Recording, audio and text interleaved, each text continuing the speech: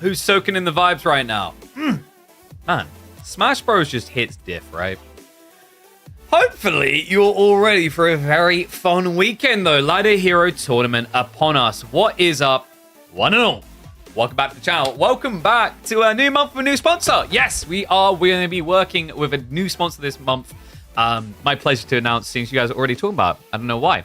Up there, a little hint about it.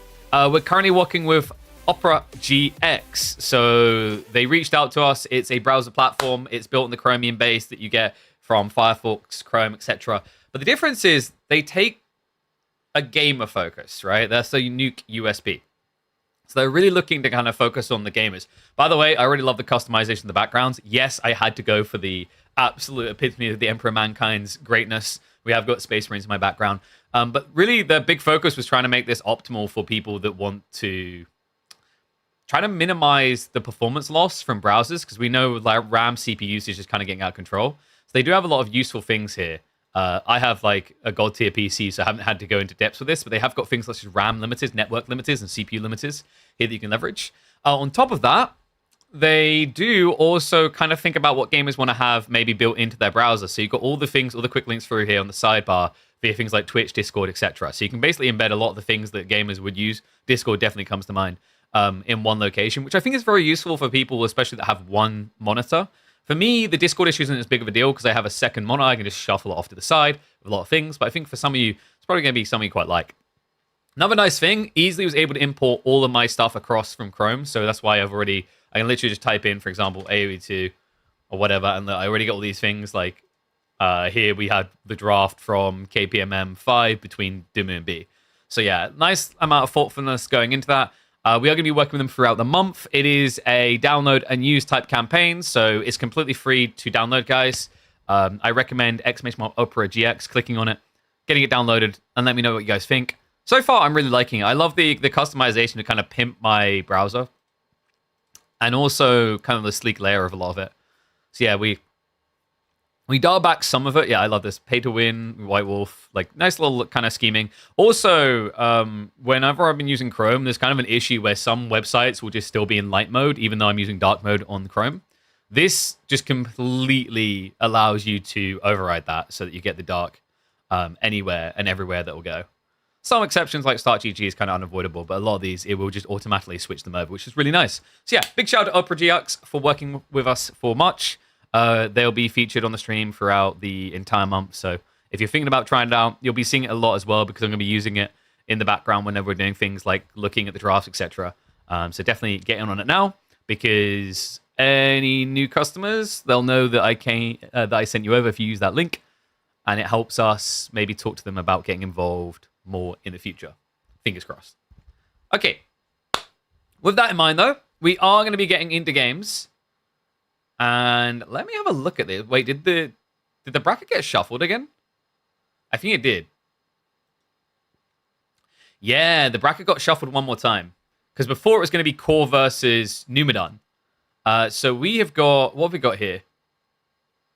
I think Numu didn't complete sign-up, maybe? So I think... Do we start... What do you think, guys? Do we start with Core versus Scatterbrained, or would you prefer to see Kiljardi versus Muhodo? Or we got Louis versus Trackle. I think Core versus Scatterbrained is a fun one to kick off with, right? Let's bring the music back in, actually. Turn it down a little bit. Yeah, we love some Core, and we love some Scatterbrained. I think they'll be like somewhat comparative in terms of skill level. I know a lot of people just default to Core, but the reality is like Scatterbrained is a really crafty bugger. He's not as straightforward as you'd think. He's not a straight shooter. He's basically from the Wanted movie. He likes to curve his shots. So let's see what kind of shots he can take in this one. So we have got the pool. It's going to be Cliffside, King of the Hill, and Golden Heights. And then... Wait, is that correct? Oh, that's for the bands. Got you. So, yeah, a little bit of an interesting way they've done this. So they put the bands separate. And then you pick per game. But they are using the standard format of, like, you cannot repeat use. So if you've used a Civ, you can't use it again. Right? Wonder why they set the draft up in that way. I mean, I guess it keeps a lot of versatility. It's kind of different. I don't mind it. It can be a little bit confusing, I guess, from a drafting POV for, like, you guys at home to follow. compared to just having like everything up on screen. But Scatterbrained, so Cliffside Opener. I mean, Juji didn't get banned, which is wild, right? Like, I'm pretty sure. Let me just double check. I'm pretty sure Juji did not get banned. So Scatterbrained, I believe the idea was, yeah, you ban it away from your opponent. So he bans Juji from core. He's clearly going to pick it. And then HRE for core. What? Okay, in fairness, remember, the bans of the series, so you still got HRE now as a backup option somewhere else, but English Juji game number 1 coming in. Is this just going to be a classic Lombo Rush? It has to be, right? I wonder how hard that's going to hit. You can't... I don't know if you can freely pro scouts under that level of pressure on such a tight map. Why is it called Ladder Heroes? Did people qualify via ladder? No. So the whole concept, so America and Beastie put it together, and the whole concept of this one, right, is that it is only like ladder maps. So all the maps that you're going to see here are ones that you will get normally like appearing, right, on your ladder experience. So it's quite comparative for a lot of people. Oh, what's that? What's that? I forgot to put live in the title. People love it when there's live in the title. Ladder landscapes, then? Why? What? So, that's kind of reminding me, like, the way I describe that is, like, it's where you're being overly cute. Do you know what I mean? I've done that with thumbnails on YouTube before, where I'm like, this is so, like, deep level. And then people just don't get it. Sometimes just keeping it short, quippy, and to the point makes more sense. I need to put my heater further back because it's loud. Oh, by the way, because we've got a few minutes, I can show you guys what the bracket looks like overall in our fancy Opera GX browser. 1 second. So, we have got a few different series going on. Core vs Scatterbrained is where we're going to begin. I think afterwards, we might look to hop across down to, like, here. Have a look at, say, Myriad versus Louis, or Scarlet Devil versus Louis, or Trackle versus one of those, you know, basically whoever wins those ones. On top of that, we are going to have, like, eventually we'll be able to check in on, what, maybe Corvinus versus Vortex? Seems likely there, unless Gully is, like, super sick up against Corv. Elsewhere, I'm really looking forward to maybe just hopping across into Kiljardi and Dimmu at some point. I always find those two really enjoyable to watch, right? Like, it always puts a smile on my face. There's just some matchups that do that. I also just think Dimmu, the way he plays, the way he's continued to progress actually has made him more and more of an like entertainer to watch, right? Even if unintentionally. A little bigger would be nice. Okay, let me use the enhance. There you go. Boom. There you go. So, quarterfinals plays today. Semifinals and finals will be tomorrow. I don't think we'll be live for that, but we'll cover a lot of the series today. So I imagine we're probably going to do like, what, 1, 2, 3, 4, 5 or 6 series probably. If the day is over insanely fast, we could maybe pad ourselves with 1 or 2 of the midweek muster games. But you know me, I like to save those for the weekdays. By the way, guys, reminder with the announcement that came out, if you didn't see it, ! Announcement, we are going to be working on... Whoops. I still need to sign into a few things. I think I forgot to sign into Twitter. I definitely forgot to sign into Twitter. Hey, look, it's me and my leg. But yes, we are going to be... Oh, God, it's not going to let me. All right, I'll sign to that later because I don't want you guys to see my deets. So, basically, we are going to be doing the Garrison event in the second week of the month. Wait, is it technically second? Yeah, technically second week of the month. So, we won't run a midweek muster from the 7th to the 13th. The one that starts on the 14th will begin. I just won't be here on the Monday to cast it because I'll be traveling back from the Garrison. But we will pick that one up on Tuesday and so on forth. So, just basically forewarning, there will be a 1 week off occurrence happening. But I think we are just a few minutes out from in-game. Yeah, 2 minutes away. Can't watch it, will be in Japan. I can't cast it, I'll be in Hamburg. Joke's on you. My place has crap tons of beer. People watching on smartphones gets wrecked. Which is interesting, actually, because, like, how many people do you think watch on smartphone? I'm now curious, like, what people think the percentiles are. So, Age of Empires in general tends to be very heavily leaned towards web browser. So I can tell you guys right now that 86% of my audience watches from a phone. From a PC, from a browser. That's crazy, right? 86%. Considering like Twitch is usually seen as like an on-the-go thing, but the more you think about it, I guess it makes sense. On average, it's going to be very hard to see the intricate details, like when you're fully zoomed out on phone, right? That's also why I'm so thoughtful to zoom in a little bit for you phone dwellers, you know? So you guys don't miss out. RTS players watching from PC seems legit. You're right? Like, I think it just fits for the type of people you're talking about there. It makes a lot of sense.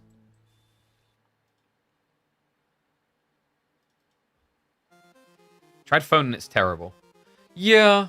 So, like, so I did conceptualize a setup. I don't know if I have the scenes. I remember I started pushing on YouTube and some people were not happy, like, because they wanted basically the standard format. But, like, we did come up with a concept where we would be able to basically, on a vertical, get all the critical information of Age of Empires onto the screen. So you'd have minimap top, you'd have resources underneath, and then you'd have center of screen bounds. I'm wondering if we revisit that. I don't know. I don't like... It's cool. I think it's personally really cool, but I understand that it's a foreign concept because, like, it's not how anyone is used to watching the game, right? So it's very out there, despite the effort we put in. 1 second. Because I just realized we have got... we got an easy solution to get rid of the overlay. I don't think so. So I can toggle score. We do have different scenes. So I guess we just take a different scene. 1 second. I hate that. That is horrible. That is also horrible. That doesn't work. I guess we'll just put BO3. That works. Yeah, sure.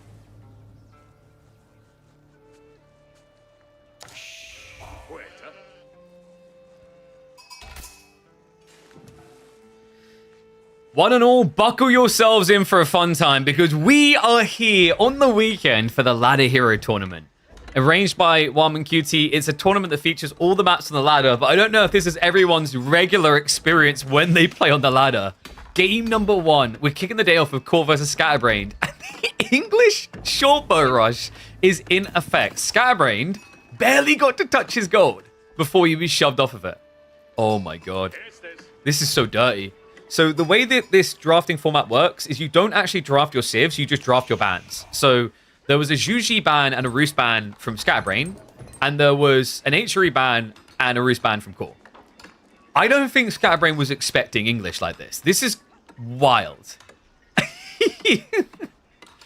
I love it, man. I love it. You know, we talked about how Scatterbrain can be quite a chaotic player, so I thought he'd be the one trying to make some crazy moves, but gotta give it to him. Just a great read by Core. Outpost is going up to deny this, and look at where the second gold is.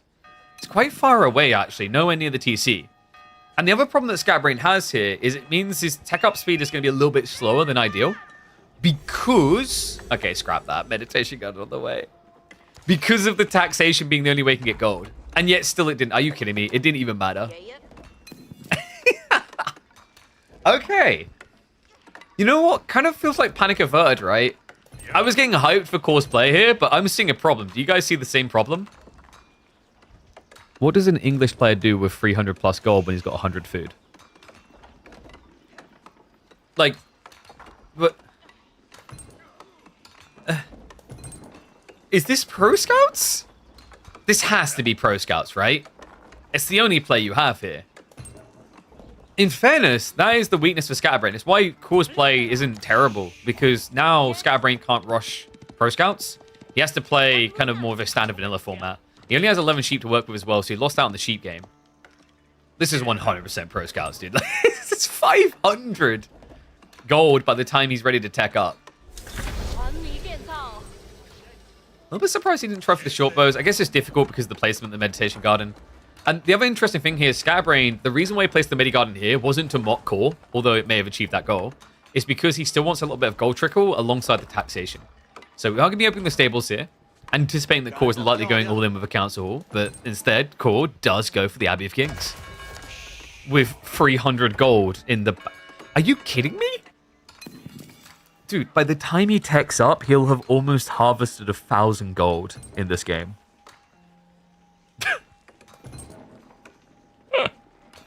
Is Fast Castle White Tower drop?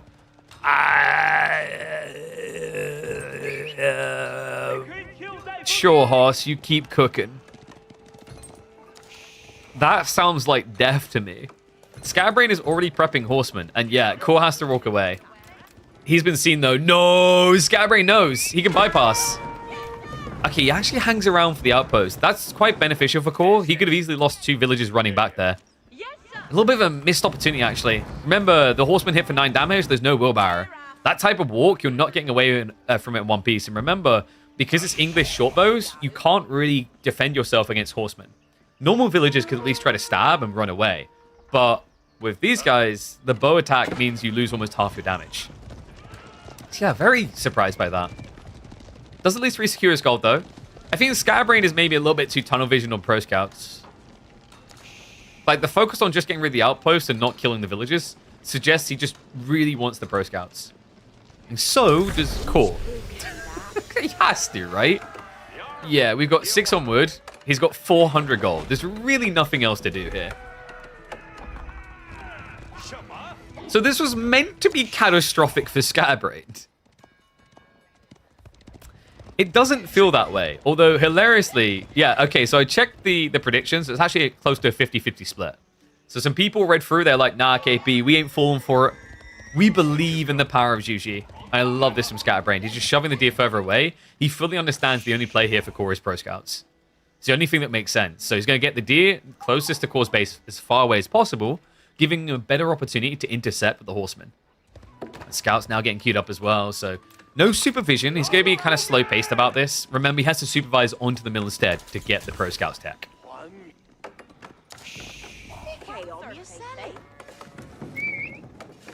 Alright, so Core's got a hard time ahead of him here, folks. The idle time alone kind of slowed you down. There's an argument that Scatterbrain is just going to win the castle race by easily, like, close to a minute. Because remember, not only is it going to be cheaper, but he's going to do it faster. Just like he's going to do pro scouts faster. Like, keep in mind, Core hasn't even added the stables yet. Once he does, look how far behind he's already going to be. It's going to be 4 scouts versus 1.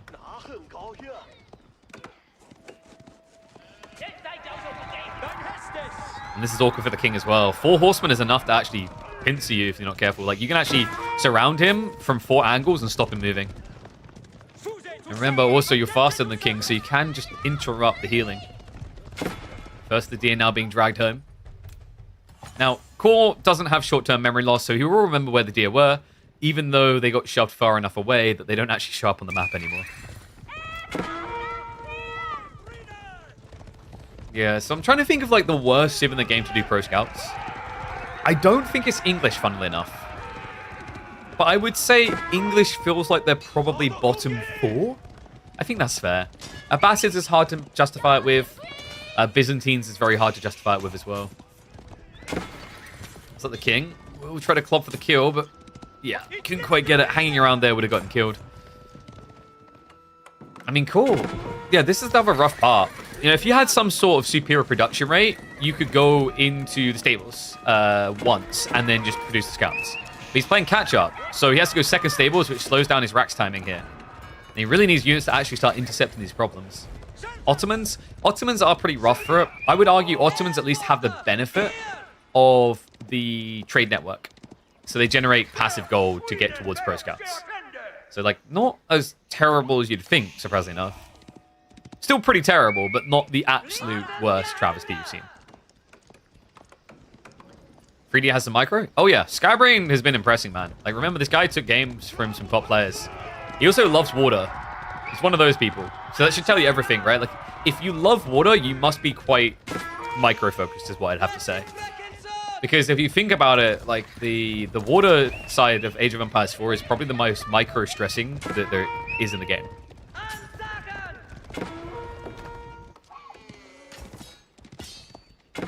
So it looks like Core was trying to intercept deer from Scatterbrain's side. Hasn't really paid off. Has he got, like, what, 2 deer home so far, I think? Maybe 3. He's definitely losing the race. He's going to lose the race to Castle as well. Scatterbrain almost ready to pull the trigger already. And yes, that is a mining camp belonging to the English. If you just got in, you missed a hell of a start that meant a hell of nothing. I can't believe how irrelevant this detail felt in the end. It done nothing to really dent Juji's timing, to be honest with you. Oh, Scab Brain. Yeah, won't lose the village. King is going to be diving in with the horseman. Might be able to find a worker kill. Oh, come on, no, that's painful. The horseman was mid-strike when he went down there, so it doesn't even get the one kill. Meanwhile, the scouts at core continue to get zoned. This is kind of crazy. It feels like the archery range and the racks achieves literally nothing in this game. And now you're going to find yourself an age behind. And it's going to be, yeah, Mount Lu Academy. I was about to say, in this type of game, on a map like Cliffside, you're closer together. Means there's potential actually for a Pal Scout flood instead of a Lancer flood. I think Scabbrain is aiming for... No. Oh, it's just going to be Lancers. Okay, so a little bit surprised by that. The PG can feel really nice here. Sometimes it's a bit wonky because longbows have higher base damage, but the nice thing about the Palace Guard is your opponent can't counter you from an age behind.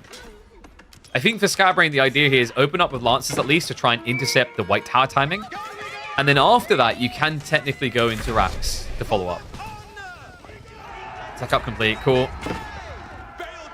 He's still just losing so much. He has at least killed some of these boys off, but at this point, Scabbrain has wasted Core's time, and he's already got the Lancers on the way. And this has to be White Tower, right? Like, if you go King's Palace here, I'm pretty sure you're just outright dead. Because remember, it is going to be a Lancer spam on the way, and at this point, you have 36 villages. You'd only have enough safety for 23. So you'd already lose a third of your economy to the Lancers. It's just not worth it. Whereas, if you go for White Tower, you keep 35 villages safe. And on top of that, they hit like a truck in return. It's a pretty good deal. English doesn't need Pro Scouts, just farm up instead. Yeah, but have you noticed how English doesn't really get picked on land maps right now in competitive, and it loses all the time? That's because Pro Scouts is that much better than going farms. And oh my dear god, no, not like this. He's not going to kill this Lancer. Two of them are here now, so the Spearman should be able to defend. It's going to be a hit onto the gold line. He doesn't even care about the Spearman. Oh god. And this isn't slowing down. We have got horsemen still on the backside, which are finally getting mopped up. But I have a feeling this full worker kill count is just the beginning of a dark hole Core's about to slump into. It's 7 Lancers in the field already, 5 of them at the base. And Core is yet to even begin the tech. And notice what Scabbrain is doing here? He's just trying to block the gold. He knows Core can't tech up without it. He's read this perfectly. The other crazy thing is, like, you know, ideally you could have White Towered here, but he just doesn't have the resources. Going around brings his own risk. Scabbrain knows about that backside also. Give me a dive into the base. Villagers slow on the reaction. We'll seek shelter now, but there's not enough room for everyone. Over half of his villagers are unsafe here. Does at least pinch one of the Lancers. It looks like he is getting some kills in return. So actually, yeah, a little bit of distraction there. Scabbrain wasn't looking. He has lost 2 workers. This is starting to get ugly. Scouts also distracting the Spearman. Core's attacking the wrong unit here. Oh boy. Do we just go game 2? I feel like we just go game 2. I can't believe how brutally swift this turned around.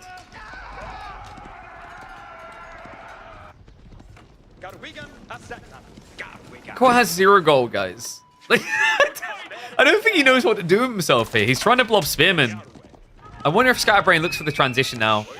PG can make sense. You could also consider Jugnu. He does have Monks coming out and Relics coming home. And with Pro Scouts, he could in theory just afford mass Lancers. The other thing is, keep in mind, Core is fighting outside of the attack speed aura, so English Spears are not really that threatening.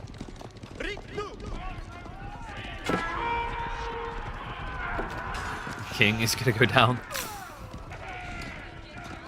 Okay, so not racks, just more monasteries, because we're about to be rolling in money. Sorry, rolling in relics. That does sound painful, though, you know? Like, you roll around in money, it's kind of soothing, soft. You roll around in relics, you just run a high risk of getting one of these crammed between your butt cheeks. It's like, it's just awkward. Look at that thing. That's not going to be easy to get out. Especially if it goes in bottom first.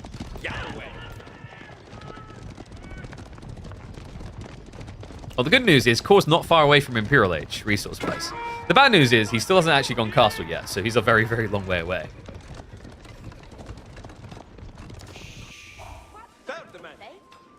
But for those that are Core fans, there is some good news. He does still have HRE. Remember, the bans outside of Roos, they both banned Roos. It was Juji banned by Scatterbrained, and Core banned HRE. So there's still an HRE pick for Core to recover in game number 2. Question mark is whether Scatterbrained has the perfect answer for it. Core, oh my god, we've reached new levels of desperation here. He's gone for the King's Palace. Can this many speeds win this? If the fight gets weird, but I'm not convinced. Scatterbrained is catching up. It's almost a 1-to-1 count of knights to spears. Goes in for the clash. Scatterbrained, he's trying to bait him away from a choke point oriented fight.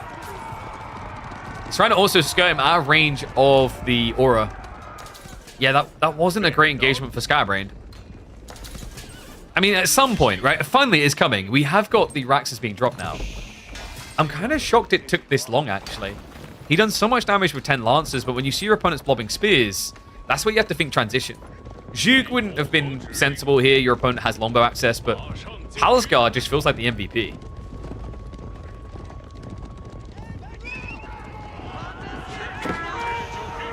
Scatterbrained. The other problem I'm seeing here is, you know, for a guy that earlier in the game was getting praised about his micro, are you seeing the issue with what he's doing here? One group of knights. One. He's not splitting up into 2-3 groups and coming from multiple sides here. He's not actually pressuring Core into death. He's not forcing errors.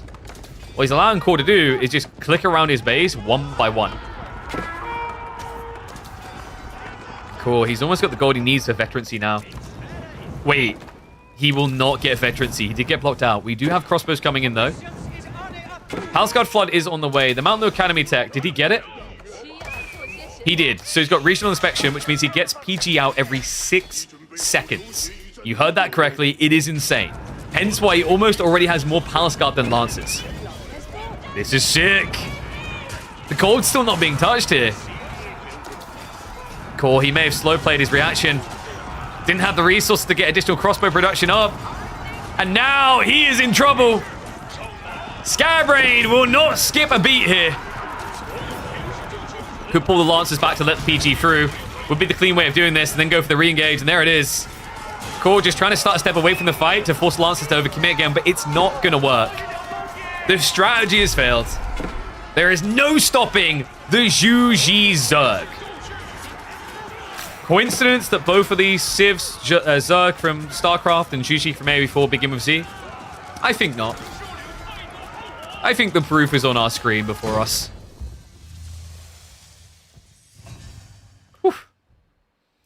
What the hell tech is that? So it is a tech. What's going on there? Oh, it's because we're using a different thingy. So it's a tech. Oh god, dude, this, yeah. We need a different overlay. This one's not going to work.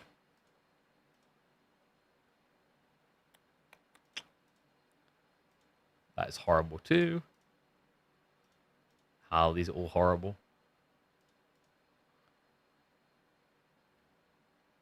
Oh wait, no, I think we are good. It's just we didn't have the names entered, right? So, Core versus Scatterbrained. Doink. Okay, no, that is horrible.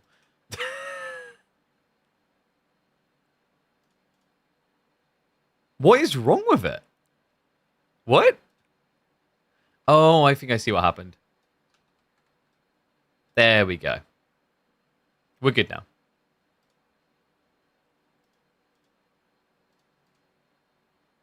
Boom. It works. Bless. That's a little bit funky. So, game 1 done.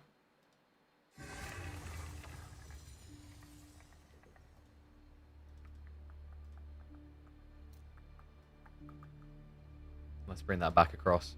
So, game 1 done. Scatterbrained takes the early lead. What's the reaction going to be here?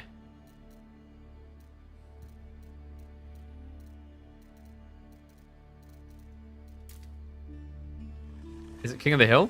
Oh, yeah, it's King of the Hill. Oh, wait, no. Oh, no. No. Oh no. I just realized what this drafting format can bring, and I don't like it. You guys, can you guess what's just happened?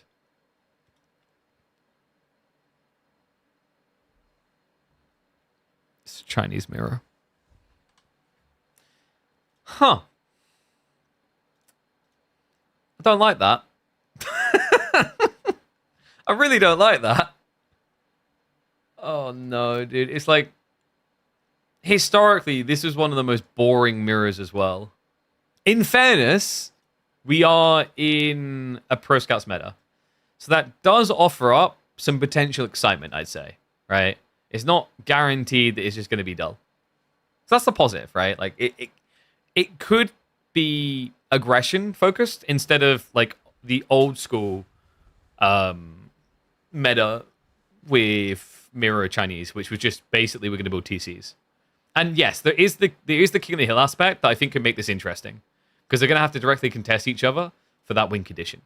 So yeah, like overall, I think it could be not terrible. I don't know, like that's not a great salesman pitch. You know, it could be worse, but that's what we're going with here.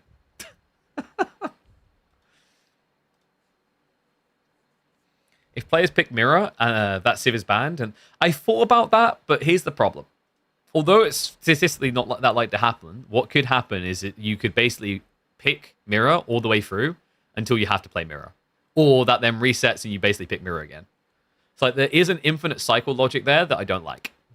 Hence why we never do something like it. Okay, like it, yeah. It does come with its own risks. All right, let's go ahead and open predictions for Game 2, though. So we've got like a minute until we're in. Can I run ads? Yeah, I'll run a minute of ads now for you guys. Boop, boop.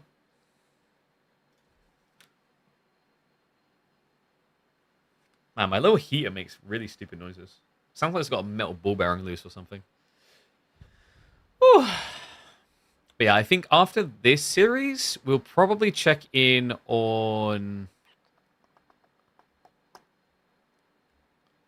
I like the idea of checking out the Dumu Kiljardi part of the bracket. So Kiljardi versus Muhodo and Dumu versus MSN. So I'll probably have to catch one of those series midway through, and then we can follow it through to its quarterfinals, which are BO5s. I don't know. I do get this creeping feeling that by the end of today, I will be sick of mirrors. I'm hoping I'm wrong. But I cannot skip out on this feeling in my gut that it's going to happen a lot. We'll see. Whoopsie. Wrong overlay.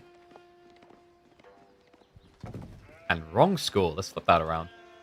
What do you think, guys? Do I crack open some caffeine today as well? I can't decide.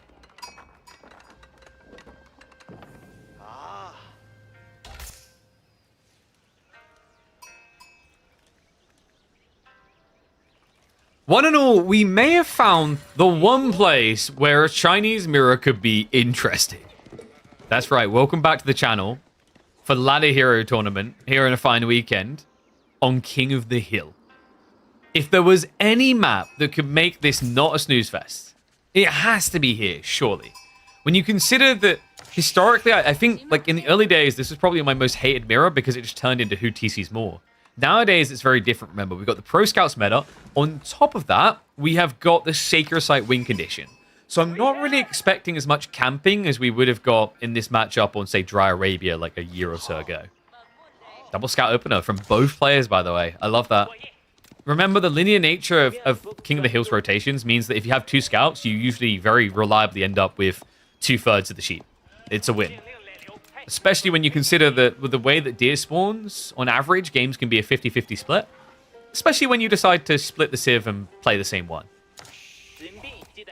Sheep count overall is pretty much neck and neck, so it's going to be a very slight lead for Core here. Actually, that's just immediately disappeared. So, everything carved up. We've got 13 sheep to 13 sheep. Wow, look at this. The mirror is literally... Everything is mirrored right now. What isn't mirrored, though, is the spawns. We've got Berry's gold on the back. We've got Ford gold for Core. That is an exposure point. I'd be surprised if it gets leveraged too hard, remember, because with Pro Scouts, you usually get Fast Castle too safely. And Imperial Academy means you don't technically need to touch gold. What's really going to matter is the follow-up foods. Berries, deer, boars, etc. I think deer location's kind of interesting here. Mainly because of the way the slopes are working. There's kind of more choke points towards core side of the map, so you might be able to leverage that to block some deer returns. Might.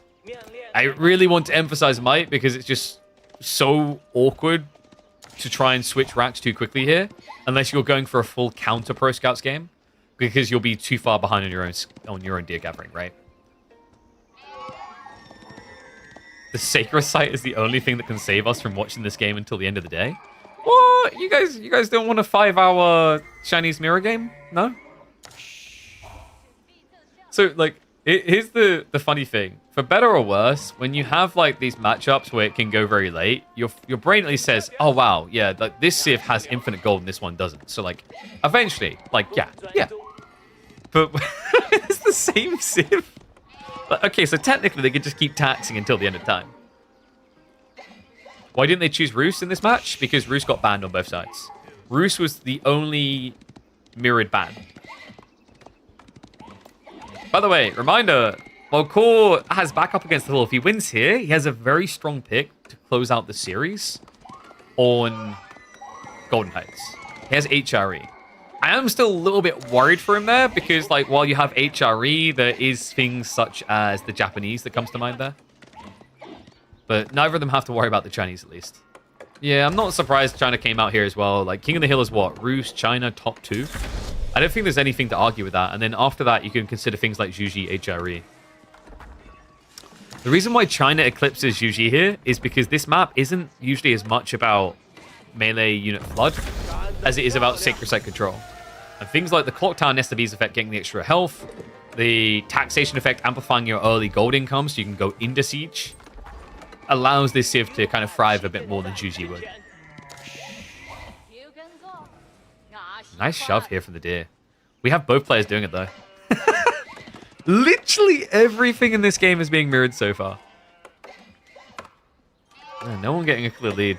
So 2 deer stacks already removed. You're still going to Pro Scouts though, right? And Scatterbrain, he's a lot quicker here actually. What happened with Core's economy? He seems a little bit behind on everything. And I'm not sure exactly what happened. But Scatterbrain, no. No, not like this. Okay, so he didn't miss out on a full villager. It's almost a full villager, though. That's unfortunate. This is the trade-off of, like, spending too much attention on deer shoving. It's what players have highlighted before. It looks simple when you watch someone do it, but the reality check is if you're really fixated on getting it right, that means you're probably getting distracted away from something else important. Scatterbrain, he skimped on villager production. Core is about, what, 13 seconds ahead on Villi production.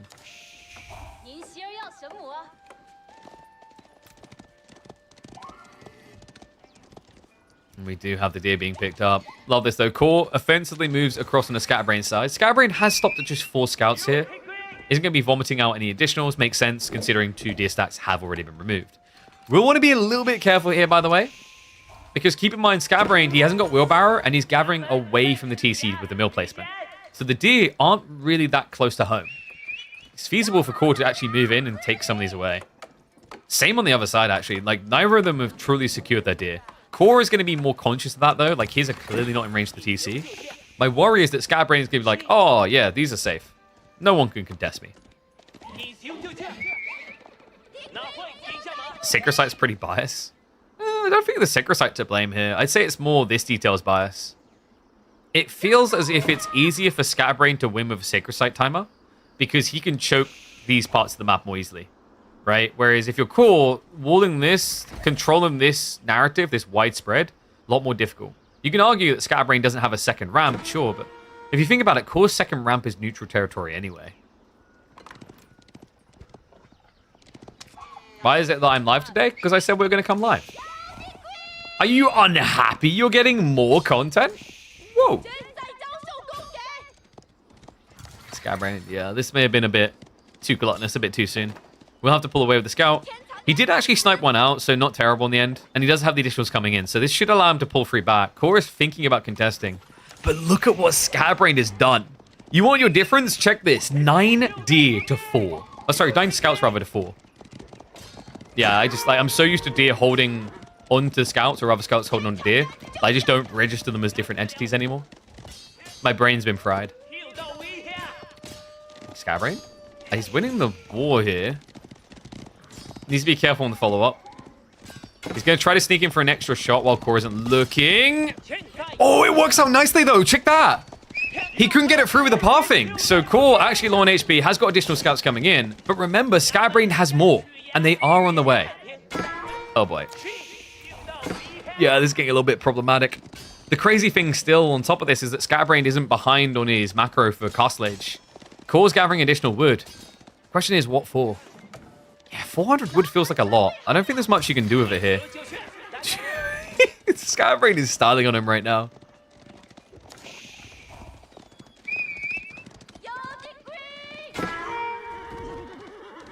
Clubs down another and snatches the deer from right next to his base. Are we about to see Scatterbrain 2-0 Core? I did say I thought this would be a tight series. More to the point that people shouldn't write off Scatterbrain. I also think, if I'm not mistaken, Core, just for his own admission, I think he'd say he hasn't really been as active in more recent months as he has been historically. Right? And that does put you behind. If we check Core right now on his account, he's played 345 games, but he played one 6 days ago, 122 days ago, and then like months ago. And what is up, Pyko? Appreciate the sub coming in. Thank you for the Prime, mate. Remember, guys, Prime subs are free. Make sure you're using them here. I wouldn't want you to miss any of this. Considering that in a mirror, every little detail counts, and that is a big detail. Imperial Palace on one side, and astronomical clock tower on the other. Okay, even the Barbican at the same time. This is wild. That might be a little bit greedy. If he gets seen at all, but then again, Core's down to 1 scout. This is crazy. It seems greedy, but if you think about the tech timing and the fact that Core's going to be riding blind, like Imperial Palace doesn't... Wait, no, he immediately scouts it. He used the Imperial Spies, so he knows where this is. He's supervised for the Lancer. He's heading out now. Scatterbrain, this could very easily now backfire. He has got his first Lancers being queued up. No textiles either. No, this has to be a fail. Cool. Reminding you that spying is so important in life. But if you don't have to worry about spying, you need a free VPN, which is why you need to check out our sponsor of the month, Opera GX. Wow. That was a beautiful segue. Thank you, Gabagoo. I'm glad to see you here with the Prime sub. Thank you, thank you. Looks like one of the villagers is going to get away. It's going to be a double down here, though. 9 more being pulled. Lancer is going to get chased away by scouts. But the damage may already be done here. Core is camping in position. He has got the crossbows coming. He does need more frontline troops, though. I'm a little bit worried about crossbows only. Especially if he just jumps straight on top. And remember, Core, he may have 9 crossbows, but most of them aren't actually here. One goes down. Second one now being targeted. Scatterbrain is not going to be microing away the boys. May want to consider it now, but the Barbican is going to go up at least. Another villager likely to go down. And Core, now with a lofty lead here, folks. It's 36 villagers to 31. Yeah, now, difference being, Core doesn't have Song, so over time, Scatterbrain will recoup that loss. Scatterbrain, you know what he's focusing on here, folks. This is all about the Rush Sacred Site timer to end the game by 25 minutes maximum. Meanwhile, Core already going to mass crossbows. Mass crossbows nerfed compared to where it was before. Remember, the base damage to Expos did get decreased by 1 damage. I think it's a change that has been felt as well. The problem here is, like, the counter then in that situation, just blob spearman and chase your opponent, right? But we talked about the limited food. So instead, you have to be very efficient with every play. He's going to have to stop off and go into Horseman instead. But that gives Core a very cost-efficient solution into Spearman here, if he snoops on what's happening. 36 to 31, it shows 34 to 31. Yes, because of the Imperial official difference. Got to pay attention to that. So Core, he went for 4. And Scatterbrain, he only now caught up. He was at 2 when that clash in the middle happened.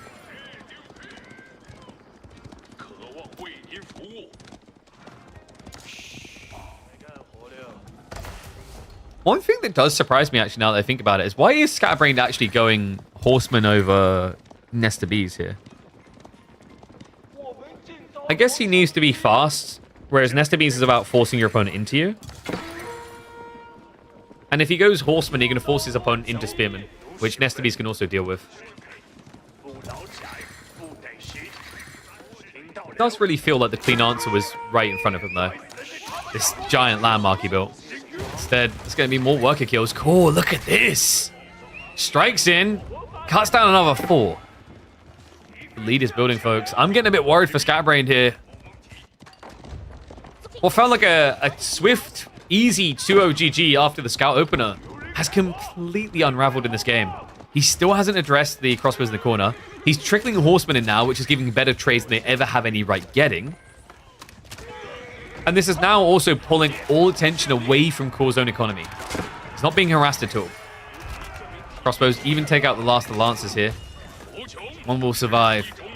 But now you're mass Horseman, your opponent's switching to Spears. Food is going to matter a lot. He did at least get more food to work with, but he's spending more food as well, right? It's Horseman versus Spears, meaning you're spending 50% more per unit. Core does still have to answer for the Barbican problem. Likely we're going to be seeing a Siege Workshop into a few Trebuchets. And considering the eco lead he now has, he can justify that without falling behind. Wait, is he thinking Rams instead? It could just be Blacksmiths here to get the extra damage in. We do have Veterancy on the Spears as well. Scatterbrained, kind of reminiscent of the last game, still hasn't changed over to infantry yet. A little bit surprising. I think this time around, I prefer to see the Nesta Bees just being queued up. Instead, we have Core now even adding in the Palace Guard.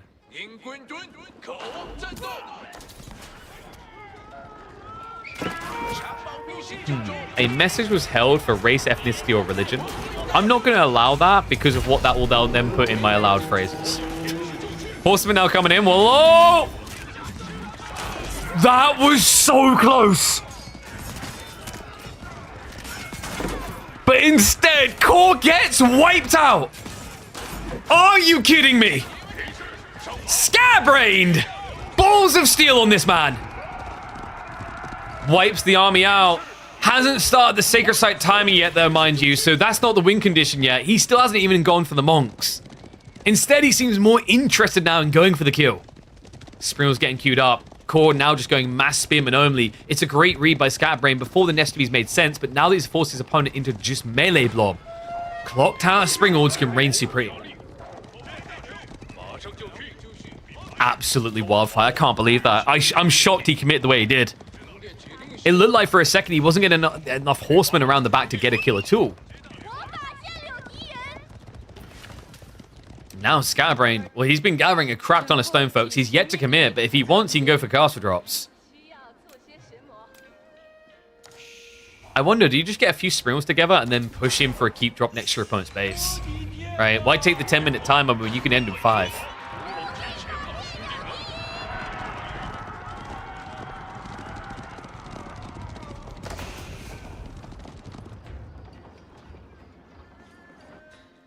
I think it's going to be Siege Engineering. Okay, so cool. Feeling like he has to go in a rush. The scary thing about going Siege Engineering here is Rams into Horsemen doesn't sound like a recipe for success. Add into the fact that Springeld's here to stop you from clumping on the horses, and you start to sound a little bit doomed here. See that, Springeld? Okay, you really have to map out what the actual DPS on this is. So it's hitting each of these for like, what, about 24 damage, but it's hitting 5 of them. I think it hit 5 of them, right, on each of those shots.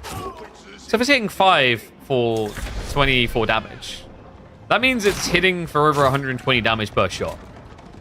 Spread damage, of course, but when you map it out like that, and then you highlight that this thing only costs 250 resources, Springles start to look pretty damn good. He yoinks away the relic. He can even one low here.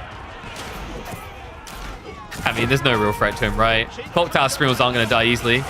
Does force the brace. The villagers are trying for the Barbican drop here, but the Springles can shoot across them. This is big if he just targets it right now. And Core knows it. It's a GG and a quick exit for the German. Scatterbrained cannot be stopped. And neither And these clock tower springles. All right, that was a swifter result than I think I was expecting here. So a 2-0 victory for Scatterbrained. And we can see the impact of that result if we go across to the Opera GX screen. Hey, it's me!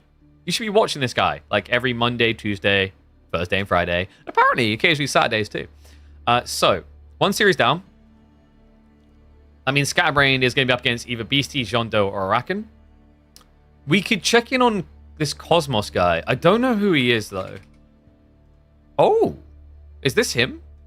Ranked 130. So, do you guys want Kiljardi versus Muhodo, or do you guys want Vortex versus Cosmos? Where are you staying in Hamburg? I kind of can't, like, say that live on stream, Core. I don't know if I should say that live on stream. You can ask me privately, though, if you want to come over and just, like, you know, have a sleepover and watch Care Bears together.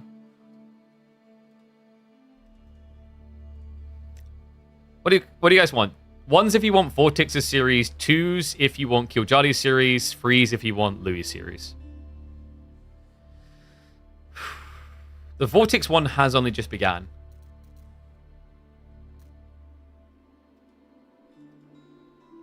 I do think the Dumu Kiljardi series will probably be one of the best ones. You can message me? Bruh. Oh, okay, yeah, I see you message me now. Alright, yeah, I'll message back later. I need to check what the address is. You think I organized that stuff ahead of time? I just nod and do as I'm told. 2 wins? What, the Kiljardi set? Alright, let me have a look. Because we'll be hopping in mid-series. So, Kiljardi won game number 1 with... it was Ayabid versus Yuji. Kiljardi with Ayabid. And that was on Himiyama. So, they're in lobby now. That gives us enough time to set things up. Current meta is boring? What? You don't like that every single Civ has to go Pro Scouts? I mean, you chose a very interesting Civ to go Pro Scouts with in game 1, if we're being fair. I don't know. Like, I've said this as well. Like, I don't think the current Pro Scouts meta is good. Like, the game has been severely linearized right now. Okay, so...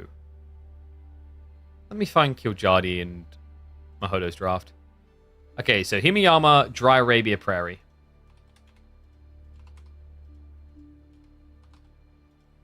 And they kicked off with IU versus Shuji. Wait, did I say... was it Shuji I said?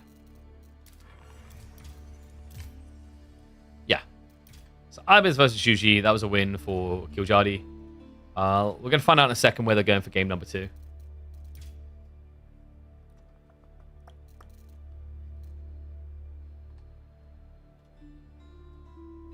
Oh, by the way, guys, thing they're tracking isn't just the download. Make sure you create your Opera GX accounts so we can see how we're doing across the month up there. I personally am finding it quite helpful. I like it. It's a very different level of customization that they give you, actually. Yeah, I'm going to keep snooping around, seeing what kind of extensions they have.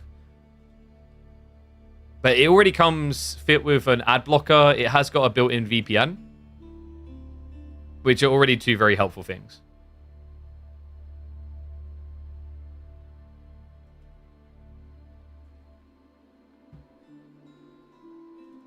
What happened, man? He picked English in the current meta. That's what happened. It's that simple. All right, I think we are getting ready, though. Ooh. OTD versus Mongols. Wonder what he's thinking here. Oh, let's do predictions as well. Scatterbrained. A payout. You seem distracted? Eh? I think it's... I wouldn't say it was distracted. Not a fun game to play at the moment. I think it has its fun moments. I do think the meta felt a lot better like 2 or 3 months ago. This goes back to the idea of like sometimes aggressively force changing the meta isn't bad. You know? Like, there is such a thing as changing the meta too, like, force changing the meta too quickly. And what I mean by that is, like, basically you aren't allowing enough time for strategies to breathe and solutions to be discovered. But it's pretty unanimous in the Age of Empires 4 community at the highest level that Pro Scouts is, like, too good. It's not counterable, really.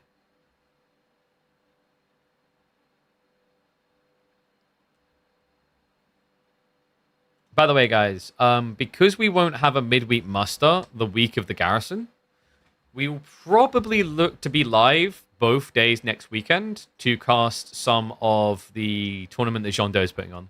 So Jean Do's gone for a cool little gimmicky tournament. It's basically like I like to just call it the you keep what you kill. Yes, I'm doing Highlander references, but it's called the King of Civilizations. So the idea with that tournament is that if you defeat someone, you get their civ and any previous civs they got, right? So everyone will start off with one civ, a little bit like the One Trick Pony, but as you progress deeper in the bracket, you embolden your civ draft. So you don't just become always one trick over and over and over and over and over and over and over and over and over and over and over and over again.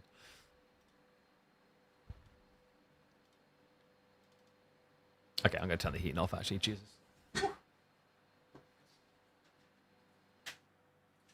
Alright, so I think I've been without caffeine for 2 weeks. So if I drink caffeine now, am I going to bounce off the walls? Probably not. It's a cool thought, though. I am tempted. What is Ladder Hero? It's a tournament. It's a one weekend only tournament.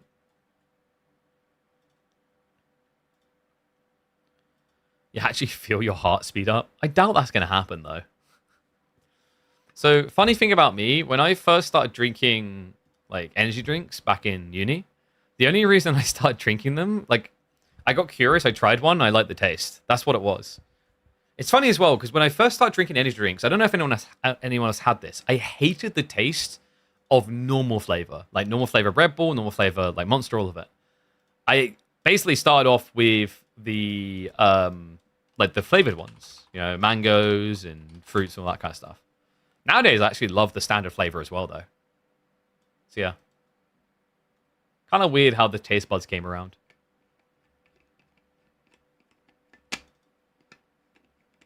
Start making you feel wired. So I should start drinking them again.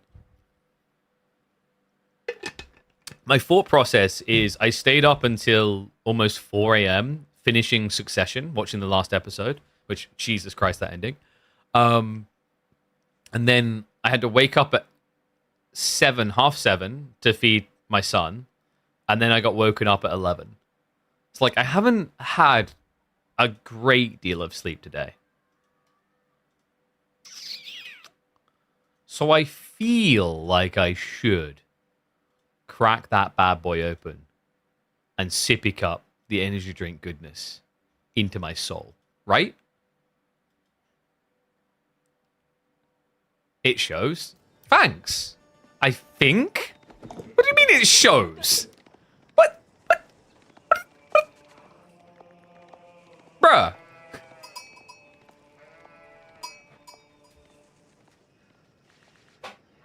For that, I'm just gonna instead I'm just gonna tuck myself in with a blankie and go full night-night mode, you know? Welcome back to the cast. I hope you guys are having a good day. Don't forget to like and subscribe to the channel. And check out our beautiful browser supplier, Opera GX, without whom I would not be able to surf the web and look at heinously dirty things without my partner knowing.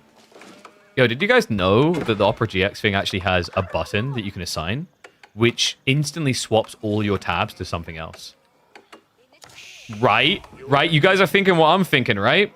You can actually show an interest in Warcraft 3, and then when your Age of Empires partner comes and looks, you can just tab over, and they wouldn't have even known. It just looks like you're scrolling AoE4 Reddit. It's genius. Exclamation mark Opera GX if you want to try it yourself. All right. Let's get to it, though. What in all, we have got a fun one. One of the most aggressive players in Age of Empires 4, on one of the most exposed maps, playing as one of the most aggressive civs. What could happen? Yeah, it's going to be a fun one. We're checking out Ladder Hero. This is ladder-based tournament, i.e. like the maps from the ladder are going to be there.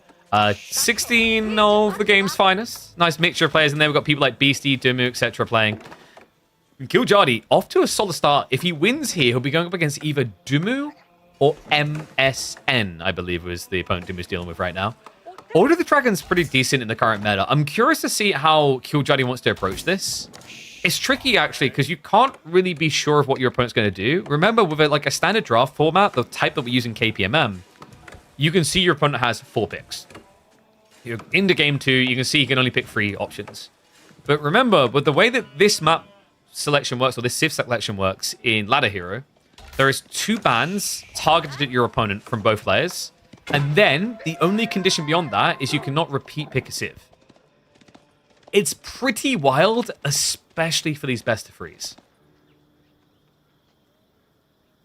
So, Kiljardi is going to be the opening spear play. Makes sense, right? You want to try to rush the gold, but you're not ever going to be quick enough here. Muhodo already has what he needs for a tech up. It's going to be the mine work coming through. Now, something else that's quite interesting here, guys, is Muhodo went for a double scout opener. We could be looking at a good old-fashioned meta arms rush here. He's up to 27 sheep. Meanwhile, Kiljardi still sitting fairly cozy with 16. And wow, okay, so the outpost is going to be focused on the tree line. That's sick. You should get the sheep counter. Oh, you mean the sheep counter that requires like a bunch of extra stuff behind the scenes? I should just get it, right? You know what else I should just get? I should just get a Lamborghini, man. I should also just get like a 5,000 average viewer Twitch channel. Okay, sorry, I had to do it though. Yeah, so the sheep counter thing is like, technically, there's a lot more going on there. I believe the way they do it is that basically they are tracking with a second PC. Similar to how when they use the overlays where it shows bounty and vizier points, that's a second PC running. It's not a simple solution. But this is a simple solution. Muhodo, he gets rid of the tower. Smart, you have to here, guys. You can't let that go up. He's going to lose a villager for it. But the reason why this tower is so critical... And wow. He gets both of the scouts as well? So, to finish the point, though, the reason why that tower is so critical and not letting it go up matters so much is if he does allow it to go up, Muhodo has 3 trees. Only 3. All the other tree lines are way too far away.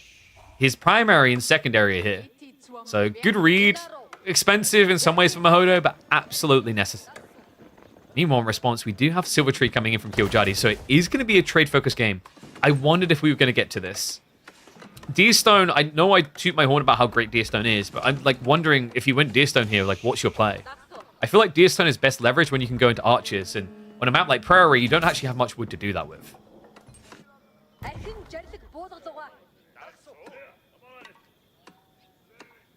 Sheep counts an overlay. The actual counting is done manually off screen. Yeah.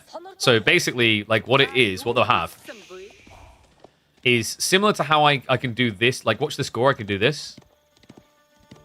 See how I can do that?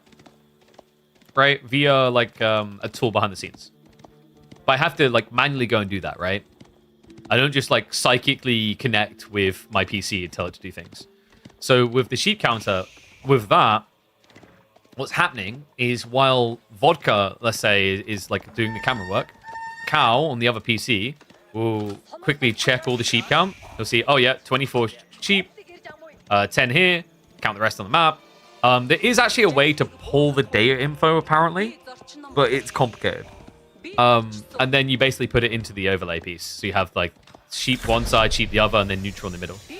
There is apparently a way of like pulling the neutral tag. I think, was what I was being told. It's very weird, though, because you'd think if you could pull a neutral tag, you'd be able to pull the deer tags as well. It doesn't work. So, tech up complete. Muhodo. Is he going fast castle? Yeah, this is just raw send it into castle age. Interesting. I mean, the knights are going to be super impactful here. We don't even have pro scouts on the way, remember? Because the whole point here was by going 2 scouts, he should be able to ignore the current meta.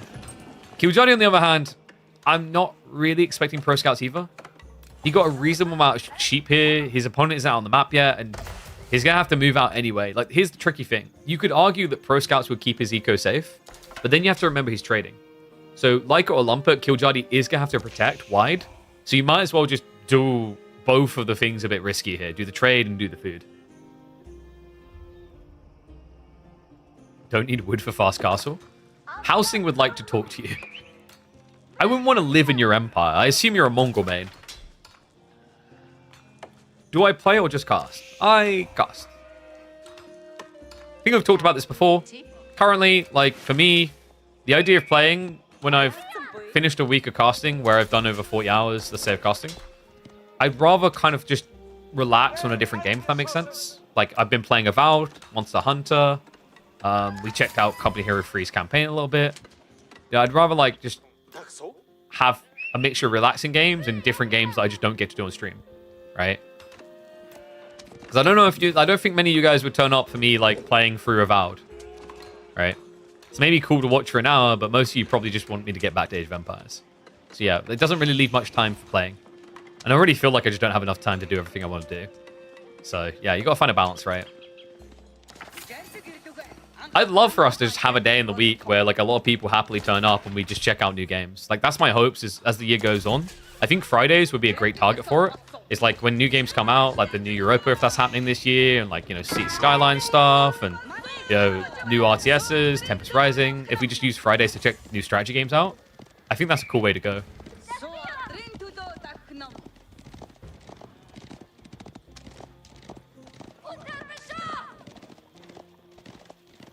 Yeah, like, my knowledge of the game comes from doing my job as a commentator, reviewing the VODs, watching the games, analyzing the thought process, and having the correctly attuned mind for it. I kind of disagree with the idea that you have to play the crap out of a game to be good as a caster at it. That's just a fallacy.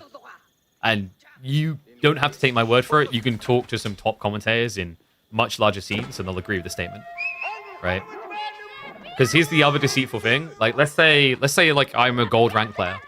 Playing my gold rank games isn't going to do anything helpful to the commentary of when we watch top 0.0001% gamers, right? If anything, it's going to give a dishonest look at the game. And you never want to be that caster like, well, in my pub game, I wouldn't do this. That's never a good look. But things are looking pretty good for Kiljardi right now. He's only got 2 traders so far, but a decent amount of Keshiks. Muhodo basically has to go right forward and crack fast. We have got the Gilded Knights coming out. You need to be a little bit careful with these bad boys. They do hit like an absolute unit. But if they get outnumbered, Kiljardi can just micro around it, pull injured away, and kill you over time while healing. It is a little bit difficult because of the fact that he just allowed them to get so low, so that one's pretty much dead. And remember, this was a Burgrave, so we're not seeing a relic-focused timing here for Muhodo. This is all about how you mount pressure. And I like that, by the way. If he went Regnants, he wouldn't have got any relics. Look at the spawn. Kiljardi could just camp this east side area and block almost everything.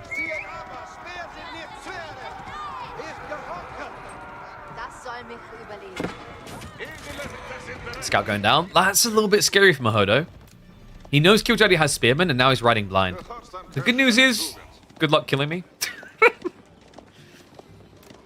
It's kind of obnoxious, actually. He has 321 HP still. This thing is tankier than a Caliphract. Tiger tank versus Sherman tank? No, no, no. This is a King Tiger tank versus one of those little M8 Wolverines.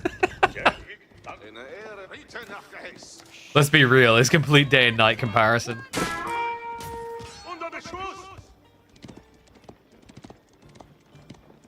So it looks like the Keshiks are going to be able to keep the Gilded Knight in check. He will try for the kills. He hits pretty hard, but nice. That body block was sick.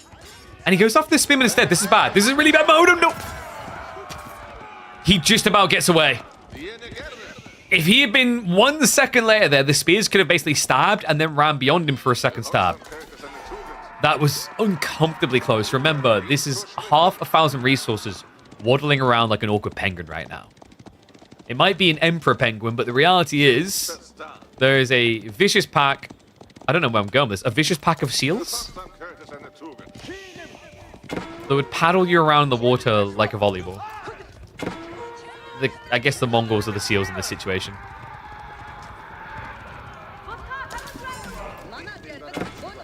I like the way Kiljardi's done this as well. He hasn't been insanely greedy. He's only scaled 6 traders. And Castle is just around the corner. Step redoubt doesn't really feel necessary when you have trade here. Kurotai can feel really weird with Keshiks, though, getting them in position, but for the healing alone, it's going to be worth it here. Meanwhile, the Knight, he gets caught off and cut down. Muhodo, man, I'm starting to wonder what the idea is here. It feels like what Muhodo's trying to do is scale for a point where you can go in, but the Gilded Knight done nothing.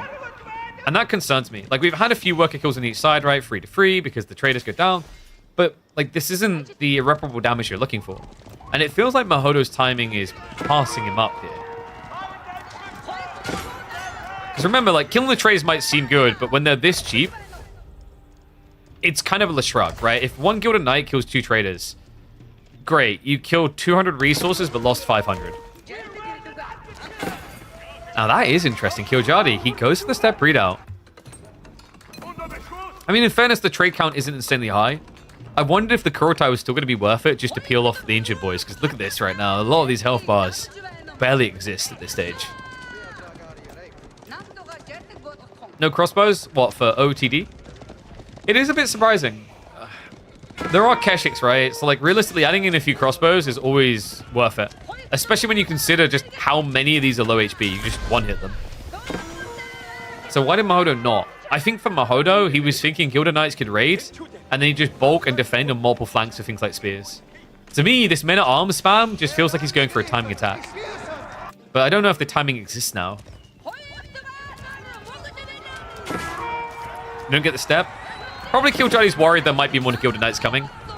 And he is only at 6 of these traders. By going for the step readout, you may not be able to heal your Keshiks, you may not be able to damage buff them, but what you can do is zerg out a lot more of them. The only weak point I'd say for Kiljardi with that strategy is a lack of food. Like right now, Kiljardi, he's out of sheep, he's playing under the boar and the deer. He actually hasn't solved for his long-term food issue yet.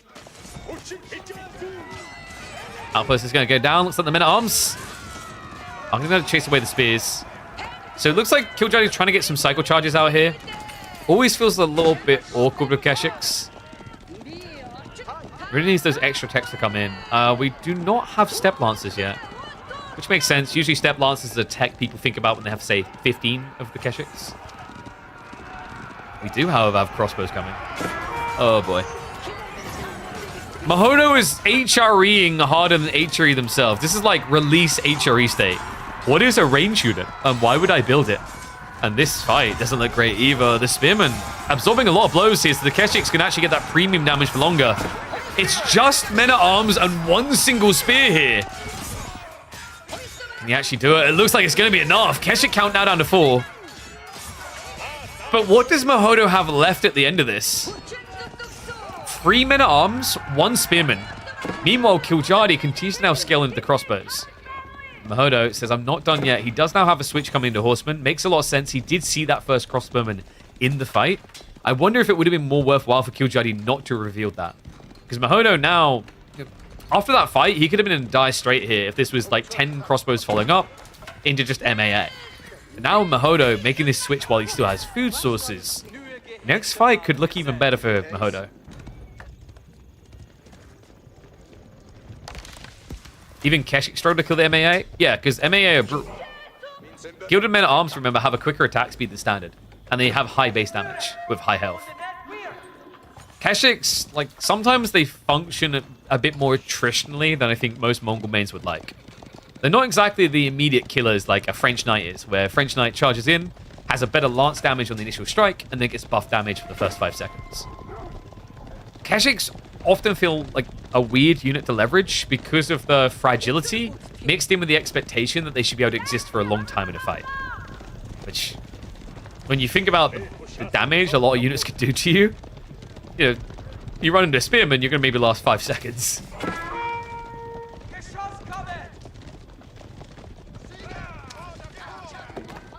Speaking of said Keshiks, they are going to be rotating in, but Muhodo has done a fantastic job in the interim of playing out for those relics. 4th one is now on the way home. He's now playing out into pocketed resources. Remember, both players are doing this. Now, Kiljardi does have a scaling point with his economy. It's 9 traders. It's not crazy, though. Not crazy about this for him. Horseman raids in. Villagers will get whistled down. There is men-at-arms responding, but that can be ignored. The problem right now is Muhodo is targeting different villages time and time again. Are you kidding me? So he does at least get 2 worker kills earlier, but misses out on extra here. Meanwhile, Kiljardi, the little Keshish he's got left, he's at least trying to keep the pressure on. The idea here is if Muhodo doesn't have to guard his base, he'll head into yours with very, very dented spearmen.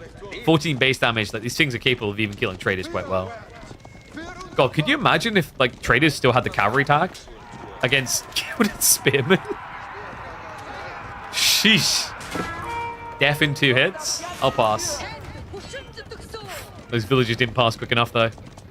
Nice little strike there. Kiljardi able to get the double kill.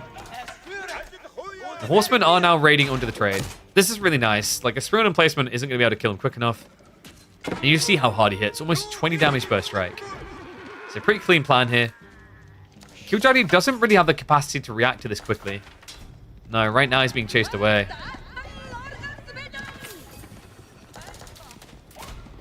Keshiks are glorified heavy horsemen that have lifesteal. It's a fair way of like looking at them. It's interesting when you compare like gilded horseman damage to Keshik damage actually. Like when you get down to the sword of it, so only the lance being stronger, once you're at the sword, you basically have the same attack damage with relatively similar attack speeds, only like 0.4 difference between them. But then a horseman has almost like what, 1.6 times your health at least. Fast coming in. This is looking good for Kiljardi. Yeah, he's meat shielding with the Keshiks. Defense arrow is going to get activated. And the men-at-arms are there. So Muhodo, this is a bit of an ugly fight. He does have 1 crossbowman, but that's just spears. The MAA will be able to win out, so forces them away here.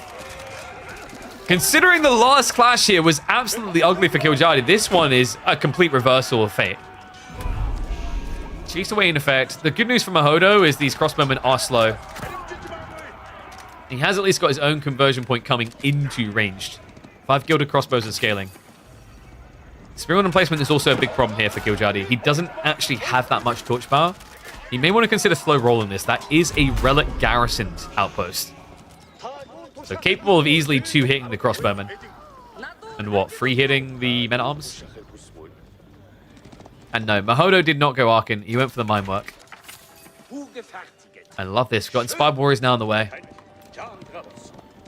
So full process here. Inspired Warriors, just most beneficial with Gilded Crossbowmen, in my opinion. Landsknecht and Gilded Crossbowmen are the 2 best units for utilizing this. Gilded Knights sometimes, but they're very situational. You're not really going to scale them mass blob either. So the whole idea here is that the Spearmen are just kind of trash throwaway units in the fight. Gilded Crossbowmen melt everything. And with the extra armor, they also don't die very easily. Remember, since they nerf Crossbow's base, it now changes the dynamics of this engagement heavily. All of a sudden, you're losing 2 damage compared to where you used to be because of Inspired Warriors tech, plus the loss of 1 DPS. A lot of DPS coming in there, though. Attack speed arrow does get activated. The villager was trying to wall up, and hold on a second. We may have a slight overextension here from Muhodo.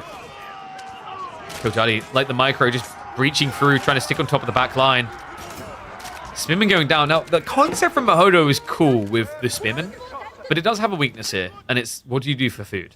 So Muhodo is having to find his way now gradually into farms. So far, it's 13 in scaling. If you can get up to about 20, 25, I don't think he has to worry about just blobbing and sending in Spearman to die. The problem he has to also worry about, though, is that Kiljardi is now starting to reach those scale points on trade. You have 10. So additional resources coming from the Silk Road.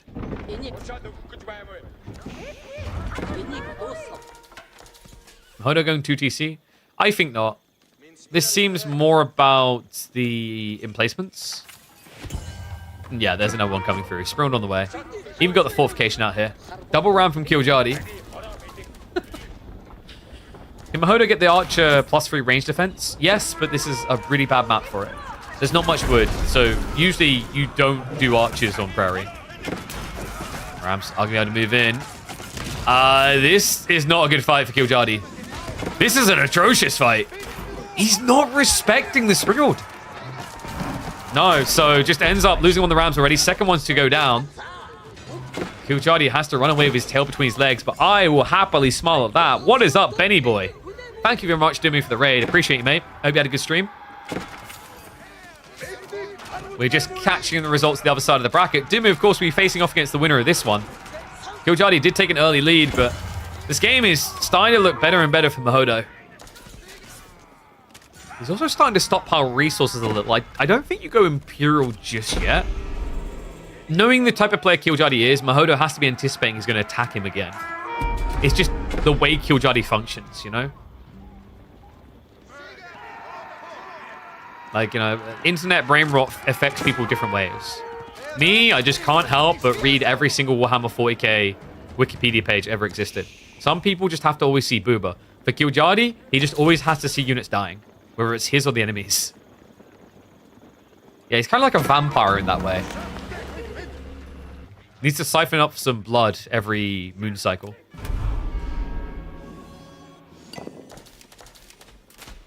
But things are starting to look really good for Muhodo. This is the premium quality comp you're trying to lean towards.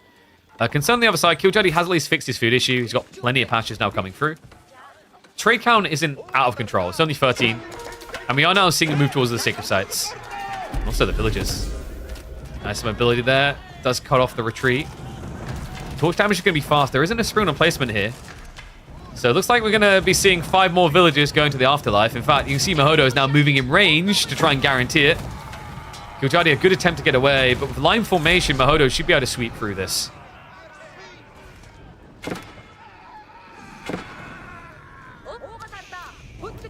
Wait, Muhodo? Yeah, could have probably killed 2 at once there. But he's doing other things, right? So he's just kind of step A-clicking. Kiljardi now with the reaction, but look at the difference in military might here. Kiljardi's getting a good fight right now because Muhodo overextended, chasing. But the crossbowmen are here. If he comes in for a backstab, as weird as it's going to sound, it will run through the fight. You'd think it would be mispositioning here to get killed, but what is he going to kill you with? He's got 2 men at arms, 6 spearmen. Kiljardi needs to back off right now. Oh my god, the spearman's even getting additional kills over here. Just look how tanky this thing is. With the inspired blessing as well, sweeping through the villages so simply. Meanwhile, the main fight. Crossbowmen still having it right. Muhodo is marching in now. Kiljardi, this is not a fight he can win. You have to back away. He's trying to go for the decap on the sacred site. Villagers are rushing out the outpost. A bit greedy here from Muhodo. Will get denied. Kiljardi unable to hang around. On top of that, there's still horsemen in the back. This is getting ridiculous. Just look at the worker kills. You see how the plan for Kiljardi could have worked in a normal state, right? Where you don't lose 28 workers. Where the trade is actually scaled up to, let's say, at this stage, it probably would have been about, I'd say 26, 28. That completely different game. You'd have to be imagining for that. Muhodo now in the driving seat. Food income is looking pretty good and stable. 25 food gatherers. Most of them are on farms, so it's going to be permanent resources. I also like the way he's set up on these little pocket resources. So part of the reason behind this is the idle time of walking back, but it's also because your opponent's playing a small, slow-moving army. You don't have to worry about spreading wide. It's actually good, because if your opponent shows up here, he's only idling 5 farms, not 20. Right? This type of play can be really negative when you're playing against mass cavalry. Because mass cavalry can just cycle in and find you every time.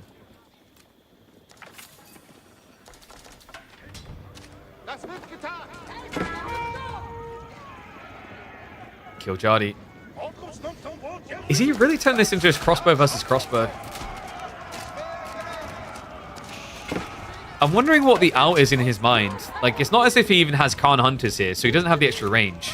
Yam is the one upside he has. So it gets rid of the spears, but you see what happens. The moment it's back to Gilded Crossbowmen versus crossbows, there isn't really an upside right now for Kiljardi. One that could exist is if he can get his hands on this, the upgraded signal arrows. Could help. I don't know if it really makes enough of a difference, though. What could be sick here for Kiljardi? Do you go horseman? Man, I'm down on myself saying horseman here. The problem is, like, the spearmen just aren't going to die quick enough. Because that's the thing. We have to kind of reassess our opinions on crossbows ever since they got nerfed. Because that damage differential matters a lot, right? Like, per round of attacks, these guys are doing 37 less damage. And you're up against insanely tanky spears. So if you did go horseman, could you realistically clear the spears quick enough? I don't think so. So he's just kind of stuck on this. Has got a lot of gold. We could be seeing Imperial soon, actually. Sacred Sight's timer is still ticking. White Stupor feels like it could make a lot of sense here. Cargonet probably just a little bit too slow. Certain things in the Cargonet just aren't going to feel good against Order of the Dragon as well. Like Nest of Bees, getting, Nest of Bees against chunky Gilded Crossbows doesn't really matter. Especially when OOTD does this build. When they go for the Inspired Warriors, they get the healing as well. So Nest of Bees is trickle damage. It's not really going to kill units quickly. So the problem is the downtime, where the Prelates just kiss the boo-boos better. You have a march to the north. Spring placement coming in is going to feel like a bit of a waste here. Muhodo just won't give him a break, man. Kiljardi can't get anything. Outpost should still die before any repair comes through. And we do have siege engineering improved. Okay, so hear me out. Springles. Crossbows are still OP. Yeah, they're just less OP now. But I think that damage differential matters against chunky units like this. Like you're seeing, he's not actually one hit killing them. Especially when they have the Inspired Warriors buff.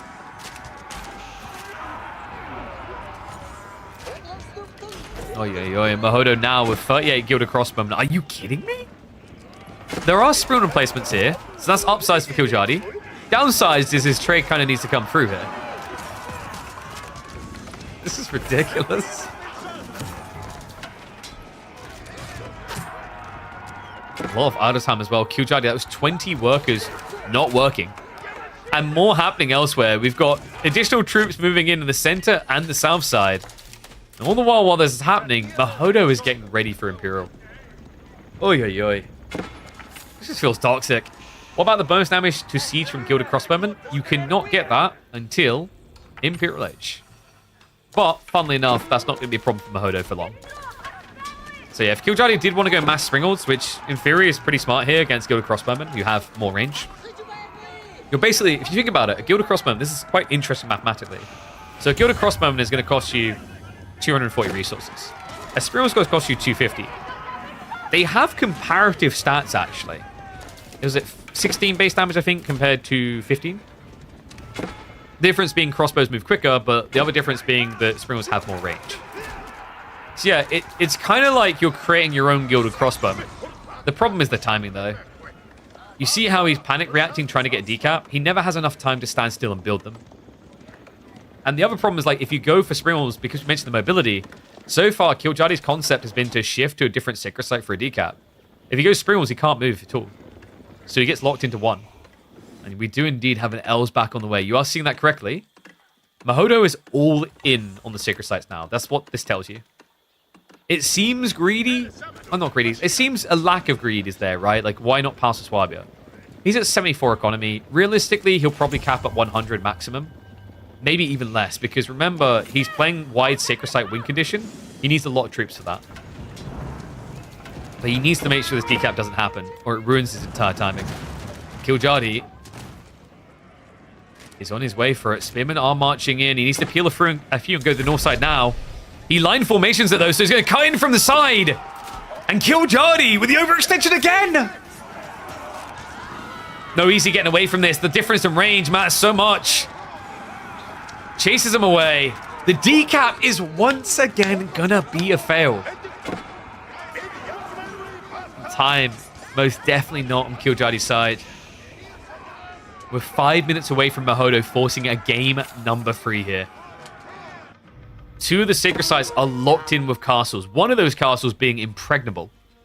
Makes it easy now for Muhodo to just full-on send it in the north side again. And also just block out the trade. Kiljardi has got Cargonet coming. He's got plenty of golden reserves, so losing the trade wouldn't be the end of the world. He wouldn't be able to trade to the other side, though. The walls are blocking him.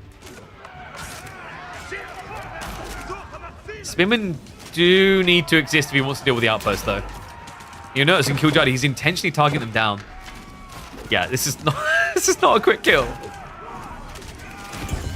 In fairness, though, with the Prelates, he can just heal through the static emplacement. Oh, boy. This just feels like such a slow and painful death. Muhodo going even deeper. He's going to force the villagers away. Could actually snipe the Khan right now before the upgrades come through. Yeah, we'll start him, but a little bit too late there. So good read by Kiljardi. Want to keep this bad boy alive as he does get the damage buffed up with Age 4. He's the... Okay, come on, no. Dude, he's trying to kill the outpost with the Kilda crossbow. Sees an easy target, though. Goes after the villagers. And you are seeing that correctly. With Els back, Muhodo is about to have more villages than the Mongols. Oh, more eco in total. Considering Kiljardi went trade as well, that's kind of crazy. 55 worker kills to 14. But we have a counterattack, ladies and gentlemen. Kiljardi, he's going all in. He wants to punish Muhodo's second TC build here. He does find the farmland area. And Muhodo, he needs to hunt into the main here. Punish as much as you're about to be punished. Hasn't got screen replacements here. Hasn't got enough gold. Oh, sorry, stone rather to get into the cannons either. Mangoes are going to start looking to clear the way. There is at least E-repairs. Meanwhile, in the base of Kiljardi, he's relying on the reinforcements to keep him alive here. Hand cannon is queued up. Should be able to start mopping through this. Another part of the army has shuffled all the way home. Hand cannon is as well. Muhodo, this is crazy. Just 6 of them is a big deal. However, he's not moving. The Mangoes starting to kill him off a little. But a lack of defense for this siege. Kiljardi's going to get wiped. And surely that has to be game. It's 73 military to 12. He has forced Muhodo to come all the way home. So you do get a stay of execution. And Kiljardi is immediately going into premium units. We have got the nest of E points coming out nicely from the Cargonet. And we have got hand cannons. So Kiljardi refusing to wave that white flag yet. As we know, the lad does have a reputation for refusing to tap out on some of these games. He sees a 1% of winning, he'll go for it.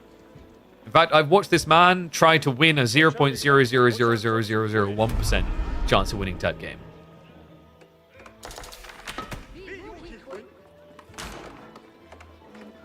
Hey, we'll be following up into the Mangoes now. That's a bit dangerous, actually. If Muhodo sees that, he can go back for Bodkin Bolts. Remember, that gives you the plus 20 damage to Siege.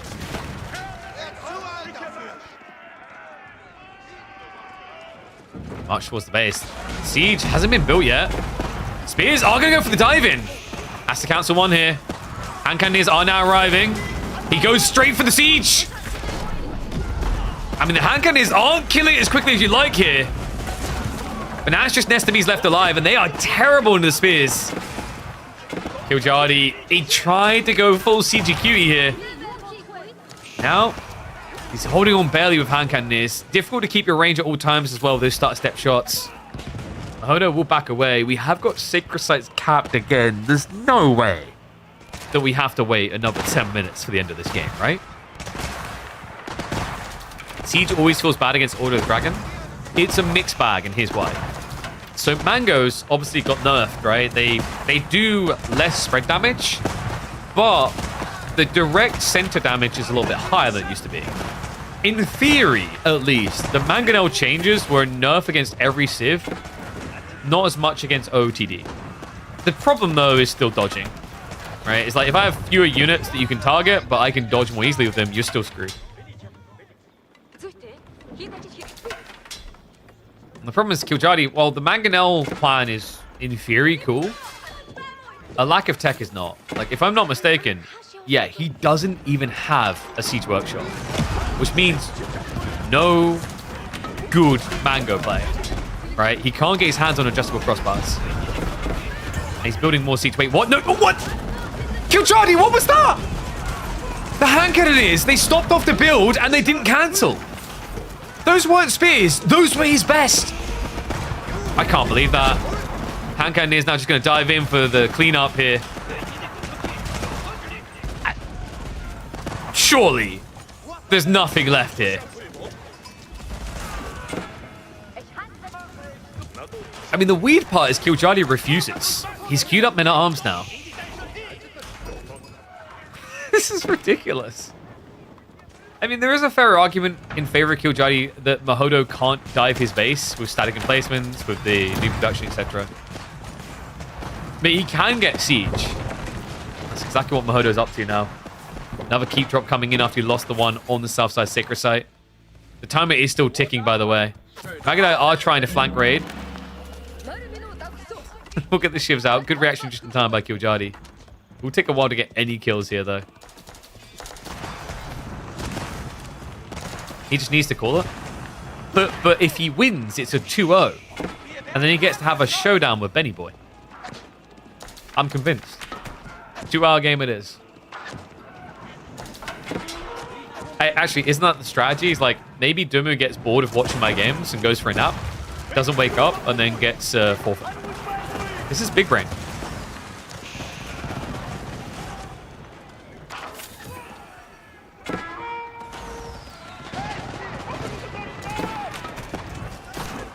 Okay, RNG is not inside now. Weekly pal.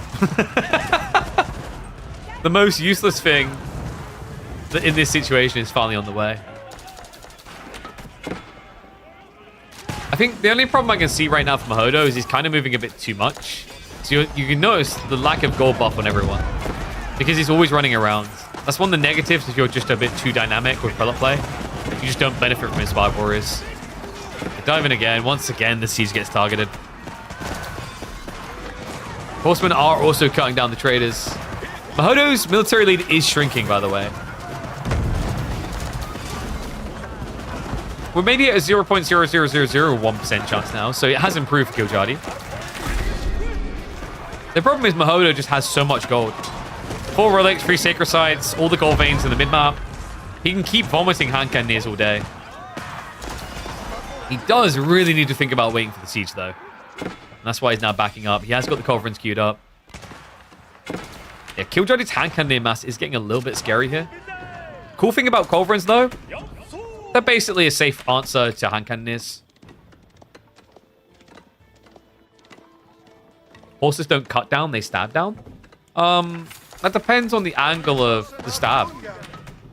Because if you like stab in but then pull down, right, it's a cut.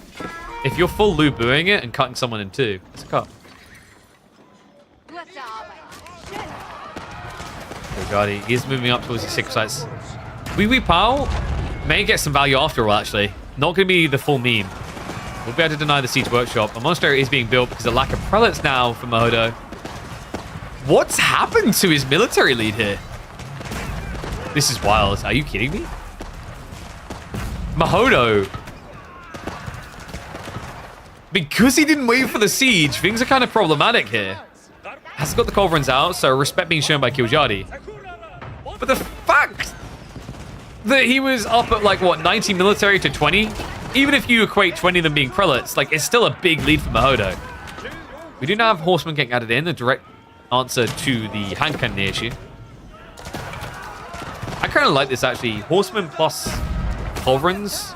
Sounds like a mismatch here because culverins are so slow, but basically gives you a premium backline unit and a very reliable front line.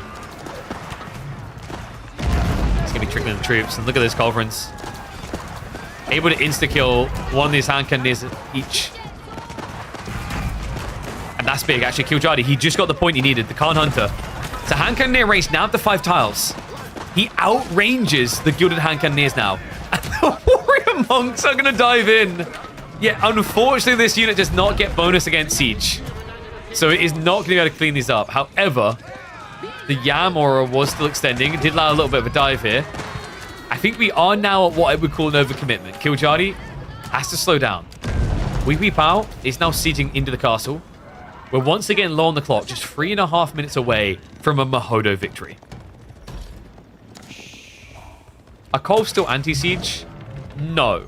They don't get bonus against siege, but they are anti-siege in that they can be a decent way of sniping enemy siege. Culverins, remember, they basically are like a bombard now. But they are different. So bombards, cannons, and culverins all have slightly different stats. Usually it revolves around pack up, pack down speed, and damage and attack speed. So for example, like you see there with a culverin, one of the perks is it doesn't require setup. Who's better in Imperial Age? I think Mongols are pretty slick in Imperial Age, especially this Khan Hunter detail. Order of the Dragon to be good in Imperial Age, long game, really need a lot of gold. You see how the hand cannoneers are just not cheap, right? Each of these boys is half a K, just like the Gilded Knights. maps. Like, usually, I feel confident about OOTD players in the late game when they have, like, 75% of the gold veins. And in fairness, Muhodo has that. Plus more with the relics and everything else. So, right now, I kind of favor his position. Kiljardi does now have the military lead. But he still needs to break these static emplacements. And the Hui Pao is not doing it quick enough.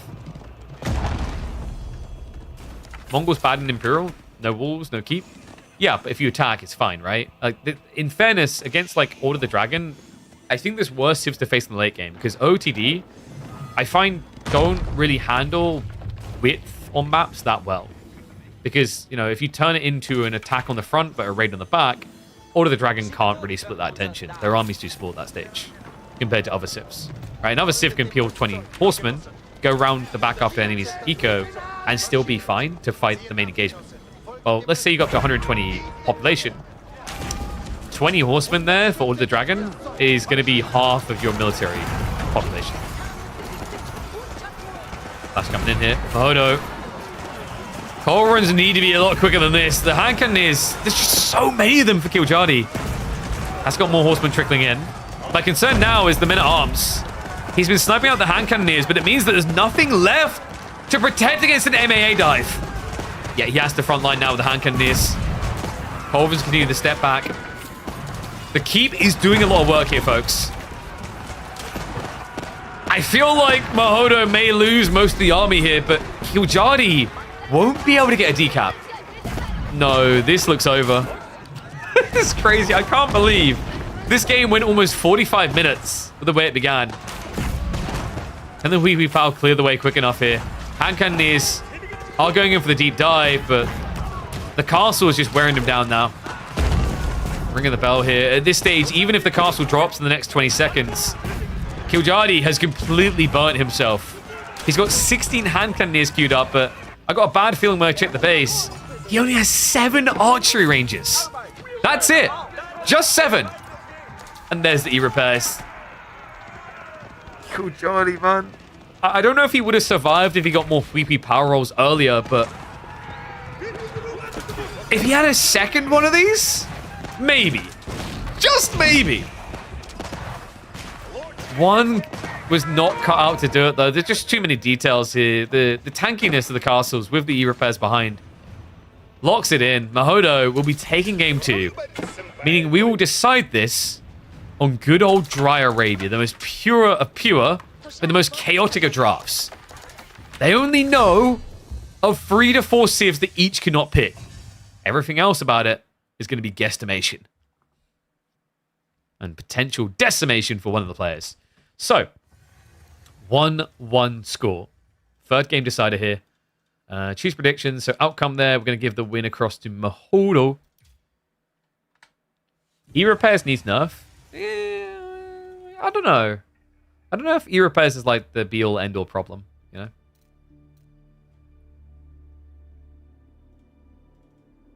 Like, acting as if E-repairs was the big issue there, I think is a bit disingenuous.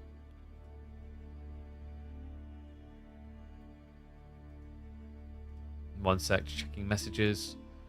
What was the ladder tournament? So the way it works is that it's a tournament where all the maps are ladder tournaments, the ones that are in ranked right now. That's pretty much the bread and butter of it. Okay, so they're getting ready for game 3. We said it's going to be Dry Arabia, and it's going to be Rus versus Byzantines. Oh, let me mark that in. So Order the Dragon versus Mongols. Okay, we've got 2.5 minutes. And looks like Twitch decided to run its ads. By the way, guys, I got a better ad for you. Do you guys like browsers? Do you like browsers you can customize? Browsers that can hide your illicit activities and maybe offer up VPN services without needing to subscribe to one of those weirdly expensive services when you consider you only use it like twice? We got you covered. Doing. That's right. You see what I'm using right now? This is Opera GX. So we're actually partnering with Opera GX for March. They sponsored the channel. They believe in you guys. I'm going to get off of the white screen. That's not their fault. Actually, something I really like about this is any website that can have dark mode by default, like can have it switched over, it puts dark mode on automatically. I didn't have to change any of these independently. I found another browser I do. It's a really nice little feature there. But this has a lot of useful things. I think a lot of people at the moment kind of struggle with... hold on a sec. Doesn't work on window capture. That's surprising. I guess it's a separate window pop-out. So what we have here on the side... In fact, if I switch over to window cap... There you go. So they have this really cool thing, which is quite handy. It lets you basically limit the amount of RAM, the amount of download, upload, or the CPU usage of the browser. And we know how like intense these can be. Some people have opened like the task managers before and seen just like an insane amount of RAM usage. I am in particular guilty of that. That's why I went for a 64 gigabyte setup. But I know not everyone can afford a 64 gigabyte like RAM setup. Some people 32, 16, whatever. So yeah, this is very helpful for that. Basically, they're looking to kind of gamify is probably not the right word, game orient the browsing experience. So you can basically just get a lot of these different handy click-throughs quickly into things like Discord, Twitter, etc.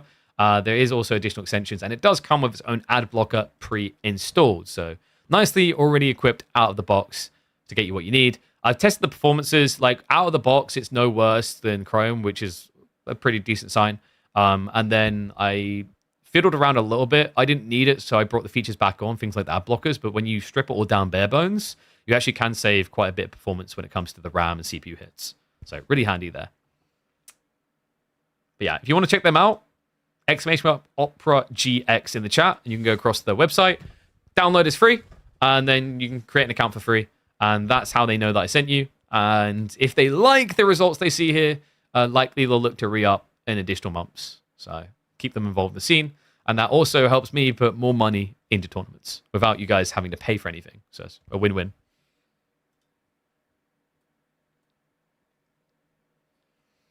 Free VPNs don't give you privacy? I never said it did. And I hate to break it to you, mate, but paid for VPNs also don't really do a much better job of giving you privacy. The main value of VPNs is to appear like you're somewhere else for things such as content consumption. So yeah, nice little bit of education for you there. Oh yeah, and that's actually fair from Kira. They have a game tab that automatically has all of the upcoming releases on it, which is really handy. I also just love the skinning. Like I'll show it to you guys after this one. Remind me, we've got a Space Marines theme going on, which I'm a big fan of. All right, let's get ready to go. Game number 3.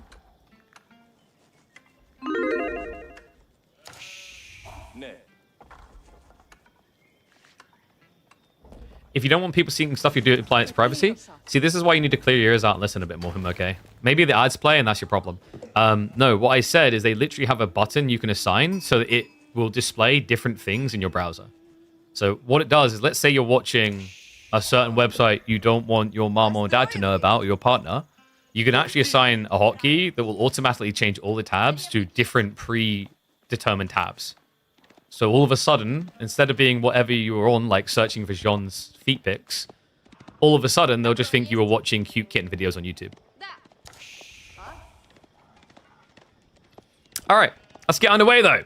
Deciding game here, folks. Welcome back, one and all, to the channel for a fun one here. We are here for the Ladder Hero tournament on this fine weekend, and we've got a close series. Kiljardi versus Muhodo. A lot of people would have written Muhodo off, but after what I just saw in game number 2, it's not going to be that simple. Byzantines versus Rus is going to be an interesting one. Kiljardi usually likes to be the aggressive party.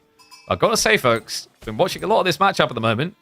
And funnily enough, Byzantines are the ones that can stick it to you on the aggression. These Cryo-Siphon all-in timings can really strip you of your greed if you're just thinking Pro Scouts, Fast Castle, Horse Archers. So let's see how Kiljardi wants to react to this. I think, was it him the other day that actually fell victim to this? It might have been. Was it against Dumu that we saw this on Coastal Cliffs?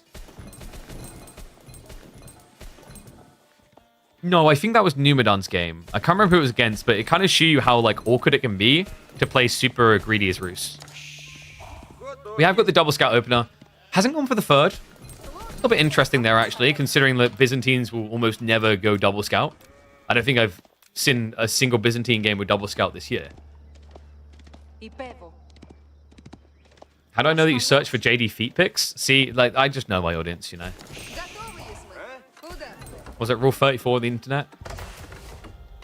Look at the spawn, by the way. This is a little bit rough for Muhodo to defend. Double deer stack on top of each other on the east, and then both of his own deer stacks forward. Rus are going to get bounty home here. It feels undeniable. We should be seeing the racks opening immediately from Muhodo, and then likely javelins to support. It's pretty much the go-to bread and butter versus Roos. Logic being is Limitane needed to block the scouts, and then you basically follow up javelins so you can protect your Limitane. And then after that, it stops your opponent going horse archers, which is pretty much the go-to option for Roos these days.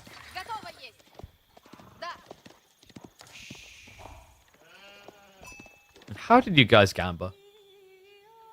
79% for Kiljardi. That's fairly heavily skewed, actually. I'm a little bit surprised by that. Interesting. I don't know. Like, we've seen that Roos can actually play feudal to try and contest the all-in from Biz. But then it turns into kind of a baited game of, are you all-in or are you castling? And the worry then, as a Roos player, is quite often you're not aggressing your opponent. You're just kind of defending yourself. Which means you can't actually be privy to the information of if they're attacking. You kind of have to guess. I don't know. The more I've been watching this, the more I do kind of favor Byzantines a bit.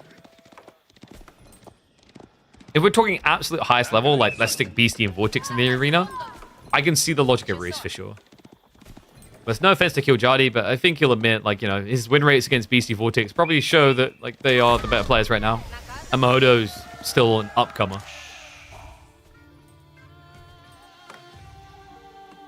Deerspawn's broken this game. Deerspawn feels broken in every game when you're not a pro scouting civ. Let me just paint a different picture here. Like, whenever you're playing against a pro scouting civ, even if your deer spawn behind you, you think the spawn is broken. Because you just can't get it and they will. Kiljardi is going for the deer shove-in. Love this. I thought he might actually go for the double overlap here. Shove these deer in on top of these ones. But he just wants to get these ones safely close to home. And I imagine Kiljardi will be prepping additional scouts to head across to the enemy side soon. Meanwhile, Limitane already coming through from Muhodo.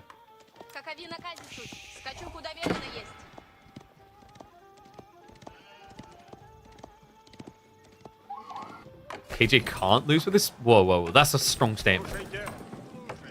I've seen people lose with God spawns before. It's all about the correct read. If he sees that Muhodo is sending into him, typically you're going to be seeing spear reaction. Like, Kiljardi can actually very easily defend himself with just spears. What I have seen players do instead, though, and it's a bit weirder, is I'm Roos, I have wood. I'll build archers. I'm not the craziest about that play because building archers to contest the Limitane seems good, but it means you die to the javelins.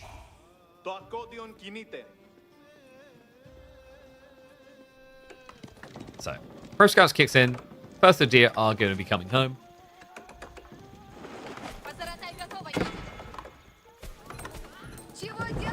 Why is Neri always there flaming Kiljardi's deer pushes? I feel like I've seen that type of comment before. Neri, you need to queue into Kiljardi on the ladder and show him how to shove deer in.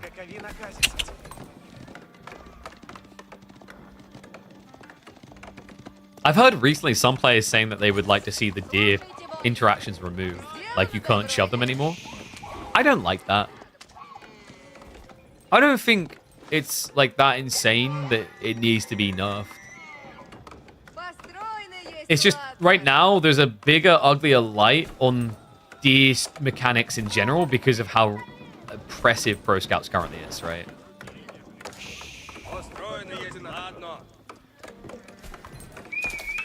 Deer needs swords to fight back.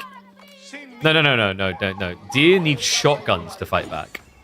We just need to see them wearing one of those like little trapper hats and like this from Muhodo. Okay, this is kind of cool. I wasn't expecting this.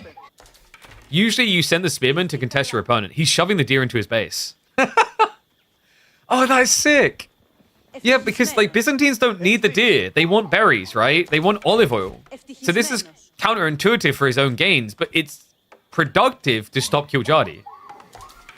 And Kiljardi has got archers, but now he's going to be pushing those archers into Muhodo's side of the map, where Muhodo should have the javelin advantage.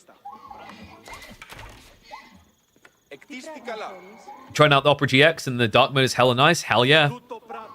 I liked it, man. Like I said, just like, you know, we've all been there. We use like other browsers where you have to manually toggle the dark mode on different sites. It just does it automatically. I was really impressed.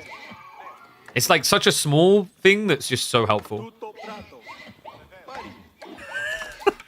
So the second deer stack, I don't really expect him to get. He's just guarding this one because trying to micro both of these at once would be really awkward. But, dude, it's all the way home. Like, look at it. What a sick play. And it's sick because, although other civs do this, I get it. Like, you just wouldn't expect Byzantines to. We've seen maybe once or twice players try this before to just lame the deer, put them somewhere the opponent can't get them. But this is all the way in the base. Like, you know, dare I say, potential for cataphracts? Because Kiljardi has gone all in on this. Look at this. It's nowhere near Castle Age.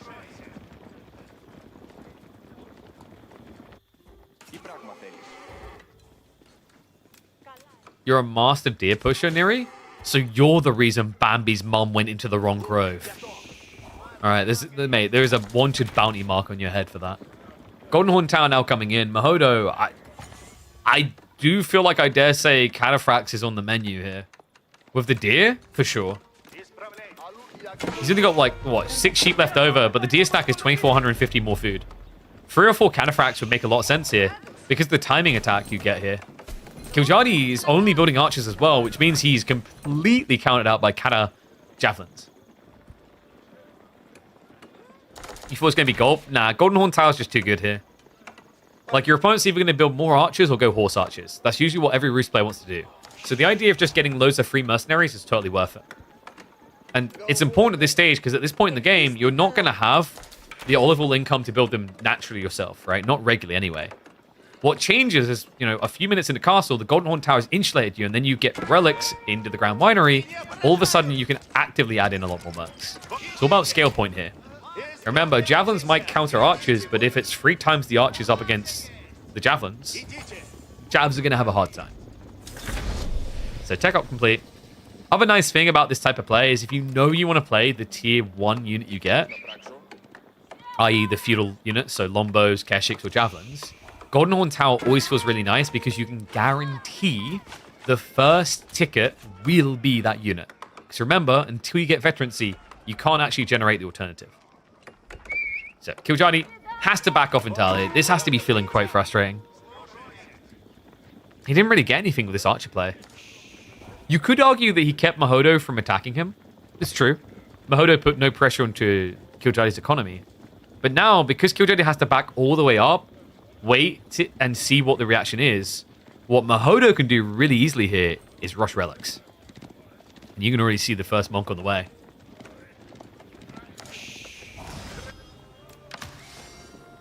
High Trade House coming through. Get your numbers in, folks. Kiljardi, good guy Kiljardi, did actually delete the buildings here to get it as deep as possible. That actually looks like a pretty reasonable High Trade House. 69? Okay, so Neri is apparently a deer-pushing expert, but he doesn't know how to math a High Trade House. I'm getting mixed signals here, bud.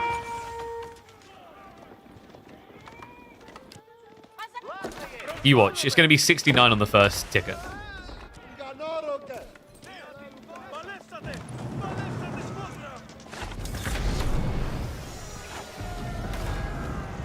Varangian now on the way, Muhodo. It's going to be MAA versus Varangian, so not a bad fight for Byzantines to have to take. Javelins also have reasonable base damage, so you can actually tickle quite well in this engagement. Love that he's just trying to force him out of time. Some reaction here towards the racks. He knows Kiljardi doesn't want to fight yet, right? He has to wait for the veterancy, but look at how close this is to the tree line. Ride's a high risk for Kiljardi. Behind this, first relic is now on the way home. Muhodo queues up the second monk. He meant 69 trees. Well, he's wrong on every single account. It's 45 trees, 73 gold. So what, 146 or 147 gold. No one believed it was going to be that high. But you know who did? Kiljardi. That's why he deleted the buildings.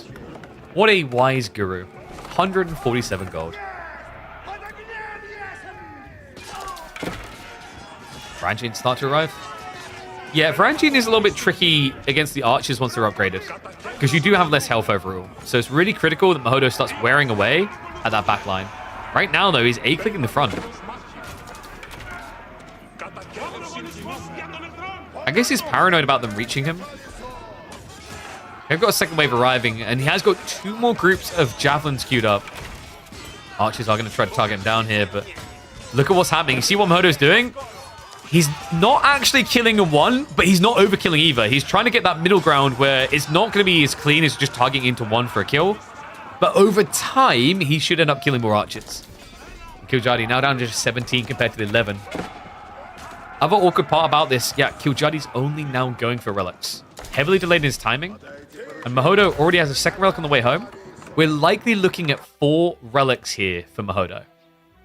3 is good enough, remember, but the Grand Winery play, it lets you vomit out the jabs for the win. Not just that, Muhodo's even finding time to go in for the crossbows.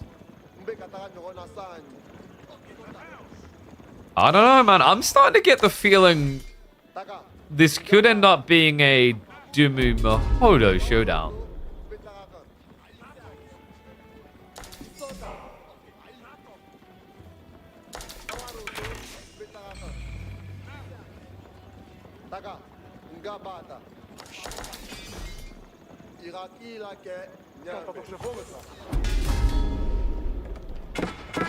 I mean, Kiljardi needs to basically borrow his way out of this hole. Cairo Siphon's even getting added in. I just love this time from Muhodo. It's all forward-facing Raxes. No front line, no bueno for Kiljardi. And wow, we're actually going to be seeing him go Springolds. In theory, it works quite well here. The negative is going to be against Javelins. We've watched Javelins aren't that terrible at actually sniping these things out before.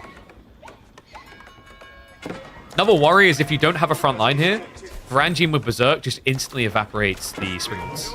So he does need to be a little bit careful about this, but check what Kiljardi's up to. Hold the phone. Let them wait 10 minutes and then tell them to call back on a weekday because we have got a rotation into the base. Kiljardi, it may not be horse archers, but the footsies are good enough. Finds his way into the economy.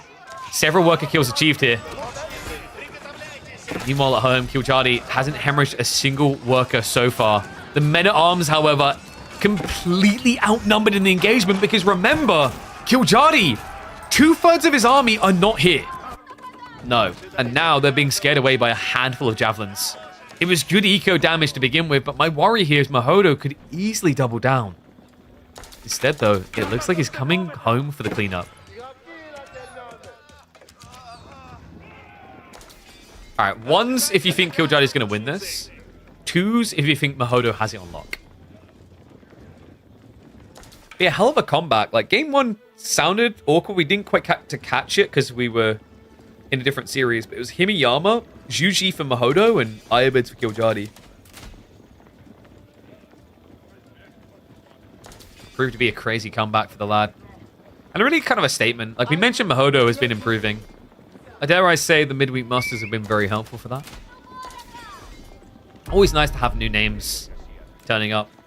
I remember the first time I cast this guy, it was in the team tournament, actually. I think it's the 3v3 team tournament. Hadn't really heard of his name before.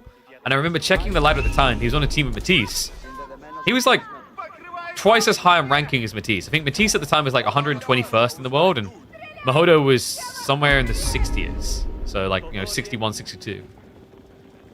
Really capable lad. In fact, like at time of recording, let's have a look here. Muhodo. Yeah, he's 43rd in the world, folks. Put some stock on the name. Highest ranking Polish player, and it is not even close.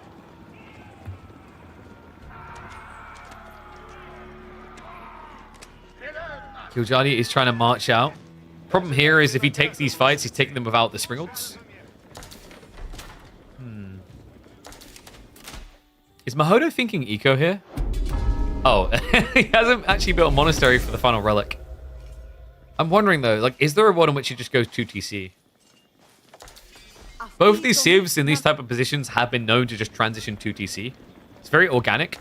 For Byzantine to just get all this stone from building structures. For the Rus, at this stage, because you're going to be actively gathering gold, you can then just use the tickets from the Golden Gate. Remember, the Golden Gate value of like not needing to touch the gold veins is usually like the first 15 minutes. In fairness, Kiljardi is still extending it here. Reason he can afford to do that is it's men-at-arms, crossbows, and the high trade house. More than enough gold. But he is actively gathering stone, folks. Not just that. Yeah, this is kind of wild. He's gathering stone, but look at what else he's prepping. We have siege engineering on the way. This is like classic Kiljardi. Is it all in or is it greed? Is it somehow both? Because it looks somehow like both. Yeah, this isn't going to be a castle drop. That would be too overextendy of a move. Sprills are going to move deep up for the deep penetration. Muhodo has to back away here. No way. Where's Muhodo's army? It's kind of wild how much worse off his food is, but at the end of the day, it's Pro Scouts versus Olive Groves. And remember, because Muhodo went for the deer, he didn't rush the groves.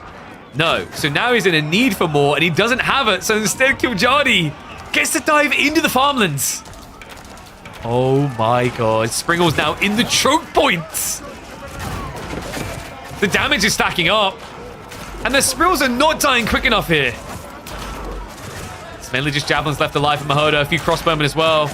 Kiljardi, though, he's just got so many men-at-arms still alive. And the Sprill count still at 3. Need to be careful, those villagers getting a little bit too close to the front line now.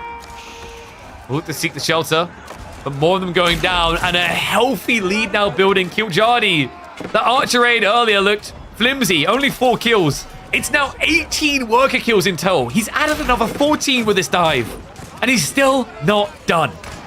Spill's moving in deeper. We do have the Mangonel towers now to stabilize, but Kiljardi has wave after wave to follow this up. Triple the military firepower. He's still gathering the stone, by the way. So this might actually just turn into a keep drop on the 8k vein for long-term game plans. And he can definitely start to think about long-term now. Yeah, kind of crazy how weak Muhodo's economy was at this stage. Especially with the system levels buffing him up the way it does. I was kind of flabbergasted that he wasn't able to get more together.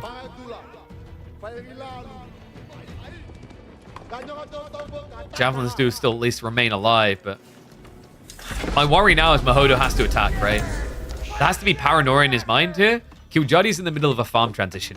If this completes, oof, Ishia Karamba. What comes next doesn't bear thinking about for Muhodo. In fact, Muhodo is already suspecting horsemen, which makes sense from his position. He doesn't see what's next, but he knows that he finished that fight with only javelins. So the logical counterpoint for Kiljardi is horsemen with farm setup, because A, it counts javs, but B, boys fortitude makes them so much more tanky. Sadly, it's a complete misread. It's going to be camels into spears, the biggest nightmare. Right now, Muhodo's entire army gets countered by just spears. Long-term game plan is Kiljardi? Yeah, I'm pretty sure the long-term game plan is, when do I get to have a nap?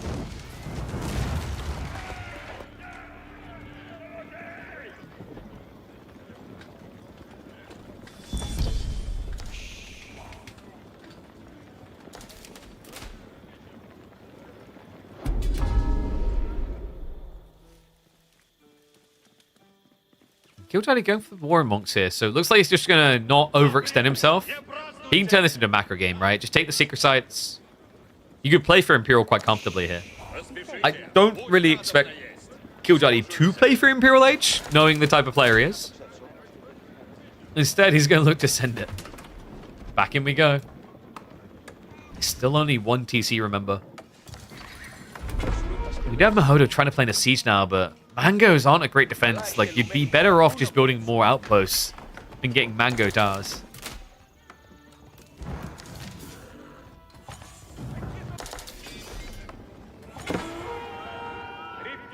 How does he get out of this hole?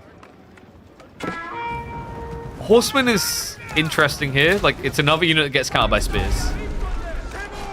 And he sees the spears now. Like, this is the crazier part. Muhodo knows what he's up against now. Kiljardi's done a really good job of, like, layering the cake. He's got anti-armor, he's got anti-cavalry, he's got tanky frontline, anti-spearman. It's like, what is your answer here for Muhodo? I think Limitane is actually quite reasonable. Limitane Javelin is probably his best shout. Like, right now, the scariest part for Muhodo, he just doesn't have mass.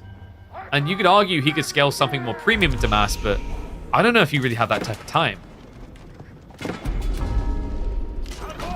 What's that range? Just mango tower things. You know how it is. Normal mangoes don't track anymore. These things still do. Yeah, these are heat-seeking mango towers. Anyone watch the new Monster Hunter Wilds and seen how archers can basically just, like, bullet magnetize towards their targets? Wounds? Yeah, that's mango towers from Byzantines.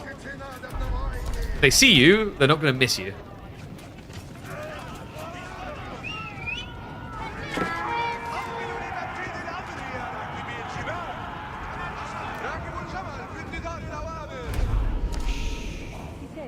So Sacred Sites are now getting locked in. We also have keep drops to guarantee it.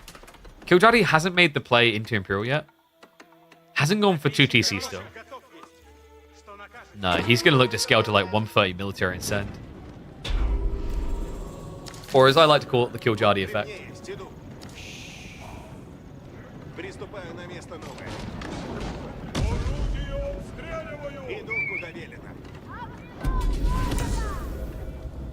Second TC now from Muhodo, though.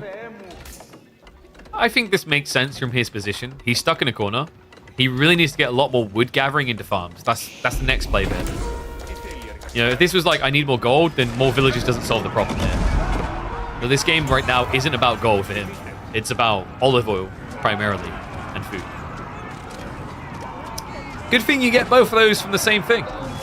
And goes, whoa, Muhodo, whoa! He turns around, gets a nice big smush in the center of the fight. Kiljardi reacts by splitting up here, but the Mangoes are now in trouble, not able to protect them. The Camels, meanwhile, going to try to ride around the back, but they can't! The pathing betrays them. Mango stays alive for Kiljardi. The push continues, and Muhodo looks the most dead he has, all series here. No doubt about it this time. 50 plus melee units still alive. Only a handful of javelins to hold on. I think this is going to be the end of the road this weekend for Muhodo. It's crazy. Kiljardi is almost like he just had a tingling feeling about this TC timing, but in actuality, what it came down to is Kiljardi had just reached mass population. He was ready to roll. And unfortunately for Muhodo, he chose the greed maneuver into 2 TC at the worst possible time here.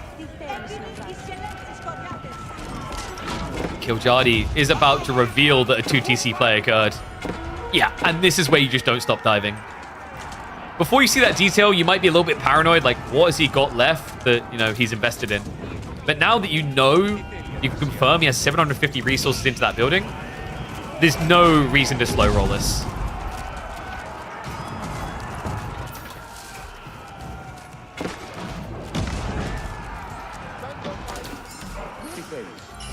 Muhodo is trying to move out into the pocketed berries to try and get something together, scrape together a response, but they're being found as well. Yeah, like, going back, I think the issue in this game for Muhodo, he overreacted to the archer dive on the back. When he was in position on the edge of the base, he saw 2 Springles and panicked. I wonder if he could have hung around, just used Kyro Siphons and guarded from range. You get rid of those Raxes, your opponent doesn't have a front line, and then you can maybe poke him down. It just felt like that freak maneuver by Kiljardi completely reversed the outlook of the game for Muhodo. He all of a sudden felt scared. He felt threatened. From there on out, Kiljardi was able to exploit that detail. Yeah, a guy who always loves to attack was allowed to do what he always loves. What did you think was going to happen next? Let me know what you think about this game, though, guys. Rus versus Byzantines is proving to have some very intriguing dynamics. I don't know if I'd say it's my favorite matchup. It's becoming one of my favorites at the moment for the back and forth potential we've been seeing. All right, so 2-1 victory in the end for Kiljardi. Means that we are going to get a showdown between Dumu and Kiljardi. What do you think, guys? Do we stick with that part of the bracket? So let's quickly look at options via Opera GX. Wow. There's Mr. Muhodo. So we go across the brackets. We've got Dumu versus Kiljardi, Vortex versus Corvinus, Louis versus Scarlet Devil. I think what we'll do the Dumu Kiljardi series and then go back for Louis versus Scarlet Devil afterwards. That sounds pretty good. By the way, I need a haircut. Oh my.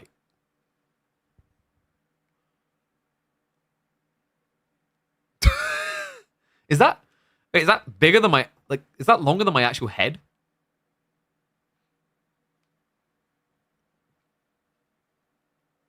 I think that's almost longer than my actual head.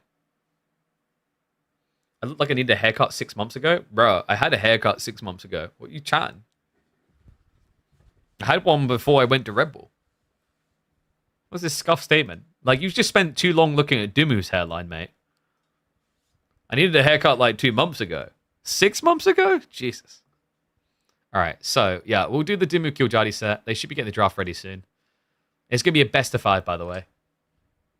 What product do I use? Like, in what? Like, in terms of, like, what do I put in the hair? So I use, it's a wax. Quite a sticky wax. It's called Fish. Wait, I shouldn't say that. They should sponsor me. They probably won't. But I use... Oh, yeah, here's my background, by the way. The Emperor Protects! Hell yeah. Yeah, you can get loads of different ones. So there's a whole list of different themes. It's not just wallpapers. You can get full themes. So you can go Cyberpunk. You can go Cyberdeck, Anime, Undertale. And you can choose whether it's a full modular thing and the full mod thing, or it's just the wallpaper. Because this also has like different like backgrounds. You can get full like background music as well. I turned the background music off. It's not for me. But yeah, loads of customization there. So, anyway. Hi, YouTube. Draft underway. Best of 5 now. Let me put the music on as well while we wait. Doo-doo-doo. In fact, we just talked about Undertale, so perfect time to come back in this. Let's do Waterfall instead. Hell yeah. All right, so reset everything. BF5 draft now. Dumu versus Kiljardi. And let's see. So 5 maps. We're going to be getting Dry Arabia, Lakeside, Himiyama, Gorge. And that leaves King of the Hill to start the series off. Which is a little bit wild, actually, for a beginner.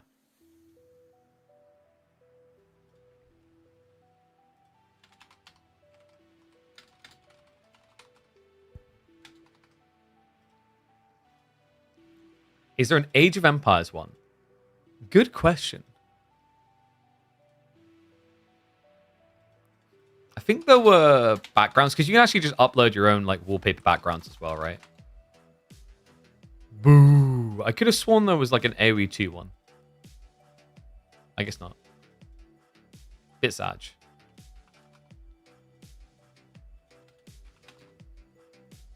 No Age of Empires one. Wow, wow, wow. Can't win them all. Is there a Command and Conquer one? Okay, like, in fairness, these are community made, right? Like, someone in the community needs to get on this. How is there a Command and Conquer 3 one, but there's not a Red Alert 2 one, not a Tiberian Sun one, not an Age of Empires 2, Age of Empires 4, Age of Mythology one? Query me this. I just don't get it. Alright, so Civ ban-wise, yeah, mirrored. So no Roofs, no Juji. Not too surprised by that. And that means game number 1. Wait, really? Order of the Dragon versus Jean. But they had Chinese. Neither one wanted Chinese here for King of the Hill. That's a little bit surprising. Is the overlay I used from Cal for scoring and etc.? Yes. Yeah, I have my own little website page that stores all the info. Intriguing. What do you think, guys? King of the Hill, which Civ do you like more?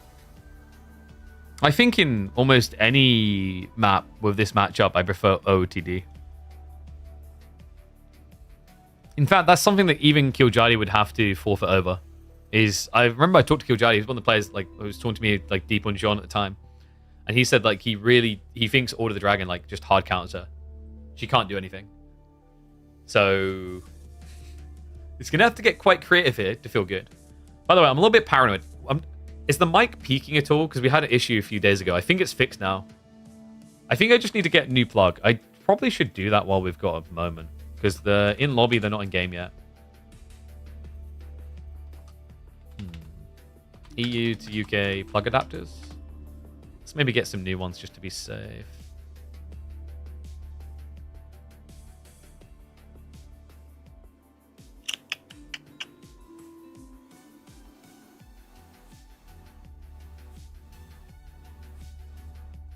Yeah, those ones should work. Did I play more Monster Hunter Wilds off stream yesterday? Yes, I played like another hour and a half. We killed a giant fish monster thing. Freaking beautiful graphics as always. Can you repeat? Didn't hear a word. Sure, just for you, Duras. There you go.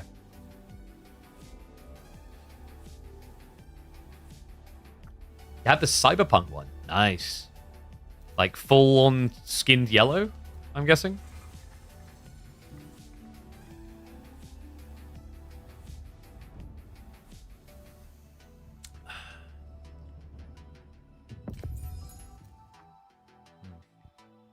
I'm going to run a minute of ads, guys, so you don't have to worry about it. Don't worry about it. Hey, we got you covered.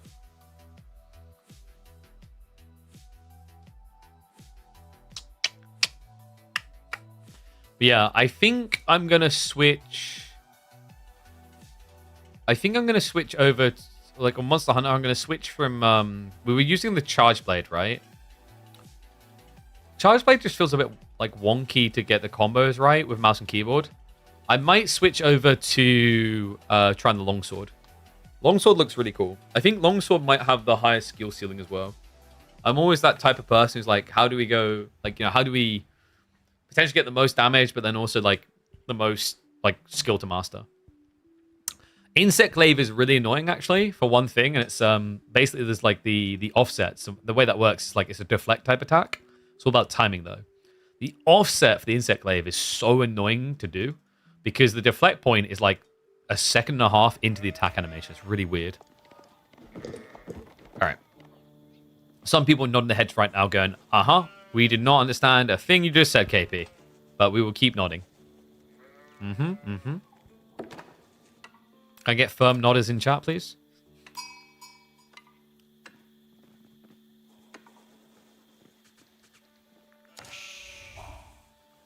One of my favorite matchups of 2025. One and all, welcome back to the channel for some more competitive Age of Empires 4 action. We've got Kiljardi up against Dumu, the battle of the old men. And it starts here to find out which one could be King of the Hill. Not King of the North this time. No, we've got Order of the Dragon in the north. Meanwhile, Jean to the south. A tough matchup by Kiljardi's own admission when I remember I drove into details on this with him a few months back. He really felt like Order of the Dragon can just do whatever they want to run through Jean. So curious to see what he can do to solve this issue. Interesting beginning already coming out, by the way. Double scout beginning. This is pretty cool, though. Look at the ramifications on the sheep count. Kiljardi is going to have a substantial lead. It's 8 sheep right now for Dimmu. And Kiljardi is already almost at 20. And the way he does this is elegant. Look, he's circling into the center of the map. Like a cyclone-y type effect. He's swirling around. It's really smartly thought out. Guarantees there's no extra sheep available for Benny Boy. And yep, let me get predictions up for you guys.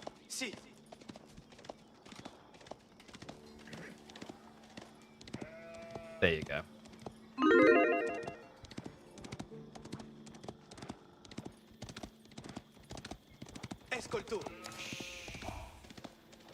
I need to speak like a caveman. You know, likey big words.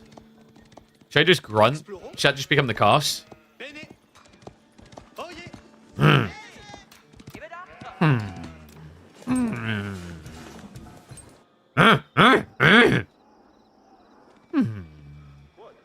Okay, do you guys get all that?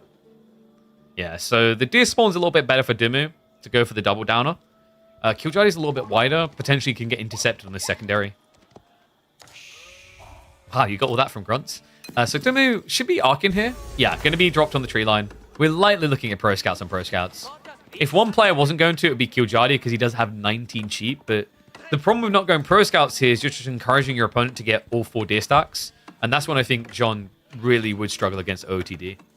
We'll have to see though. School of Cavalry is going to be coming through. He has kept 3 on the gold. With John only building it up on her own, it definitely looks like a pro scout timing. Okay, yeah. Second one comes in 4 across the gold. This is almost guaranteed macro for scouts.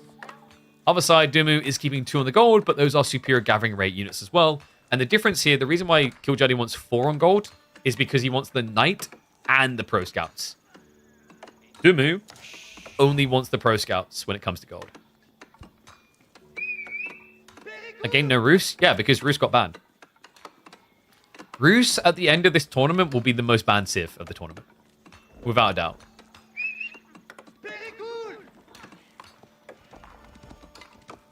Like, second most banned will be probably HRE and then GG. And then China.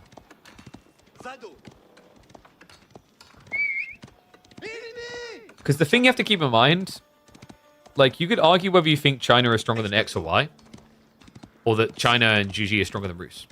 But the difference with this drafting format is it's blind. You can't see what your opponent is going to pick, really. Like, we've got a best of 5 here. They both banned 2 civs. They banned the same civs. So they removed 2 civs from each other. That leaves 14 civs to choose from in game number 1. 13 civs in game number 2. 12 civs in game number 3. Compared to a normal best of 5 draft where you pick 6 civs. So you see the difference there? In that situation, the Roos pick is just too wildly unpredictable on where it's going to come out. Same with HRE. Just HRE is broadly applicable across the board in a way that I just don't think any player is going to want to have to deal with. I think Juji is getting banned every game. Yeah, and same reason, right? Because Juji is just blindly applicable on so many maps. The reason why some players allow Juji through instead of HRE occasionally on a like formulated draft is you can anticipate which map they're viable on and narrow it down. Now, yes, of course, we have map selection here. But once again, within that, it's double the possibilities that someone could place per map than if you were playing in some like KPMM. A lot more chaotic. A lot more room for crazy out of left field picks. This, not so crazy or out of left field, we have got Pro Scouts. So both of them mirrored on timings, but notice the difference here. Kiljardi's already primed the first knight. Dumu reacting with the spears, but Kiljardi goes immediately into Jean Archer form. Yeah, the problem with Jean Archer form here is it kind of takes 1,000,000 arrows to kill a spearman. You know, this is great. Look, you do 13 damage to a light melee infantry unit. That's reasonable, right, chat? That means you kill an archer. That means you kill a spearman rather in, like, what? 7 hits? Not this one, you won't. Yeah, it's only going to take you, like, 15 shots. Divine Arrow can offset some of that damage, but it's still a lot of DPS required. So on Spinman, we'll actually end up splitting off on the pack to chase after the knight. Kiljardi could try to go for the short distance charge. It's just not worth it against these Spinmen. They hit so insanely hard. Remember, these things can kill you in, was it 4 hits? Alright, how did you guys gamble in the end? 80% on Demo. Poor Kiljardi.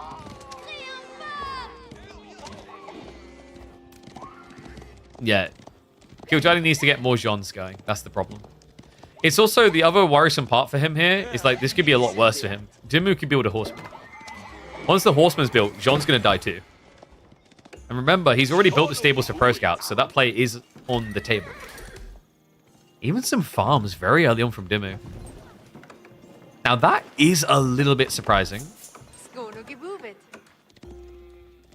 I kind of like what Dumu's trying to do here, though. Usually, this map is all about mech more than bio, because you gradually go for the Sacred Site, you start dropping keeps, you start building siege. Dumu is insulating himself against having to go that direction. By setting up the farms this early, sure you could argue it slows down his pressure now, but like, what does his opponent do in response? Right now, we're in the Pro Scout cycle, and Kiljardi's not going to be able to find an immediate swift all-in. So Dumu is basically just setting himself up really nicely for mid-game and beyond, in a way that Kiljardi can't right now.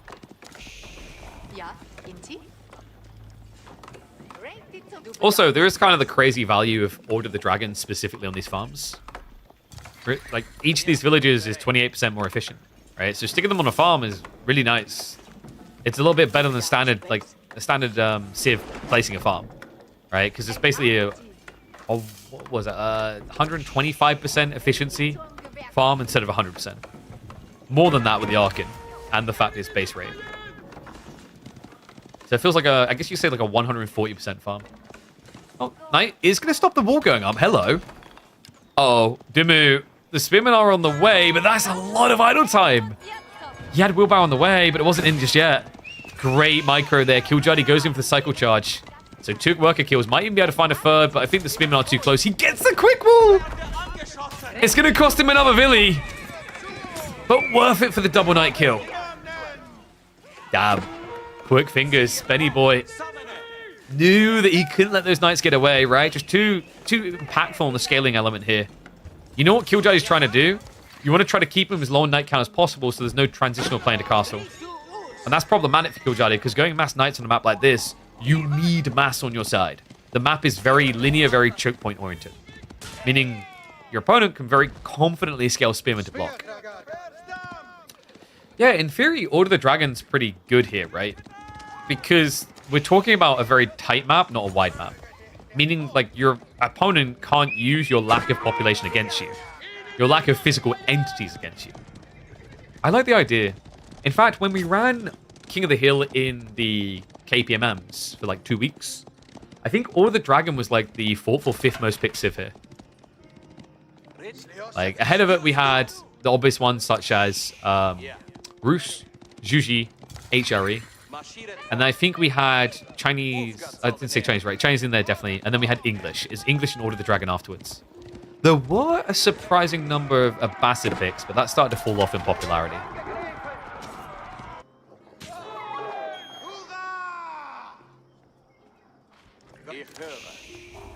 So it's Castle Age time for Dimu. He's starting to save up. I don't think he needs Burgrave here. He's got a decent number of spearmen to defend him against the dive. And Regnitz is definitely the preference. Sets you up nicely for those relic win conditions. Can be a little bit tricky when your opponent's sticking feudal all in because it means you're pushing directly into him on a map like King of the Hill. But there are variant options. The wide flank relics are going to be very hard for Kiljardi to defend.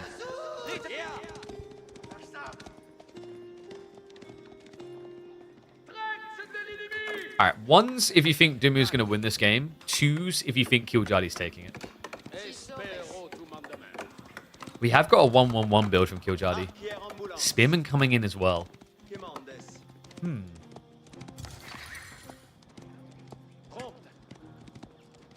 Okay, that's quite the divide.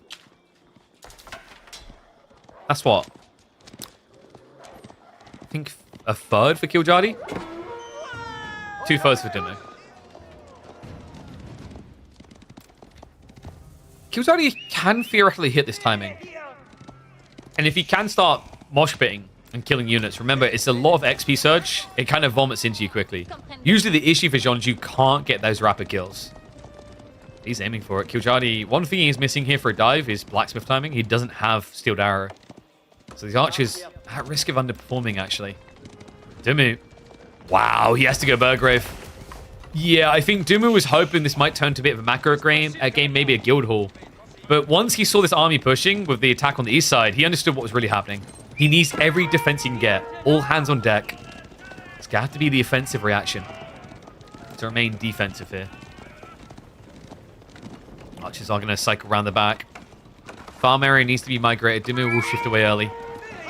Burgrave almost complete. Kiljardi is about to discover it. Wait, no, he goes... This is ridiculous. He's going back. He doesn't realize how close he was there because Kiljardi doesn't have a scout here. They're everywhere else on the map. Tech up comes through. It's too late now. He was so close. That would have broken him. Dimu does not have much of an army to defend with here. That could have been the killing blow. And no, not again. You've got to be kidding me. I called it the battle of the old men. I just didn't realize Kiljardi's eyesight was this bad. Look at these guys. They can't see deep enough. You put the sheets in front of them, they read an L as a 5. An A as a 2. Even with the archer range, they just don't see enough. Oh my god. Get some worker kills. Gets out. Kiljardi will have to look for the tech up instead. So Dimu survives. He's now got men-at-arms scaling here. He's probably renamed the Pro Hunters Amateur Scouts. I mean, it's like... It's the hilarity of the name Pro Scouts, right? Like, Pro Scouts generally do make them Noob Scouts. Because they just aren't actually doing their reaffirmed job. It's kind of like they've spent years doing this tedious job, and then someone gives them something fun to do in their eyes. And they completely stop doing their original specialization. You see it so often in the current meta. I genuinely think one of the biggest lessons a lot of pros are going to take away off this meta is how bad it made their scouting game. And that's not a flame on pros, it's just a reality of like what you're doing. Because what happened is you're building up behavior patterns of like using scouts to gather deer now, not to scout. So as a result, you're sacrificing key information in a lot of these games. You're almost going to have to kind of relearn to keep scouting, if that makes sense.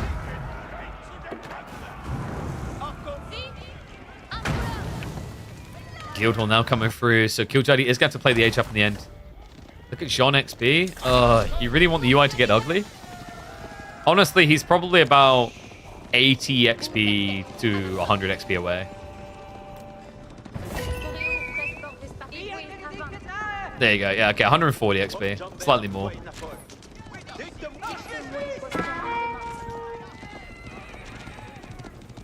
It's the pain of OTD, though, that we talked about, right? Like, he wasn't able to kill that much in terms of unit value, especially with Jean nearby. So we'll back up now, and this is the big game changer.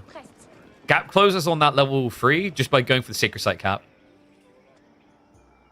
It's pretty smart for the timing here. You know, often people forget to use Jean like this. Even high-level pro players, guys. We've had them in chat go, oh yeah, I totally forgot about that feature. Kiljardi won't miss the opportunity, so we'll be able to start turning the heat up on Dumu here. If he stays on the Sacred Site. And we do have Relic Gathering in the future of Kiljardi. So boom. 50 XP in.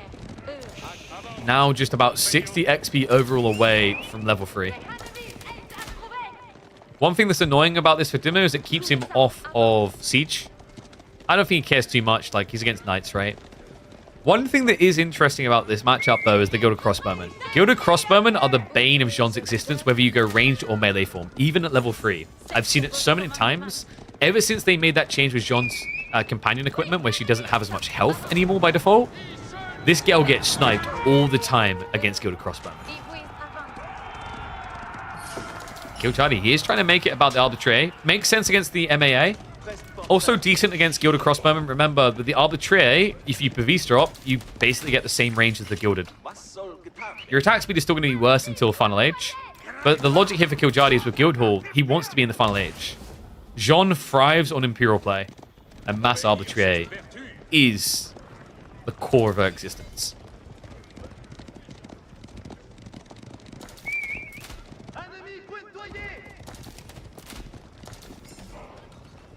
What does he see as his win condition here? Sacred Site timer is ticking, so whatever it is, he has to get a move on. Unfortunately, I think Dumu, yeah, he's trying to creep out. The scout saw him. That was the correct reaction. If you wrap wide here, going all the way around like this, Kiljardi can just go in, and he can kill the villagers. So it is correct to kind of start backing up. I mean, he sees the scout here. Yeah, and there we go. That's exactly why you can't go this far out. Kiljardi immediately in position with the Knights. We'll force him all the way home. The reason why he postured like this, he wants to take the Relic. A Relic race that he's about to lose. Has got the Horseman nearby. Knights on the backside are going to have to back away. I believe Kiljardi, now that he sees this ping here, he should be able to bring Knights across to block this. He needs to be swift about it. In fact, no, the Knights, they're still in the back of the base here. He lingered for a very long time. Okay, so good news for Ben. He's going to be able to get a second one home. The 3-2 split in the end. Crossbows need to be protected, even with shivs out these villages. Not that tanky against Gilded Horsemen. He still gets through anyway. Spearmen are now reacting as well. Expensive fight here for Kiljardi. Horsemen even hanging around for the spear kill now. So we'll have to wall up. We do have level 3 Jean here, though. A cheeky bit of extra XP. It's going to be a long road to level 4, I think. Because for Dimu, he doesn't want to commit to the big fight unless he's certain he can win with substantial forces left alive. A, because it's Jean, and B, because of how slow a remass is at this stage for Order of the Dragon. So if he's stepping up like this, it's because he's damn well confident he can win the fight now. Unfortunately, look at what happens the moment he does. Knights in again. This time they'll find their targets. Clash over the center though. Kiljardi has weakened his fight in the center because of it, but it's still good enough. The champions here, the spearmen to chase away. And the Knights still reaping on the backside of this. Look at the worker count. Dimu's dead. 30 villagers to 57.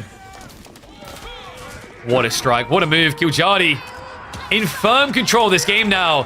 Hunting and killing more as well. Damn, what a move. Kiljardi, we talked about his aggression. He does not miss an opportunity. He's been waiting for that for so long as well. You see the fragility we talked about for Dimu. He never got that wall up on the east side. He was always vulnerable with this raid. He even got a preview of it when he went out to the west side. So even though it's a map that we said can be better for Order of the Dragon because it is more linear and tighter, in the end, he still falls victim to the same conundrum that we've seen so often for the Dragon Boys. A lot of their ideal comps are slow moving. When they go for cavalry, they just don't have enough troops overall. And that slow moving comp can be exploited, as we just saw. Kiljardi now just running down the clock, right? We've got 5 minutes to go. And remember, on top of that, the guild hall is stockpiling. It's up to 1,000 already. By 2 minutes on the clock, we could be seeing a red palace drop. And no, level 4 Jean is nowhere near happening yet.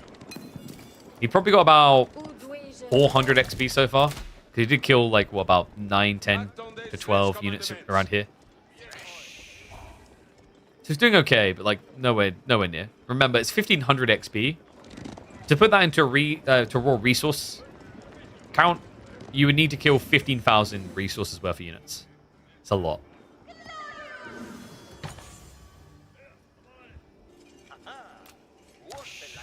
Kiljardi. Okay, that's kind of interesting. He's adding in Jean's champions.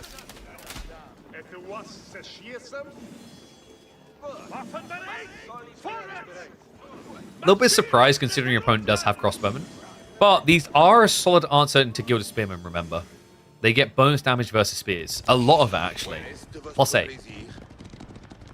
Almost half of the damage comes into the picture when they go up against spears. So Dimu has at least one last Ura left in him. Kiljardi's going to make it hard, though, guys. He's gathering stone. This is going to be a keep drop into a red pass afterwards. A double keep secure at the right moment here shuts Dimu out entirely. And look at this, Kiljardi. Only a handful of knights left over, but what's good for the goose is good for the gander, right? Served him well once. Looks to do it again. Dimu will anticipate it and react accordingly this time, but just keeping him here is all that matters. Kiljardi has the resources now, so we should be seeing a villager pool soon. You'd think, anyway. Kiljardi, stone's now gone. That's going to trigger the idle warning, and I think that's when you'll see the pull. Right now, he's distracted by the knights.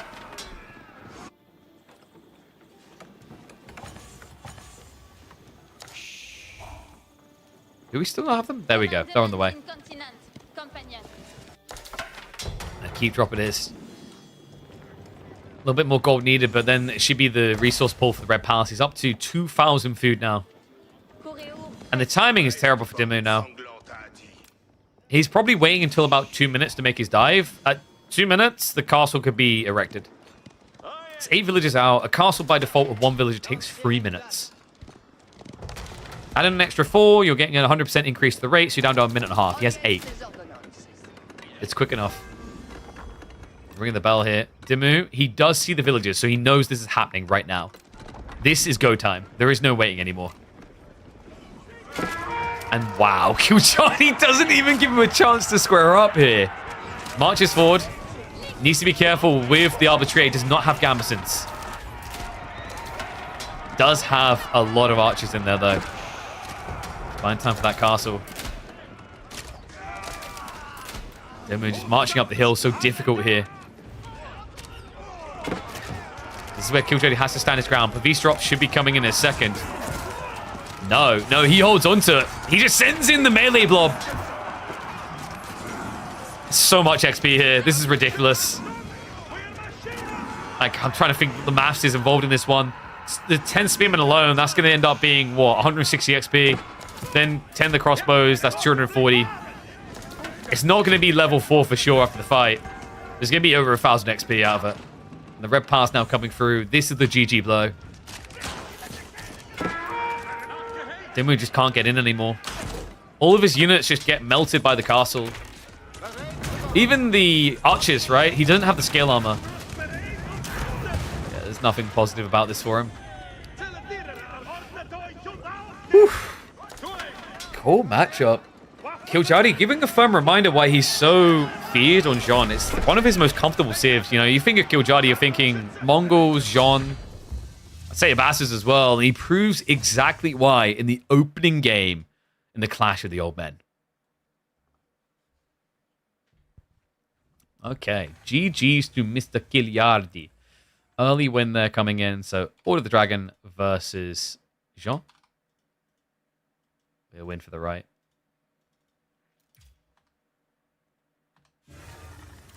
Old man switched to old man.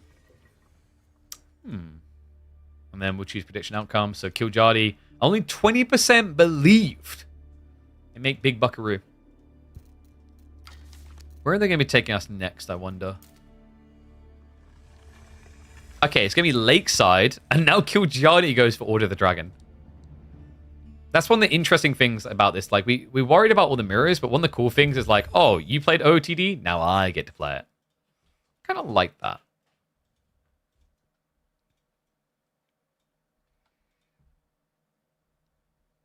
You know what? You could have a drafting solution that allows for that without mirrors, where each map, one player has the prior pick, and then you have to have the reserve pick. So logic is like, no, I don't think that works though. Like, so let's say we both picked Order of the Dragon, but we pick reserve picks, and then the other guy gets his reserve pick. The problem with that strategy, that system, is it would reward the person with second pick, because basically you could prep the counter to the Civ in case you're mirroring. Does that make sense? So it'd be kind of like, I don't know. I think it could work. It's just the way that you'd have an advantage is different, if that makes sense. And like, you'd think the person who has like the ability to override on the mirror pick would have the advantage, but instead it's the other way around. So you have to think of like, it's not first pick advantage, it's almost like a second pick advantage. Was that confusing the way I described it? Probably. Like, complicated like pick banning phases are often confusing to even hear out loud. I cannot vote for English. Bro, chill. Did you not see Vortex with his English? What a Giga Chad.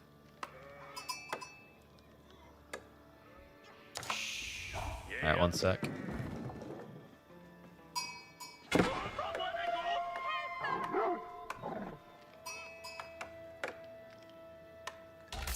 Alright, let's get to it. No, that's the beginning. One and all, I think this summarizes this matchup perfectly. I love Dimmu, but damn, I cannot vote for English. Welcome back to the channel for game number 2 of this best of 5 single elim between Team Liquid's Dimmu and Kiljardi. Kiljardi, after beating the Order of the Dragon, now looks to educate old man Benny on how it works. We are on Lakeside, or as we like to call it, Pants. If you just look at the minimap now as we rotate it.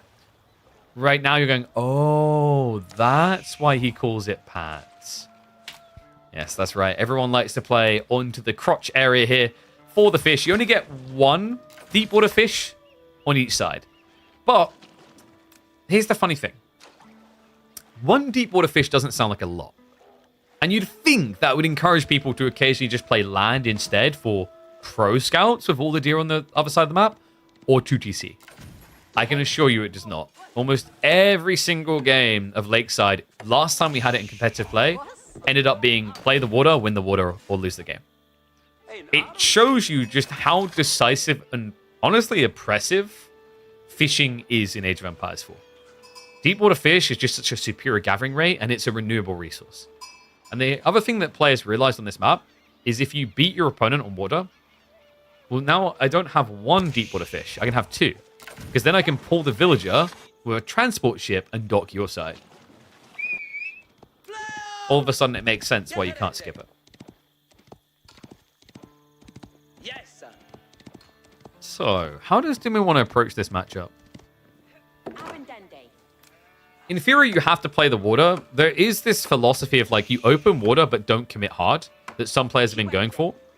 Very mixed results, but the logic is that if your opponent wants to push you off of water, it's a very expensive investment, right? They're going to build probably 3 sprinkle ships, a demo ship as well, at least. And all you have to really do to get that type of play out of them, by the way, guys, is build like 1 sprinkle ship. Then they'll overreact. And what you can do in the meantime is, in some cases, it's about castles like Japanese. But for English, it could be as simple as an all-in longbow rush here to secure the game. Because the thing that's quite interesting about Lakeside, very defensive spawn. One element that is very hard to defend, though, against range comps like Longbows, is the forward gold. You do have a back gold, but it's just so far away. Beginning is going to be Ark and Chapel coming in. 6 on it. Dumu yet to start his own tech up. A little bit slower on the gold gathering. I believe he added in, additional fishing boats here. Has he got a 4th coming? No, they actually both stopped at 3. So very heavy reaction now coming in with the Abbey of Kings. Now, you might not want to bet on English. I get it. But there is one way to play Ing right now that I'm a big fan of. And it comes from a certain Spaniard. You guys might recall the Abbey of Kings into archers and spearmen type builds that Vortex was doing en masse in his prep for the One Trick Pony tournament. I think that can be a solid way to try and play this. Curious to see if Dumi wants to lean towards it, or if we just get something a little bit more greedy.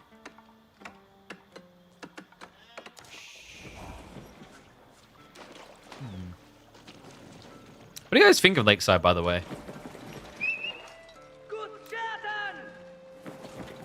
I get the concept of the map, but like we said, the problem is that water is just so oppressive that you have to engage with it. And I think that's unfortunate. Because what it was trying to achieve was quite smart. Very limited food, so you have options. Because if I put, for example, 4 deep water fish in front of you, it's obvious what you can do every game, right? No one picks 4 lakes and then doesn't fish. Oh, that's not true. There's been like 1 or 2 cheesy builds, but it relies on your opponent's ignorance to work, right? Because usually if someone doesn't play 4 lakes ponds, you can still play 1 pond. It's just you get killed if you go 2 ponds versus none.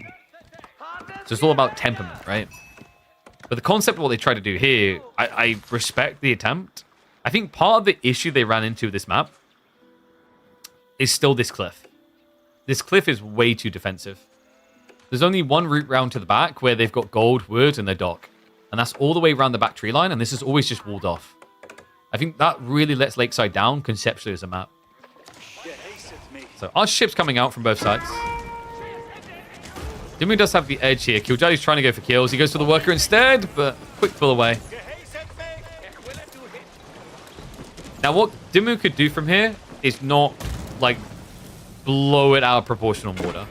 Right? He could actually just now play about land, but it looks like Kiljardi's doing that instead. So Archer ship, you see what I'm talking about the bait and switch. Neither player's adding in an additional boat yet. They're both trying to cheapskate this.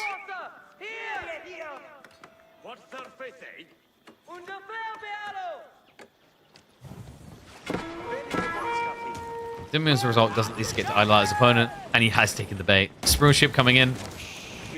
Kiljardi has got that 1 horseman. The king! Oh, are you kidding me here? 8 HP, but he actually does get away. Crazy as well, because Kiljardi, I don't think he realized it. Yeah, the horseman could have secured that. That would have been huge.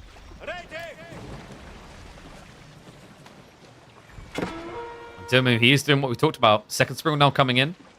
Probably 3 junk ships is what you're looking for, Hulks rather, and then you sometimes need the demo, but because Kiljardi opened with an archer ship here, it's unnecessary. The question now is whether Kiljardi can blob enough horsemen to do real damage. It's a little bit tricky with the gold being close to the TC, but the logic he's running with here is against English. They don't have a good defense against horsemen. These villages are going to be pathetic. Normally, if 1 horseman, even a gilded horseman, jumps into a tree line, 15 villagers turn around with shivs, you're in trouble. This guy's not going to care because it won't be shivs. It'll be short bows. So Dimu is going to have to pull away. Nice start there, forces some idle time. Other side, the king did get the kill on the villager hanging around, though. Yeah, Kiljardi never backed it up back to the base. Horseman is going to be able to chase this down, though, and that should be king dead. Big deal, expensive unit being lost.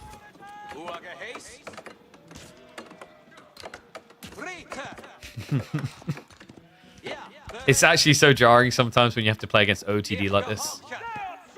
And we see the overinvestment we talked about, right? Dumu did even go for the demo ship. So demo, Archer, double Springald. King goes down in the meantime. The reason why he went for the demo, by the way, is to guarantee there's no sort of playback here for Kiljardi. Because if he does bring a Springald, instantly almost dead. If he brings out an Archer ship, who cares? Just dodge it. If he brings out another demo, you can basically get it low enough that the Springald Archer ships will finish it off before it hits your units. And also, all alongside that, you'll detonate it straight away next to the dock, accelerating the kill point. What do you guys think they need to do with water to make it more interesting? Because, like, you know, I'm trying to take a more productive route here. We always hear people say, oh, I don't like water, I hate water, blah, blah, blah. Water's a problem. Water needs to be reworked.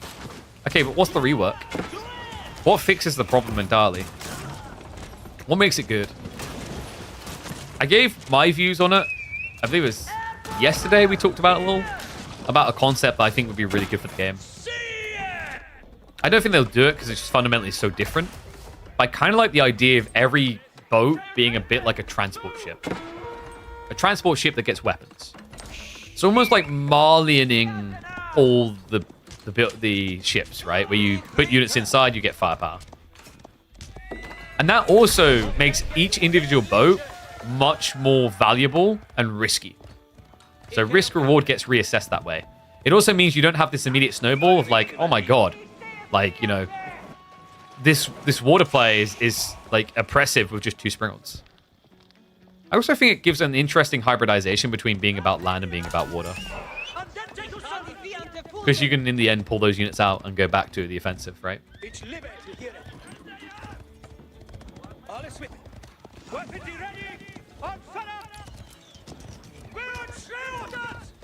Fish traps have a boat that drags next to slow ships that go through them. So you basically want like mines.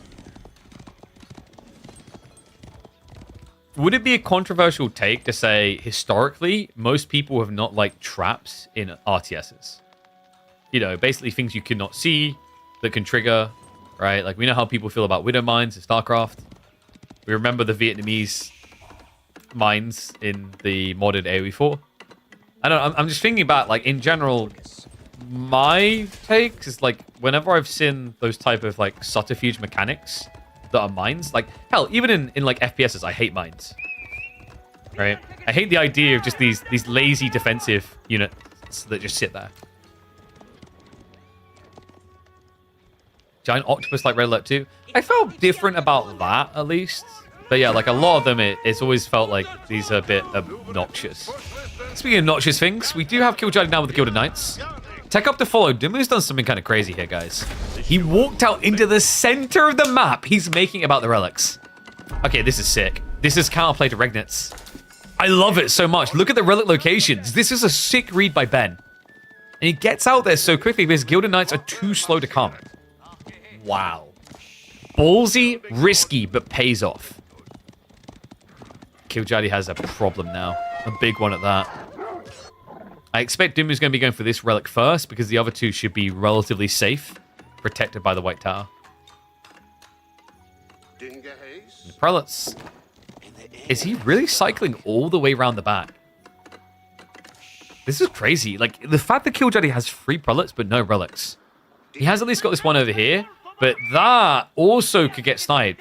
Dumu, the Springal ship isn't quite as close as it could be. Meanwhile, on land, it looks like there's going to be a hit in. Outpost does go up. He tries to snipe the healer boy first. Should be able to get him. No, it switches target. So it gets out of range here, but look at that. Yeah, the prelate not able to get it away.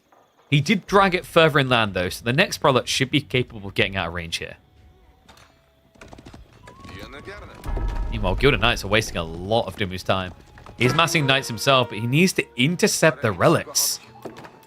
Do you have new Knights coming to deal with that? Has got the quick production speed out of this. Every 20 seconds he gets a Knight.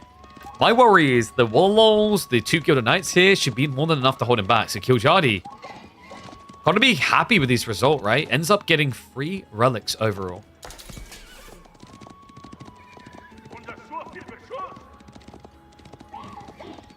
Troop ships where combat consists of ships to block and board. Yeah, so I thought about going that deep, but I know, like, to the extreme of having it so that units can walk onto other boats, that would be an entirely new game engine, which is why I didn't like push aggressively that idea. There's been like 1 or 2 RTSs years ago that in the early 2000s done that, and it was really cool. Like basically, imagine if you had a barge this big, and then you could basically move units around with on top of the barge. That's a bit too far. I wouldn't expect them to do that. But just the idea of like transporting like units, garrisoning aside to add firepower and move speed, etc. So like the idea that the boat has to be manned by a crew, I quite like.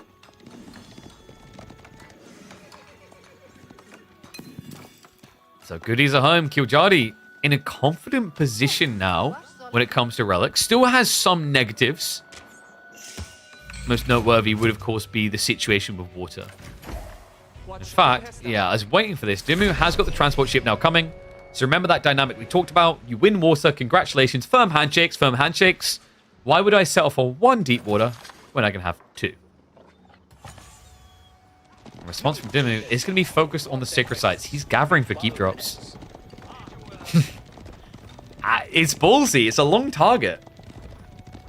Especially with what Kiljardi's doing. He already has the Palace of Swabia. It's not often you see OTD rush Imperial Age these days. But this is kind of wacky. Kiljardi got what he needed off the map. Dimu's timing now is rough. He only is sitting on 1 TC because he chose the defensive landmark. And this dive-in is going to fail him. Love that. Just enough Gilded Knights to hold the choke point. Damn, Kiljardi is on fire today. I'm pretty sure, like, historically and competitive, Dimu is still heavily favored on results, but not today.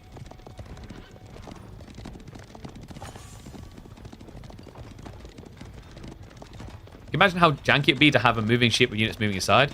Yeah, like one immediate issue that becomes apparent is like if I had a barge like this and on the barge I had units moving around, what happens when I do this? Would I select the units and the barge and then what's the interaction? Right? It's problematic. I do love the idea of a more intricate boat system on some layer though. I mean, I wouldn't say go this way, but did anyone play the... Oh, what's it called?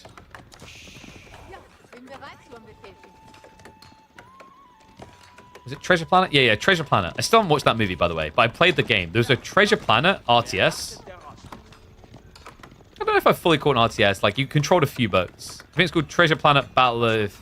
What was it? Procyon. Oh, you could actually even get it on Steam. But the whole idea is, like, you have these different boats in your fleet.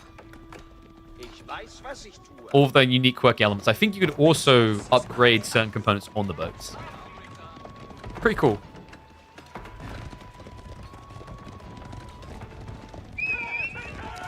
The correct is Kiljardi or Kiljardi.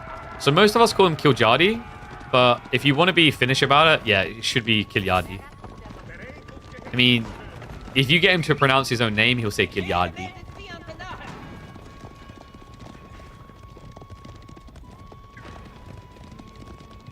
What's up for Dimu? Has got a long way to go, but check this. Outpost over. Outpost. No extra keep. But he's gathering additional stone, and he has the option for a Berkshire. Yeah, this is all in on the timing. My worry is, like, Kiljardi, the answer right now is to go Trebs, right? So if you just lean more into Trebs, already you have the answer to Berkshire. What is scary, by the way, we haven't seen Dimu do it yet. Sometimes it feels meaningful. Normandy. You can transpo drop, even just to the back here. You know your opponent's going to have to fall back to the gold eventually. If you find that timing with a handful of knights, you could massacre. Same with trees as well. Like with Kiljardi's position in the game, it's unlikely he comes down to this tree line. He's thinking about the corner. Dimu is just going to try to march in boldly. The villager... Oh, the timing on that! Kiljardi, with the outpost, saw it being built up. He denies the villager. So no extension on fishing for Dimu. Wow, that was a sick read. Crossbow's now massing to deal with the knights. Remember, Dimu isn't scaling more army. What he's doing very efficiently here is wasting Kiljardi's time. Prepping for the age up, which should be coming in any second now. In fact, wouldn't be surprised if we see Berkshire on the close sacred site and then a keep drop on the far one. Makes sense, right? Because the whole idea is for efficiency, Kiljardi is going to try to come to this sacred site because it's close to his base. So if you drop the Berkshire here, you can repair it infinitely with wood. If you drop the keep here, very expensive to do stone. Looks like the boys are going to move out. So forces the doctor now. Even gets a spring ship for his troubles. We'll better back away. So potential actually for Kiljardi to go back onto water. Remember, if he does that, he would have Carracks.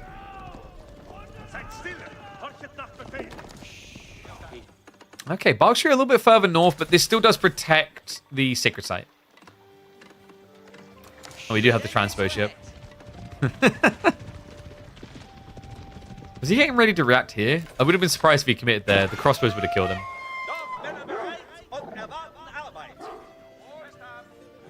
Can't spend resource on water.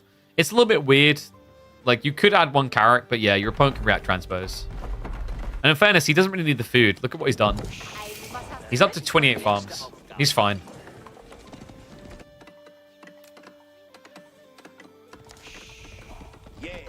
Still making no siege? No, Kiljardi's trying to scale an army to win the fight first.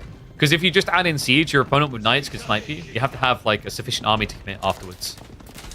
He's going rams. That part is surprising. And what is up, Super Grella? That's a wonderful surprise. Appreciate the prime sub. Remember, guys, get those prime subs in. It's that time of the month. The month just began. We are in March. You need to make sure you're doing that every single month. Make it a habit. Then you don't have to worry about those pesky ads. You can just enjoy an ad-free viewing experience. Also, did I mention we have loads of cool emotes here on Twitch? They are pretty bog. I'm sure the Twitch chatters will be more than willing to show them off to you. Am I seeing that correctly? We have shattering projectiles coming in. This tech always gets overlooked. That's kind of nutty. Double treb already. Yeah, so this is anti-trebbing trebs, basically. Also love this. Houses on the front side just kind of starve off the population. But the logic now is if Kiljardi goes trebuchets, these ones can beat him.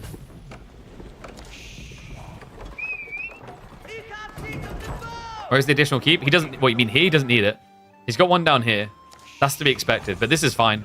He also has boats nearby to also assist him. I think... Can he reach the outpost? He could. But look, yeah, you just go straight after the treb. Once you're up to 4, you can guarantee kills quite reliably here. Yeah, I've got the Inspired Warriors tech coming in just to buff the damage up a little bit. Sadly, Inspired Warriors doesn't affect bonus damage, though, as you just saw there. So it's only a pretty pathetic +6. Tibu now trying to bait my range. Okay, so once Sharon Projectiles is in, these things should just be able to always keep hitting. They could even snipe villagers trying to repair. It's time to find out just how good or bad projectiles are. It's been a long time since we had the shattering. It's going after the outpost. Kiljardi is going to start committing in. Dimu needs to get out of here. Has got the transport ship to get him out. Is he trying to bait for the demo? It's not very effective against knights. No, instead he's going to try to go into the base, but that was expensive. Only a few knights make it through. Dimu has no standing military behind this. But the Trebs are doing the business right now. He needs to focus fire on them. Otherwise, the Berkshire will snowball to death. Yeah, I'm not sure how I feel about the focus fire on the outpost. E-repairs is now on cooldown, so you should be able to get it. But, like, the outpost makes sense if you want to dive.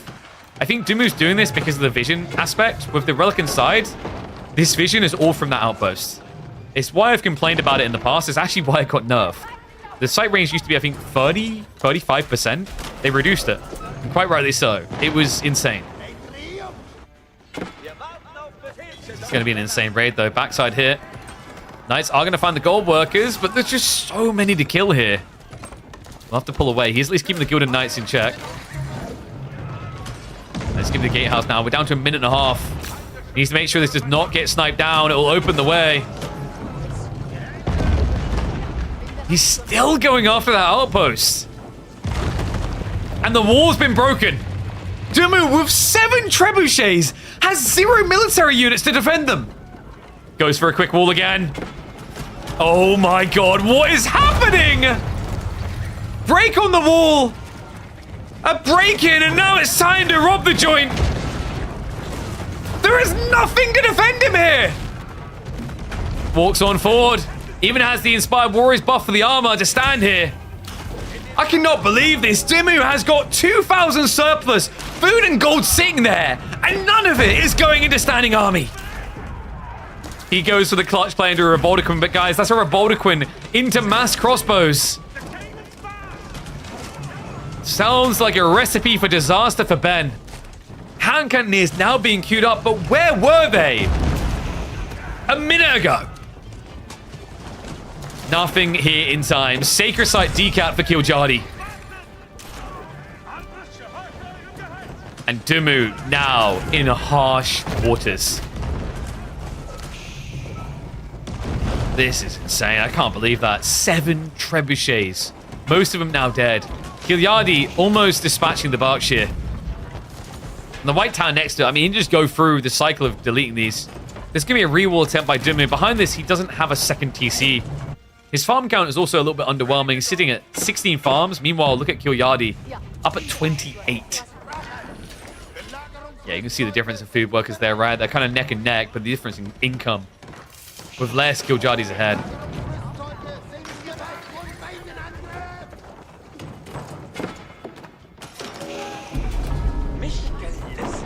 He didn't have vision on the Trebs. Wouldn't he have seen them attacking through the Shroud? He has vision here. I don't know if that's... Okay, so yeah, Kiljardi, he backed them up here. You're correct originally. But there was a point where I think Dimmu was still attacking the outpost when they were this close. Good eyes from Duraz. But like when they attack, you can see them, right? And you can attack ground. I wonder if like you just have to attack ground here. So I'm trying to remember the exact range. Because obviously if they're in range to attack the Berkshire, they're in range to get hit.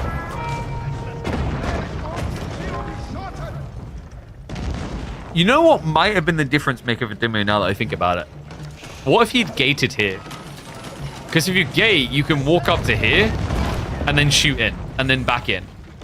I guess it gets a little bit clowny though. Like we've seen how awkward it gets when you have like 6 siege weapons all trying to get through a gate. They just kill each other, right? Like no one moves and then units gap close.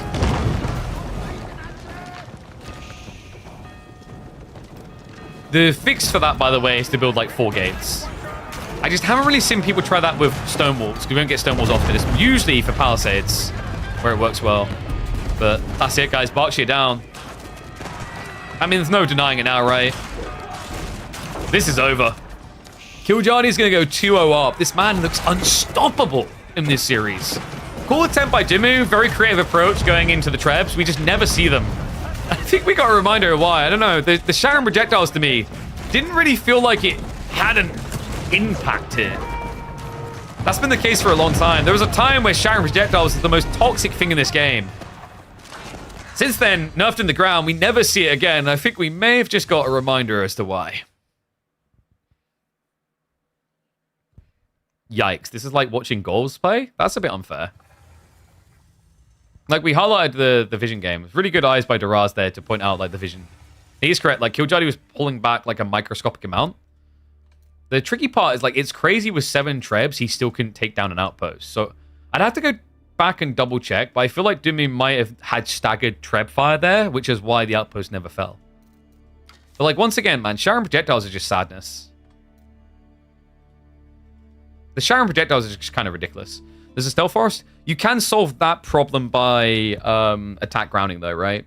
Like, that's my thought process, is, like, you can attack ground there. But once again, like, the difference in vision is the Order of the Dragon / HRE with a relic inside. I warned about it, and like I said, it's why it got nerfed. Like, the vision range is insane. It is insanely powerful. It's, like... I remember when I moaned about it as well. Some sort of H3 fanboy came to the YouTube comments. He's like, why do you have to moan and get this nerf? I'm like, because it's the dumb thing. Like, I'm not even complaining about you having extra damage, extra armor, and still generating loads of gold. I'm complaining vision. Because it is so insanely powerful. Like, even China has to build a landmark to get that type of vision. That you get in an outpost with a relic. Crazy when you compare it that way. Alright, so next game coming up. 2-0 storyline right now. So Dimmu, he went for English and lost to Order of the Dented. Next game, we have got HRE Mirror on Dry Arabia. So more OP Outpost Vision.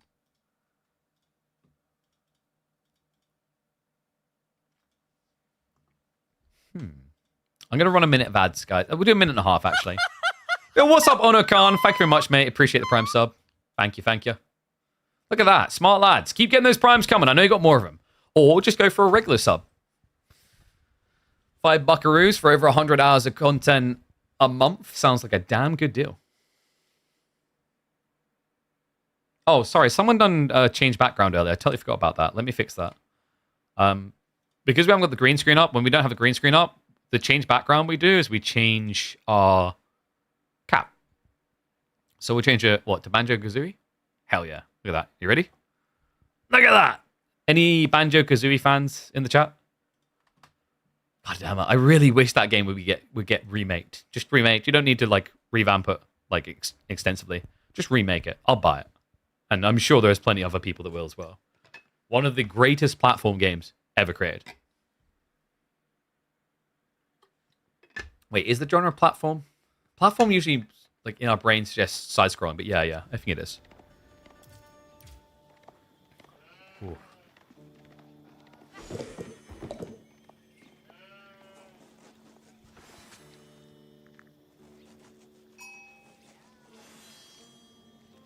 Hello, Low Revive.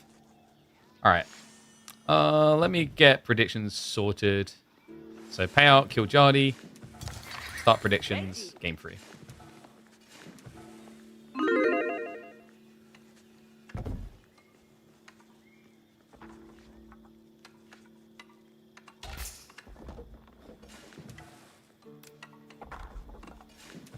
It may look like a stomp, but this one has been delivering. One and all, welcome back to the channel for Dumu vs Kiljardi. Final game potentially here, as Kiljardi is rolling his way through this series, 2-0 up in the best of 5. But Dumu, if there was ever a way to say it was just the maps and the civs and not me, this is the way. It is going to be an HRE mirror in game number 3. Now, if you guys watch my YouTube channel, you may actually, I don't know if it's gone up yet, but it will be shortly. We do have a game where Kiljardi was in an HRE mirror on the ladder. It was called the Anti-Burgrave. It's an interesting thought process here. Is actually Pro Scouts dynamics can make Burgrave pretty oppressive if you get a slight edge. Looking at the deer spawns, Kiljardi has got that kind of tightness on the north side. Dumu's got the wide. And I wouldn't say they're fully retracted either. I feel like we're going to be seeing Pro Scouts on Pro Scouts. I wonder if there's a way you can play Feudal all in, though, to stop a fast cast with timing.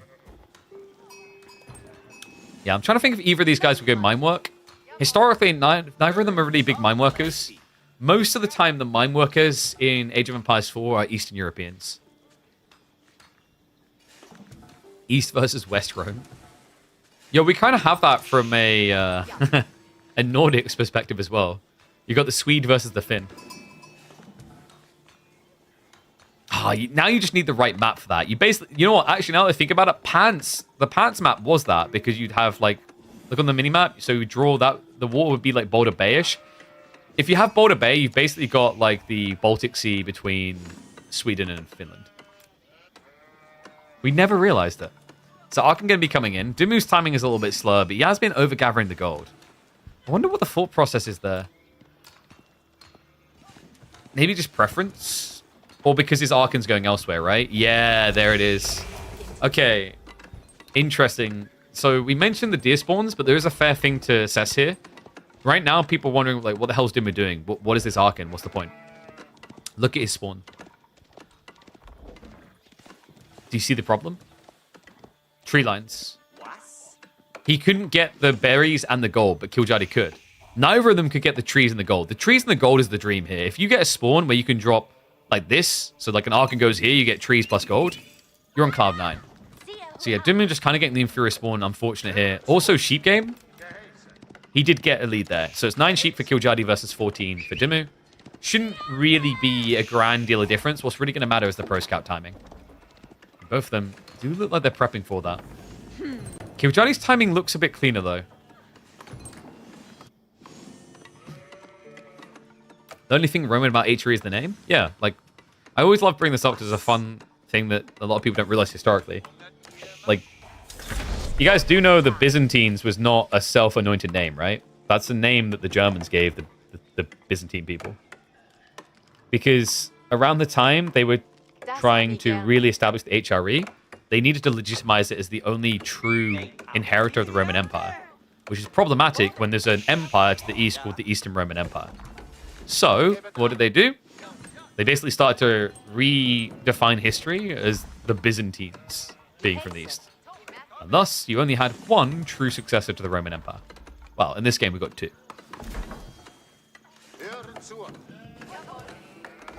Yeah, H3 is Germany led by Austrians, is the very simple way of summarizing it.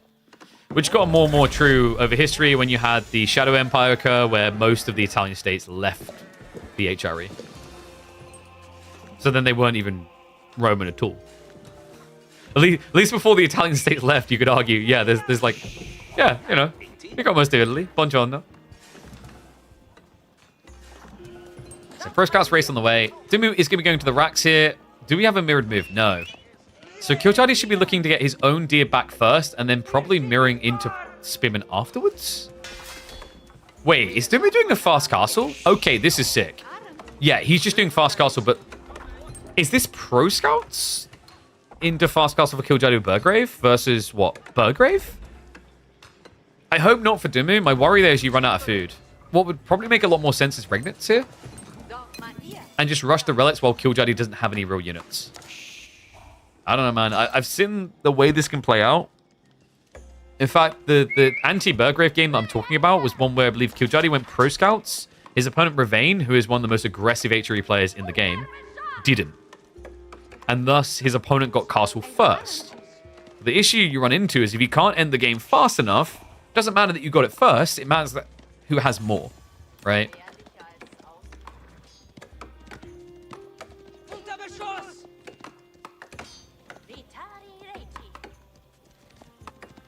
It's called, wait, in French it's called the Holy Roman German Empire? Is that really a thing?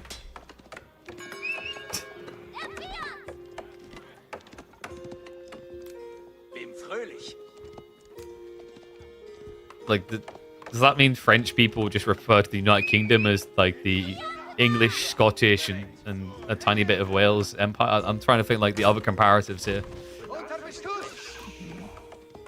The Swedish is called the German Roman Empire. I mean, the biggest like comedial element about the Holy Roman Empire is how like unholy it became when it couldn't even keep all this religion in check, right? When you had the huge divide where Protestants versus Catholics came into the picture. That doesn't make it sound as holy anymore, does it? Wait, also, yeah, because, like, historically... Wasn't Bohemia a different religion entirely? Oh, no, wait, it was culture, right? Their culture, they had a very unique culture, I think. No, it was the Hussites. They had the Hussites. Which makes it even less... Yeah, HRE was a confusing historical point for the world.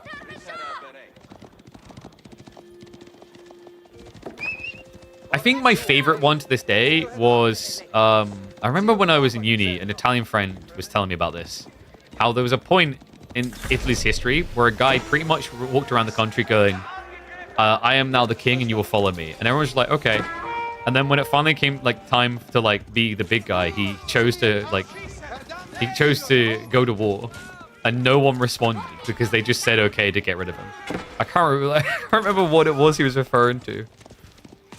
I was like, that is a very comedial way to summarize history. Archer's coming up from Kiljardi, so he's looking to block the shenanigans on the flank here. Problem though, Dimu, he did go for the Burgrave we talked about.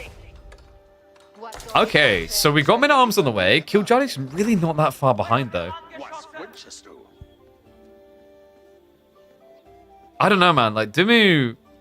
This doesn't have much runway. He's got one sheep left over. He's got no farms. He's got berries. He could easily be dead in 5 minutes. Kiljardi knows what has to happen here, right? With Pro Scouts, you now just mirror Castle Age.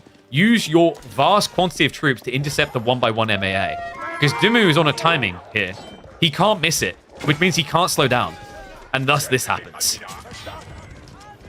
Oy, oy, oy.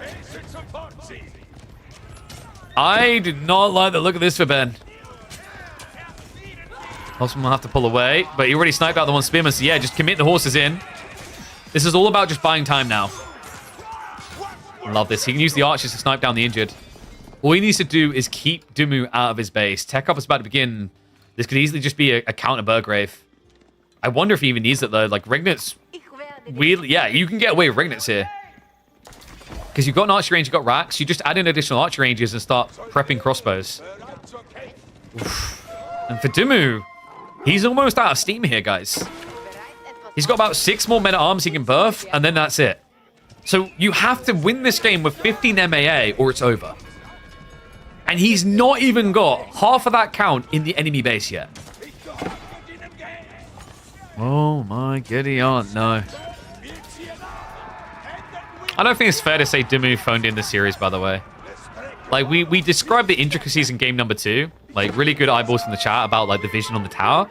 Kiljardi just played really well in that game. Game 1 as well. Like, I just think Kiljardi's playing incredibly well. Not that Dimu's just being sloppy, per se. This might be the one game where it's, like, a bit of a questionable play, but we mentioned the spawn, right?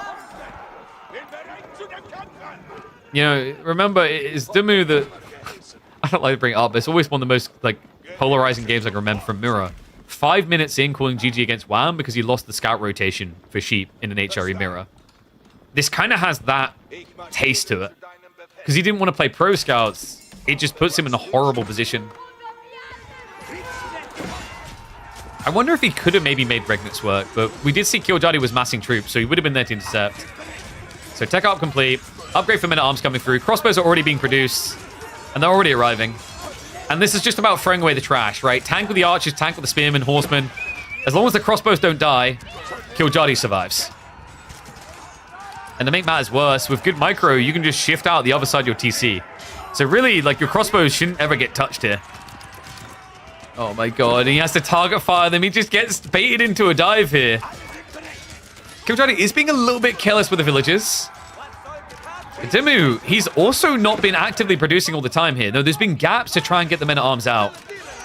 So even if he found worker kills here, he's still behind. This looks fairly over. One upside for Dimu is he's winning the relic race right now. He's rushing them. But if Kiljardi just gets 2 relics, he's better off. Regnitz versus no Regnitz.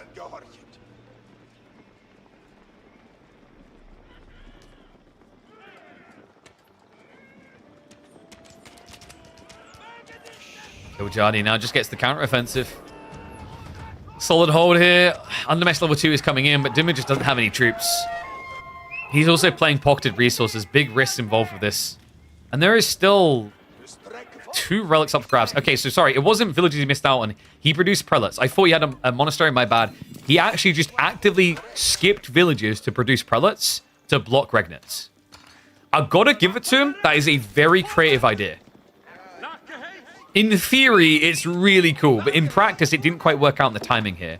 He's pulled 2 relics home, but there's still 2 up for grabs on the south side of the map. And on top of that, marching drills now in on the workers. Dimu has to vacate the area. We do have a counter-offensive here. Small group of men-at-arms are heading in. Kiljardi a little bit lacking on the reaction, actually. Yeah, we'll fail to pull away quick enough. Let's have a second relic coming home. 3rd as well. That feels like the nail in the coffin type feeling. On top of that, we still have archers hunting for villagers. Crossbow reaction is now coming in. Warlaw is going to be a whiff. Men-at-arms will maybe at least get the prelate kill, but after that, it's a losing fight.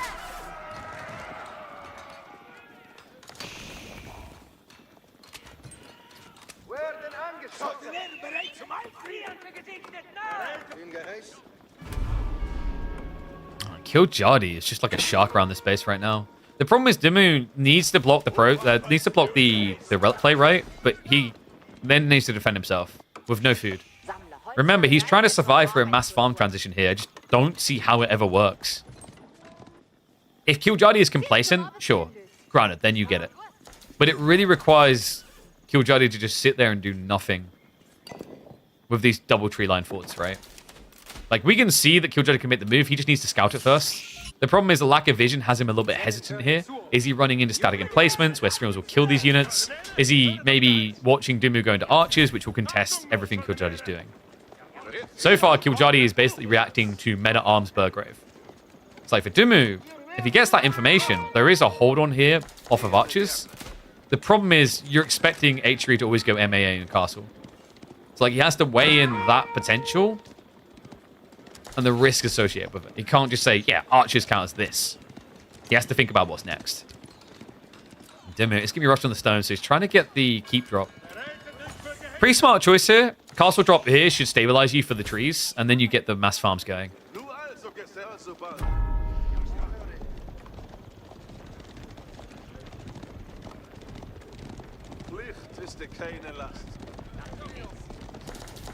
He's playing with relics very bad. Oh. Does someone want to sponsor a best of 5 show match between Explosion and Dumu?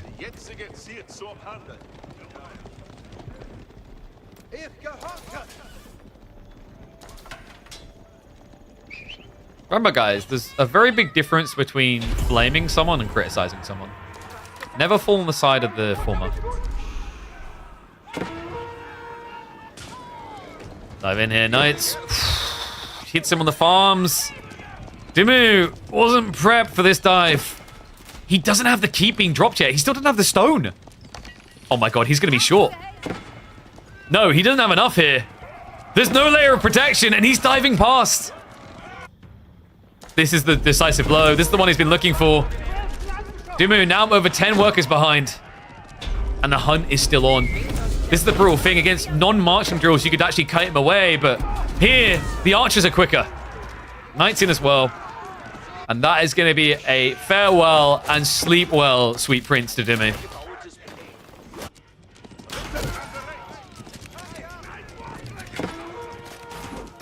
3-0 in the end. The last two, you can kind of see the clean-cut plan. This was Dumu very much, I think, being forced to kind of knee-jerk react to the state of the game. The spawn was definitely vicious for him. You could say it wasn't insanely much better for Kiljardi. Dumu tried for this pivot away from Pro Scouts, this relic denial concept, which in theory at least is cool. But the outcome is undeniable. Pro Scouts is still the optimal move. We can only hope that eventually that is not the case. How many months? I don't want to think about.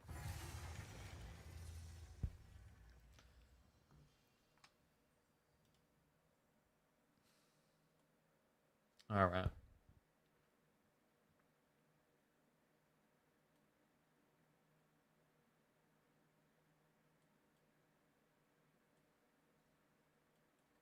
All right, calm down, chat.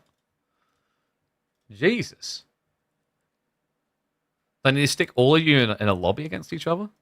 So, 3-0 victory for Kiljardi. That means he's through to day number 2. He'll be going into the semifinals. In fact, we can have a look at that. So, semifinals against either BC or Scatterbrained. Whoopsie, I just realized that maybe revealed spoilers. Should we check in on one of the other series that would have completed? We did talk about doing the Louis one. You guys didn't see the detail there, right? What do you think? Do we check in the Louis one? We could try to catch some of the Beastie games live. Do streamers have a disadvantage against pros who don't stream as often? In theory, yes, but like that's the trade-off. You know, do you want to make money? The trade-off is if you're a streamer and you're reasonably successful, you can actually afford to spend more hours than someone just trying to play pro level. Because, like, you know, your practice is also be proving to be profitable, if that makes sense. So it's like a difference of approach. So what I'm thinking here is we maybe hop into the Beastie series to catch the round out on that one. And then afterwards, we can check in on... Which would you prefer, guys? Would you prefer the Louis MT... Whoopsie. Just realized I'm still showing on screen. Would you prefer the... We go over the Louis MT versus Scarlet Devil games or the Vortex versus Corvinus? Alright, we're only a minute into this one, but we'll hop into this one. So let me update title. Beastie versus Scatterbrain. So I believe the current score is 2-1. Let me just get that updated as well.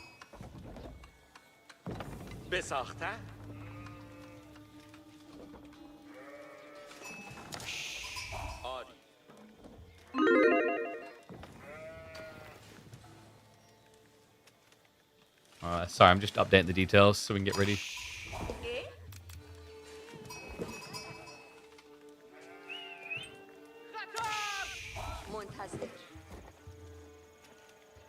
Let me flip that. Alright, good to go. And we're live.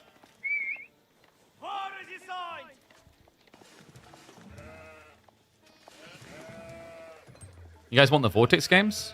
One thing, because I think Vortex streamed his games, right? Is my thought process. So, like, for that reason, I don't know if you guys would prefer the Louis MT Scarlet ones, because that didn't have a POV at all.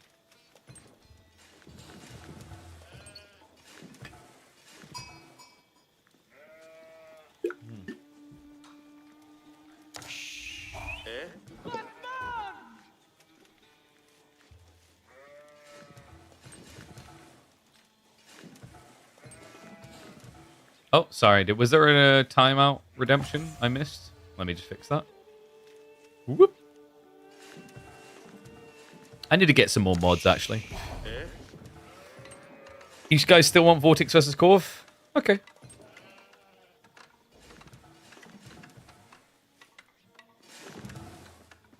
Alright, guys. Well, let's focus on the game.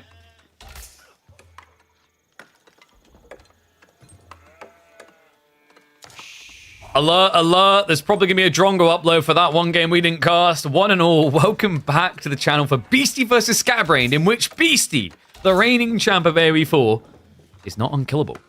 No, you're seeing that correctly. Scatterbrain was able to put a dent in the Serbian god.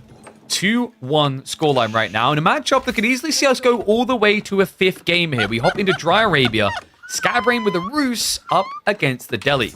Matchup that the second best player, Marine Lord, was in chat with us the other day saying that he thinks the Rus Delhi one is pretty cursed for everyone against Rus. And Delhi might be the best hope, but should still fall victim. Let's see how that plays out. In the meantime, I do see you, Alec. Thank you very much for the sub. Always love to see some new faces subscribing. That increases our count. By the way, big shout out to everyone who's been subscribing and supporting. We did hit past the 100 unique subscriber goal for the month, where you actually have to use like subs, not just primes. So that does mean, I think we're on track. If we do one more month, we'll start to get 60-40 split instead of 50-50. So more money in our pocket to put into more tournaments. BC's too good at Delhi. That's definitely one argument for it. Scatterbrain is very proficient on Rus, though. I think it's, to this day, one of his most played civs, if I'm not mistaken. In fact, we can actually fact check that as we're watching him do the deer push in. So Scatterbrain, right now, he's ranked 47th in the world, by the way. His most played civs are Rus and Zhu Ji. Yeah, and by the way, he's pretty consistent with this. Last season, he got 47th as well. I've loved watching Scatterbrain rapidly improve as a player, actually. It's always nice to see more players coming in from different regions, not just like, you know, Central and Western European dominant. Yes, in terms of like games played, I believe, let me check it on AoE4 World here. Yeah, so Civilizations, solo ranked. He actually has a lot of English games as well. 223, good lord. So, deer shoving all the way. This is really clean, actually, by Scatterbrain. Beastie comes to intercept, but it's so late. So, all of a sudden, that one's removed from the equation. He can go for the east side one.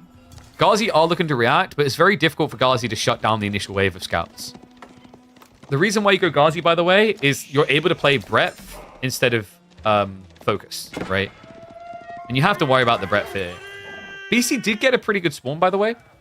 Both deer stacks on the east side, so somewhat protectable by the second wave of units, which would be spears. Has also got a lot of safe resources behind, such as the gold. Tree lines reasonably placed, not be harassed easily. You can even get a nice wall in here to stop horse archer raids later on.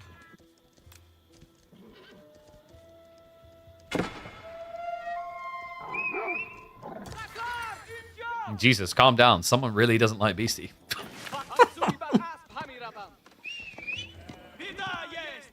I mean, what is the classic in the community? If you want to watch Beastie lose, watch a Drongo video. Love you, Drongo. I do get the thought process behind that, by the way. The logic is people want to see things that don't happen. We know that Beastie wins a lot. Like, all you have to do is open AoE Full World, go on the leaderboard, and look at the fact that, like, what? Beastie's account, Noob, has a 93.3% win rate. Beastie's account has an 84% win rate. Losing is quite rare for him. So yeah, I kind of get why, like, you know, it's the same thing the other day, Puppypaw and Crackety were fighting on the ladder. I imagine Puppypaw won most of those games.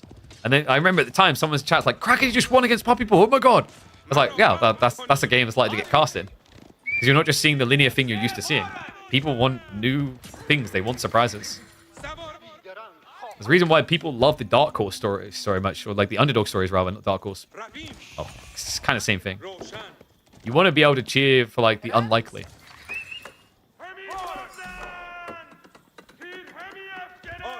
I don't know, do you guys like the domination story more, or do you like the underdog story more? Because there is definitely something incredibly impressive about, say, someone winning every single S tier tournament in a scene for 2 years, right? Like, Age of Empires 2 has this. You know, at one point it was Viper, now it's Hera. Hera's just winning everything. Undeniably so. I think, I have to double check. I think there maybe was one major tournament he lost outside of the last, like, 12. 10 or 12. And we had that with Marine Lord last year, where Marine Lord looked untouchable in the S tiers. And now, potentially Beastie's chance. I like close games. I think that's my preference. I can marvel and respect the idea of someone being a dominant force, like Mr. in Age of Myth. But I really want the opponents to be only like 1% behind, if that makes sense.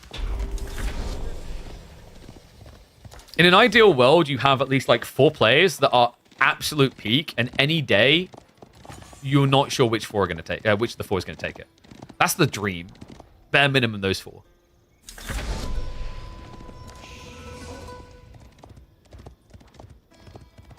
There is an argument from a viewership standpoint, like having this repeat, reliable anchor point, like a Beastie or a Marine Lord or a Viper or a Hera, is useful though. Right? Like when you're a tournament organizer, like, you know, a lot of them won't say it. And like as a caster, I definitely remain unbiased.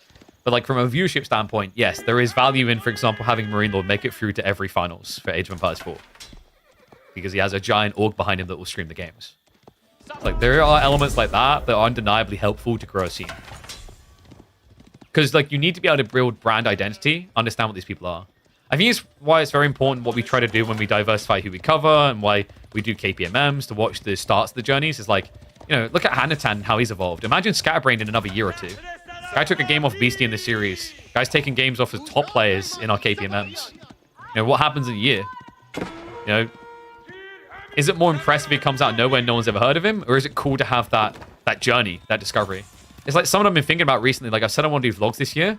And I'm thinking I might try and make my kids part of the experience. Because at first I thought it sounded wrong. Like I was going to be milking my kids as the content focus. What I realized it was actually going to be is me being able to document their life. And then being able to look back at that, and me being able to look back at that. Makes it kind of more incredible. So, what is pretty incredible in this game, though, is Scatterbrain chose to build knights into Delhi, who have Ghazi spears. I'm a little bit surprised by this. House of Lightning is now coming through from Beastie. Relics are being targeted by Scatterbrain. He did get the high trade, I was 143 gold. The problem I see here is, like, Beastie still has reasonable map control. This is why Scatterbrain went knights, by the way. He's trying to stop that vacuum of relics we see quite often from Delhi upon tech up. And already snatches one from the center. You may notice that actually there's a lack of scholars out in the field, so Beastie is showing the appropriate respect to the knight spam. Yeah, and no, I don't blame him for not going horse archers. I just thought maybe we'd be seeing spear spam here to begin with. The reason why you don't want to go horse archers, you are up against Ghazi already. Right, so there's already a counter unit in place here.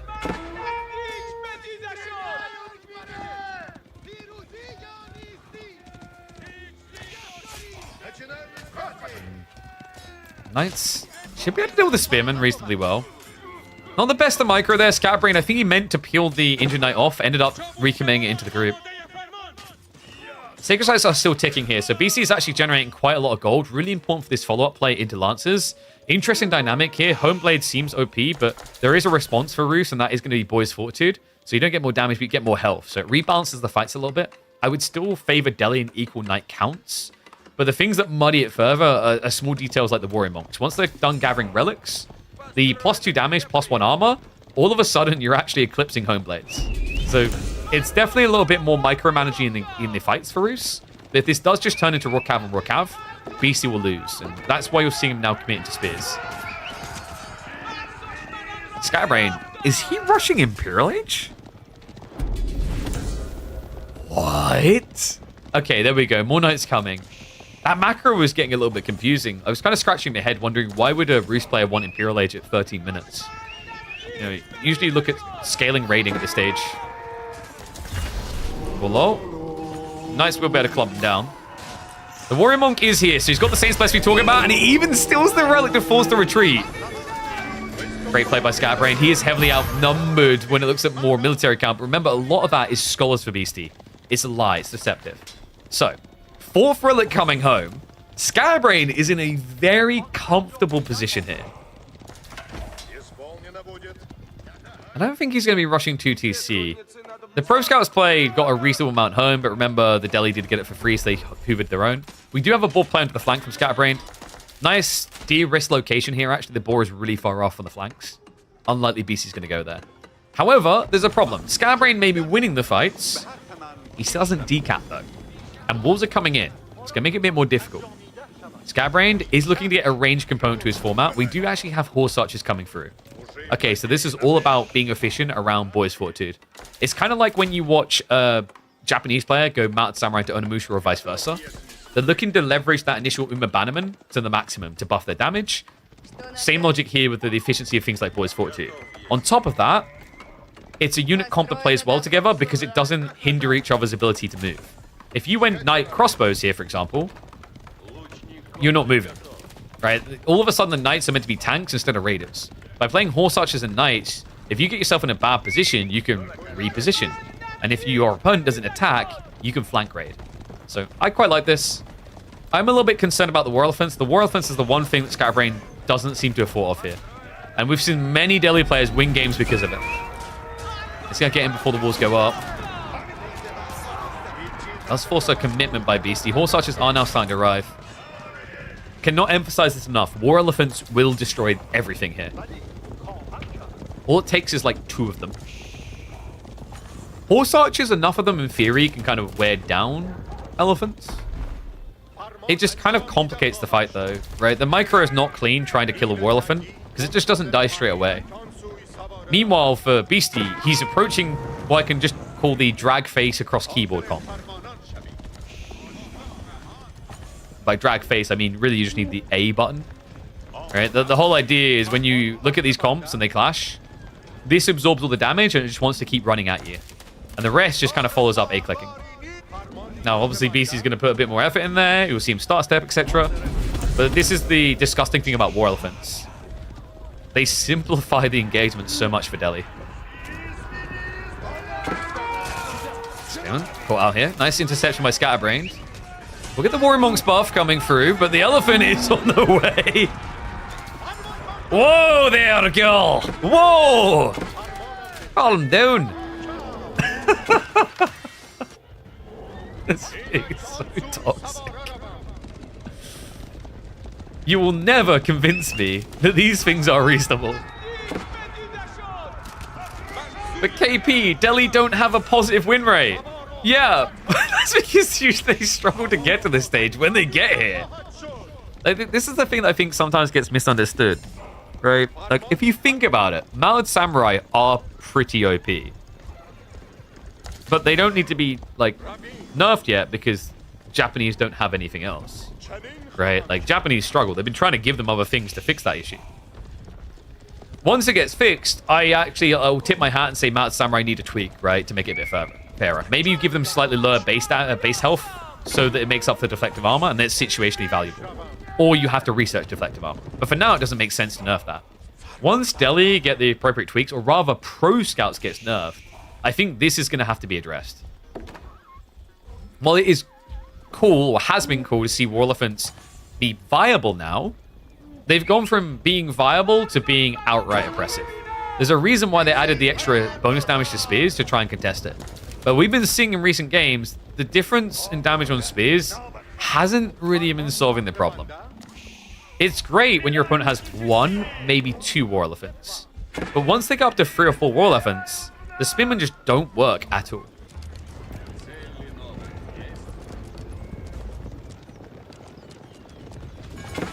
Why do I sound like I'm always trying to prove a point? You mean, why am I commentating over a game in which we bring up things and discuss things in a solo environment so that I don't have another person on the mic to bounce the thoughts off?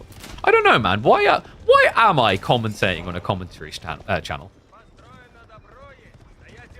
Maybe I should just, like, tilt the mic towards my ass and make farting noises. Become ASMR.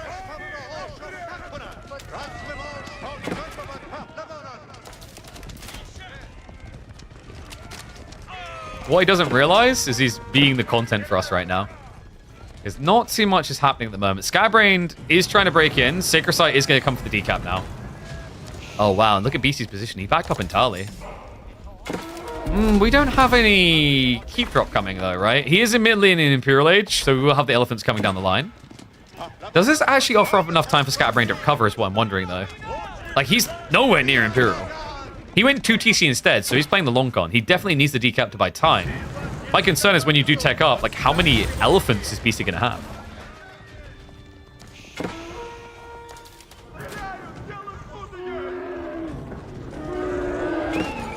Ellie's coming. He did get the decap, though. That's all that matters. So BC doesn't have that death timer ticking. We are gradually trending into more mass elephants. And unfortunately for Scatterbrain, this is now a problem. If this had been Castle long, crossbows answer the War Elephants. That's great. It's actually the only real answer you have to War Elephants. Tower Elephants is a different matter. A different beast, if you will. These things do not die to ranged. Look at this. 13 ranged armor on these things. And remember, he still has a final level of ranged armor to get. Yeah, so enjoy your crossbows doing a grand total of 1 damage per strike against a unit that has 780 HP.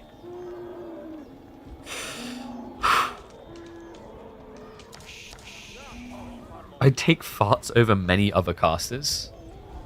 Okay, chill. I mean, you didn't say me, but chill. Remember, by the way, he hasn't even got all the text. This is still coming. Biology. So get ready for the Tower Elephants to have close to 1,000 HP, and the War Elephants have, I believe, it's like 1,200 and something HP. Very reasonable health.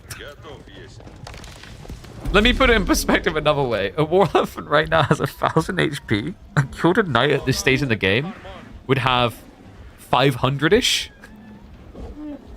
And a War Elephant is only 1.5 times the cost. Good raid from Scatterbrain, though. Hello! Okay, so Beastie, he does have the keep drops to come here. So he will be able to get village fortresses to gap close the eco state. But this is painful. He's limited on food, remember. Beastie, he's been going all in on the elephant plan. The idea with the keep drops as well, he doesn't have any farms yet. No, this is actually quite dangerous for Beastie right now.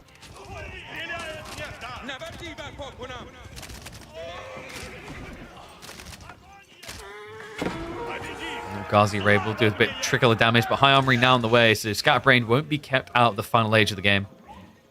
Now, Streltsy could answer the elephants, in theory. Once again, in theory. The problem you run into is Streltsy hit for, what, 30 plus damage, but you're losing half your damage to ranged armor still. And the thing that you're going to have to be concerned about here, like Scatterbrain, he definitely has the hardest fight ahead of him. Let's say we're at 28 minutes and he has 40 Streltsy. Beastie has, what, like 7 Tower Elephants. It's not just the Streltsy versus the Tower Elephants. It's going to be the 30 scholars that have researched everything at that stage. At which point, Beastie's just going to heal the elephants. And that's where it gets dirty. Elephants alone, insanely tanky. When you equate the healing factor in, they become an unkillable force. Even more so with a little bit of micro. Because if you see one's injured, peel it back, heal it, send it back in.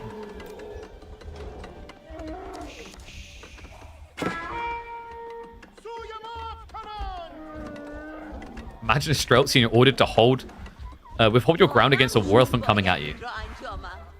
I mean, at that stage, you not just step to the side, right? Because that was the strategy against elephants, right? Is like, when they would stampede towards you, you just step to the side.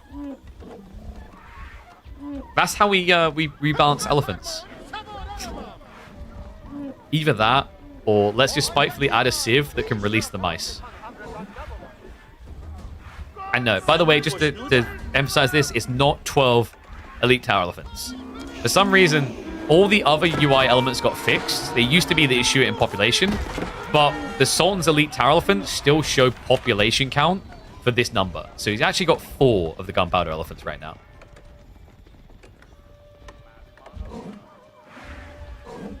Why don't the devs balance the healing elephant thing? Yeah, that's like my kind of concern is like, you'd have to make it a situational balance point where you don't nerf combat healing any further in general, but something to the elephant specifically. Almost like if an elephant takes damage, oh dude, you know what? It could be like a little tag buff here where stubborn elephant or something, call it that, where if an elephant takes damage, it's very resistant to healing for X seconds. That would be quite interesting. So you still have this like take heavy damage, peel away, heal them up, but it wouldn't be peel and heal and stay in the fight. Like, you'd actually have to take them back and heal. Kind of like a chivalry-esque thing, if you will.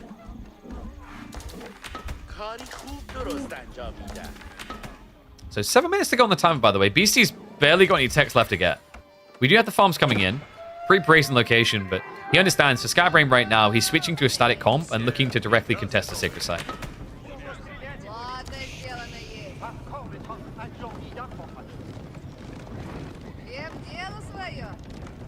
Still don't understand why everything has to be perfectly balanced, but mirrors are generally frowned upon.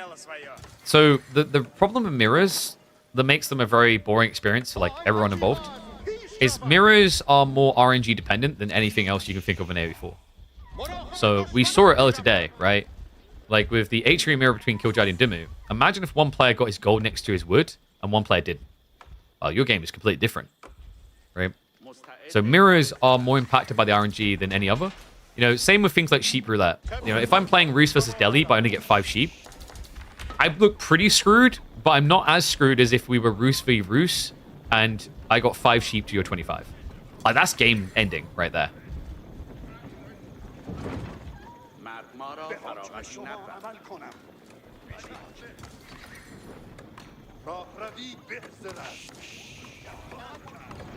Yeah, like, I think maybe spears just need to get more bonus damage against elephants. That is the pretty obvious linear solution right now. Like, maybe we don't even go the healing. Like, remember, they did add this in. It sounded like a lot at the time, but genuinely, the amount of times where I've just watched spearmen flop dead to elephants, I'm not convinced. I'd say, like, before we go hardcore nerfathon, I probably need to see a few more Elite Army tactic games, because one thing they did change now is the percentile health increase instead of the melee armor. But because it's like the melee attacks that are killing you from elephants, I don't know if it really changes much with it being percentage health now instead of being the old armor.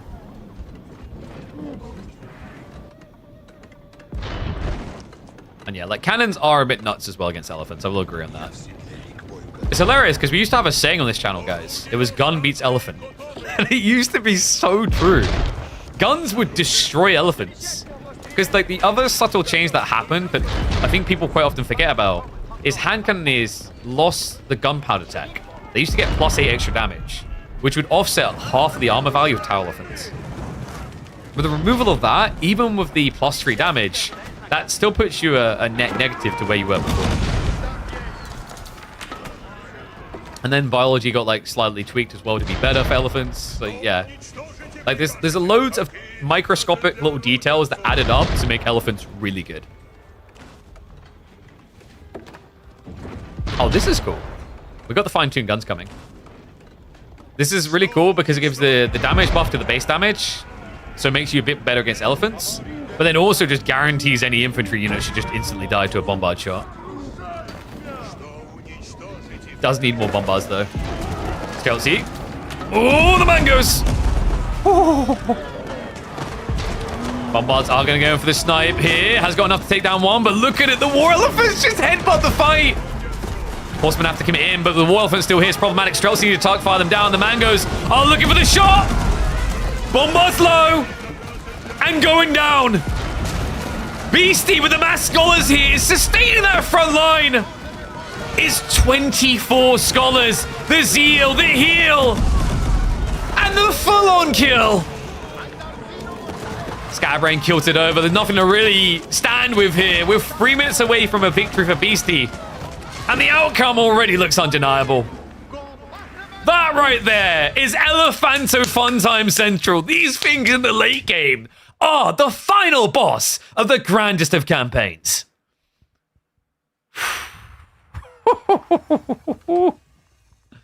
What a unit. What a flippin' unit. How many elephants were killed? Yeah, like 3 maybe. So the big problem there is, like, in theory, the Streltsy can win, but, like, you see, like, I think the elephants draw attention, but in fairness, it's, like, all the elements around them, like, make it insane. The healing that we talked about already, the other thing there was the mangoes. I think the mango nerfs will help resolve the elephant issue partially. What I mean by that is right now,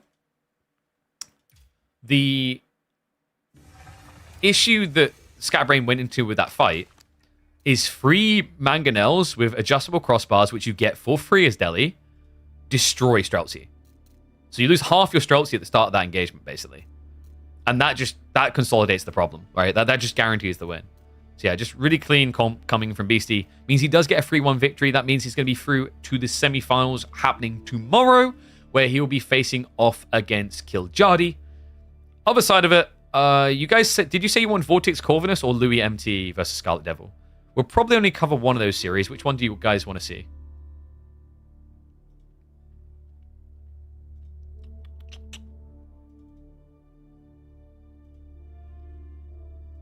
You guys want Vortex? Okay. So Vortex versus Corvinus.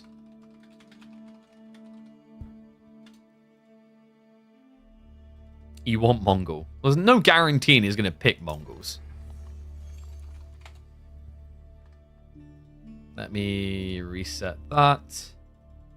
And we'll update graphic OLA to say Vortex versus Corvinus. And we'll get ready for game 1.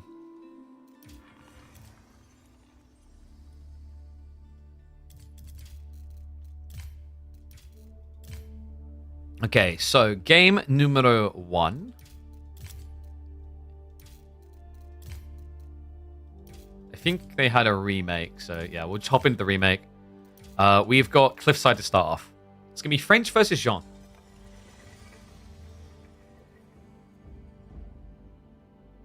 How many bombards? Okay, I don't even want to think about that math. It's a lot. Like, if both sides are fully upgraded, it's a lot.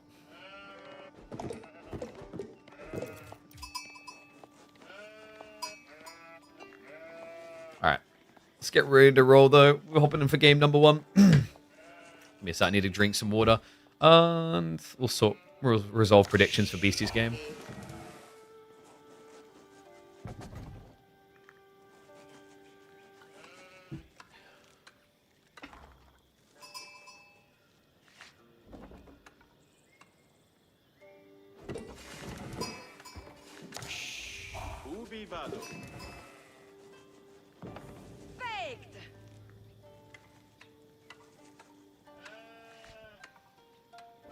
All right, one and all, welcome back to the weekend cast. We've got a fun one here. Vortex versus Corvinus. We had to check in on this, right? One of the most aggressive players in AoE4 versus one of the most chaotic. I think Corvinus has some wacky strategies. We've already experienced that from him. Jean versus French to kick off is an interesting one, though. Jean can struggle long-term in this matchup, and here's why. It's the scaling points for French. They get more villagers over time, meaning they get more knights, and it means that Jean is more vulnerable. The first few engagements are key here. If Jean wants to stand a chance, she has to come out ahead there. So curious to see how Corv wants to approach this. We use the 2x speed just to do the start of the early game. Looking at the gold spawns as well, pretty safe one here for Vortex. It's going to be a back spawn in gold. Corvinus is a little bit more exposed, mind you.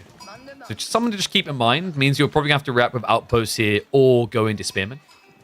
Spearman isn't a terrible idea here for Jean. I've seen one or two Jean players opening racks very aggressively in this mirror. Semi-mirror, right? French versus Jean. Yeah, chill. That's a little bit rude against Corv. Corv can win games. Sure, he's not like a top 4 player, but I don't know. There's no need to be harsh about it. Like, in fairness, we do kind of have a state of AoE4 where I'd say there's a few players that are ridiculously rather dominant right now. But I think things will change. We got DLC just around the corner.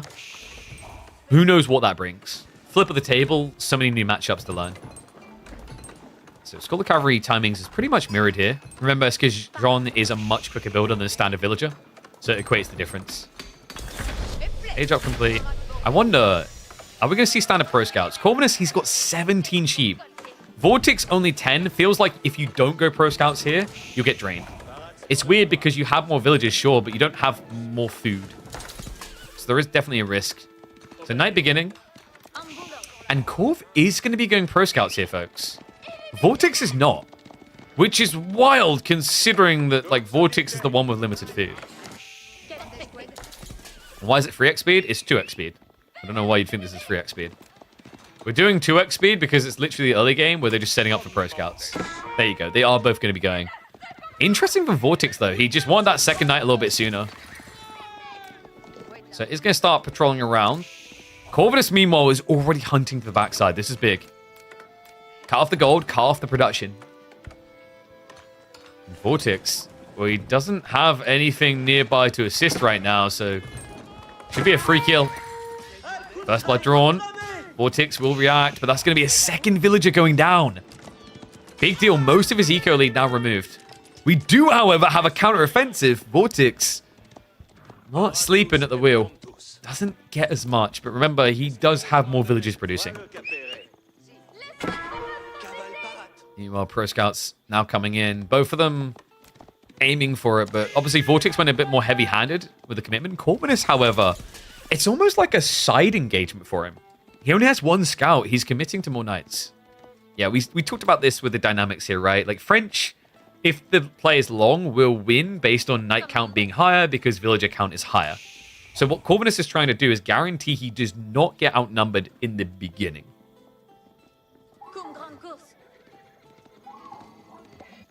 And yeah, like, just to clarify on that, we've definitely watched Corvinus win before. We haven't watched him win a tournament, but he does get wins. He usually has some very crazy games. I still remember, when was it, chat? It was a few weeks back, I think, where he had an insane Gorge game. Actually, maybe it's like 2 months ago. He had the insane Delhi Gorge game where he basically built like pseudo little palisade wall bases while creeping into his opponent's base. The all-in where he just built a keep next to him. I think it was against Anasan. That game was crazy.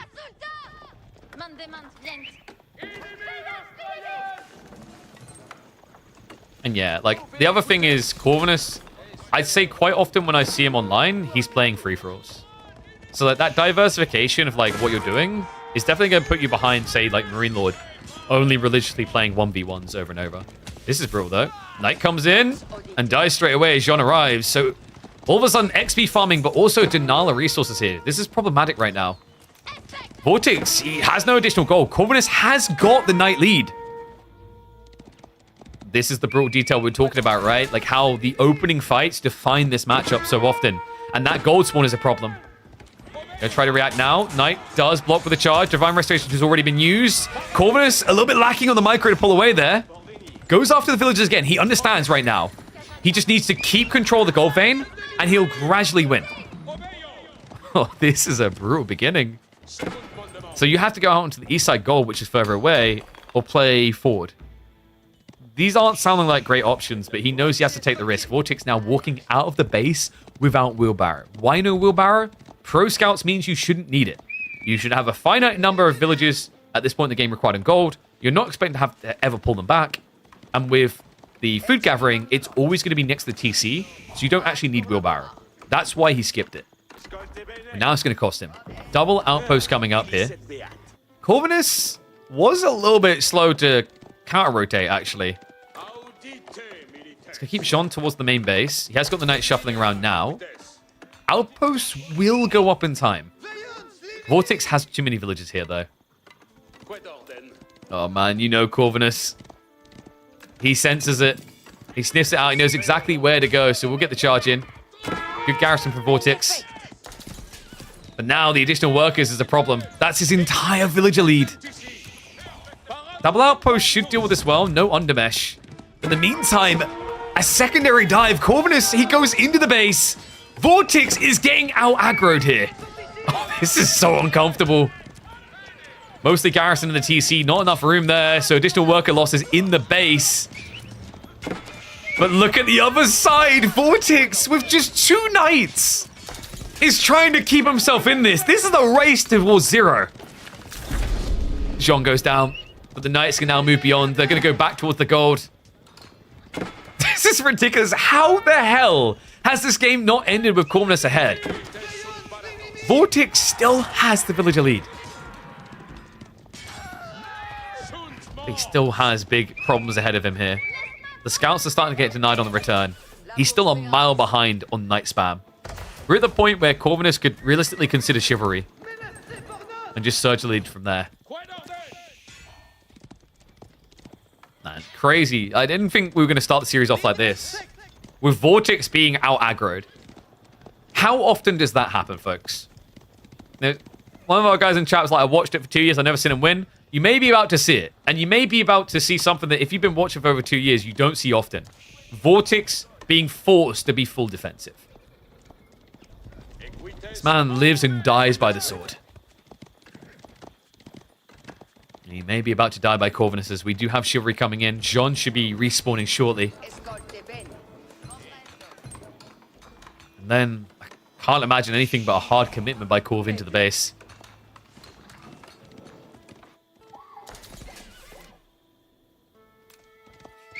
Pro scout shenanigans. Looks like Vortex will be able to sneak it out.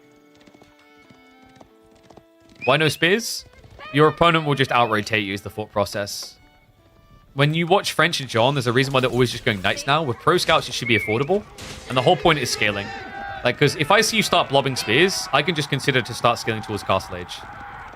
Right? And then either arbitrary, because spears do nothing against them, or knights with royal bloodlines as well. An insanely powerful comp. Ooh, quick wall by Corvinus. Does block 2 of the 3 knights here. There's going to be a dive in, but the shivs are out, so another one gets pinned down. And Jean is back in action. 10 knights to 5. 3 more queued up for Vortex. It should be hunting time here.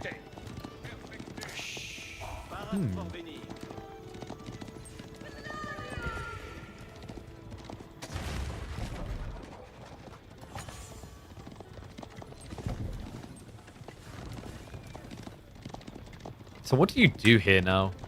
For Vortex, you just need to keep raiding and hope that he doesn't get committed into. With Corv having chivalry, there's a big problem though, right? Because Vortex still hasn't gone for that yet. And even if he starts it now, it's a minute out. A minute out before you even start healing. It's like, this isn't a case of, yeah, Corvinus has like 4 almost dead knights. No, they're going to be Boo Boo's Kiss Better. On top of that, to make matters worse, Divine Restoration is going to keep coming back into the picture. And remember also, Corv, because he's got the Divine Arrows, Vortex can't easily min-max where he pulls away with 10 HP and heals. Because of the Divine Smites. An outpost. Oh, that Seek Shelter. It's going to get blocked. Runs back the other way. This is enough torch power to actually get through these guys. Divine Arrow scares off the Knight. There's going to be an attempt to repair here. Vortex trying to get cute. We'll buy enough time for his heavy cav to come through here. But Jean is farming up XP behind this. A growing risk in this game. Knight count has shrunk. Got to give him credit where credit is due. The Spaniard pulling off a miracle from where he's at. Like at one stage we had, what, 2 knights to 7? You're seeing what the intent is here. Divine Restoration now just 22 seconds away. If he moves in deeper, he can block any attempt to repair. Going to be key as well, because Vortex is looking to disrupt things. Corv. He knows they need to come down. The Divine Restoration is coming off cooldown, though. And a new wave arrives. He gets the charge in. Corvinus, an instant reaction at the last second. So both sides getting the damage buff. Divine Restoration popping in, though, and all of a sudden, you can just see by the count of Blue Knights on the ground, that was an atrocious trade for Vortex, and an atrocious outcome for him. Corvinus takes an early lead in this set. Damn. All right, there you go, viewer. You have now watched Corvinus win a game against one of AoE 4's best. Question now is whether he can win a series. So BO5, plenty of room for recovery. Let me update the map graphic as well. We'll just skip adding in the maps because we want to hop into these quickly. So, game number 2. Oh god, it's going to be Archipelago.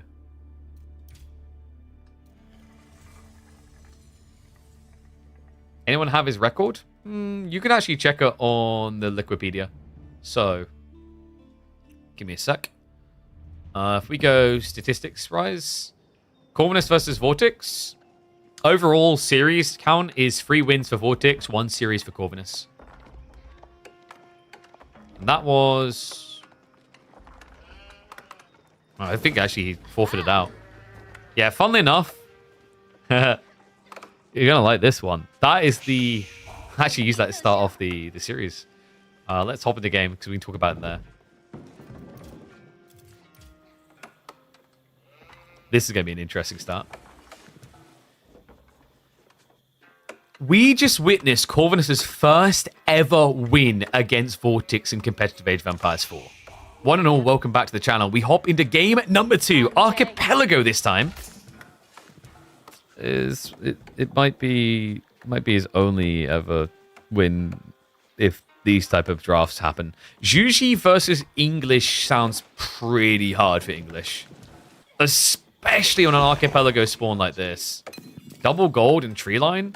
Yeah, so Archipelago, when it was actually used in tournament play, it was discovered very quickly that Juji was incredibly oppressive. And here's why. Quite often you can get double gold on the tree line. It's a very big deal. Even if it's just stone instead. So if it's stone, you can gradually get emplacements. If it's double gold, the importance of that, same as the why China is so dominant with all their gold taxation, it allows you to get into a demo spam. And demo spams usually become the decisive moment on Archipelago because of the openness to rotation. You can sandwich your opponent by going all the way around the back. So I have to keep an eye out for that. Corvinus is going to have to get aggressive on his opening play here. And why do I feel like Anonymity had already looked at the record and was trying to bait us there? Do we have any info on Lucifron? No. We interviewed Vortex in one of the tournaments, as we often do the interviews. And one thing that was said there is that if there's a lot happening with the DLC and tournaments, etc., Lucifron might consider coming back. So nothing concrete, but a possibility. Like, he hasn't even been scrimming Vortex. Remember, Vortex, his primary scrim partner has actually been Beastie.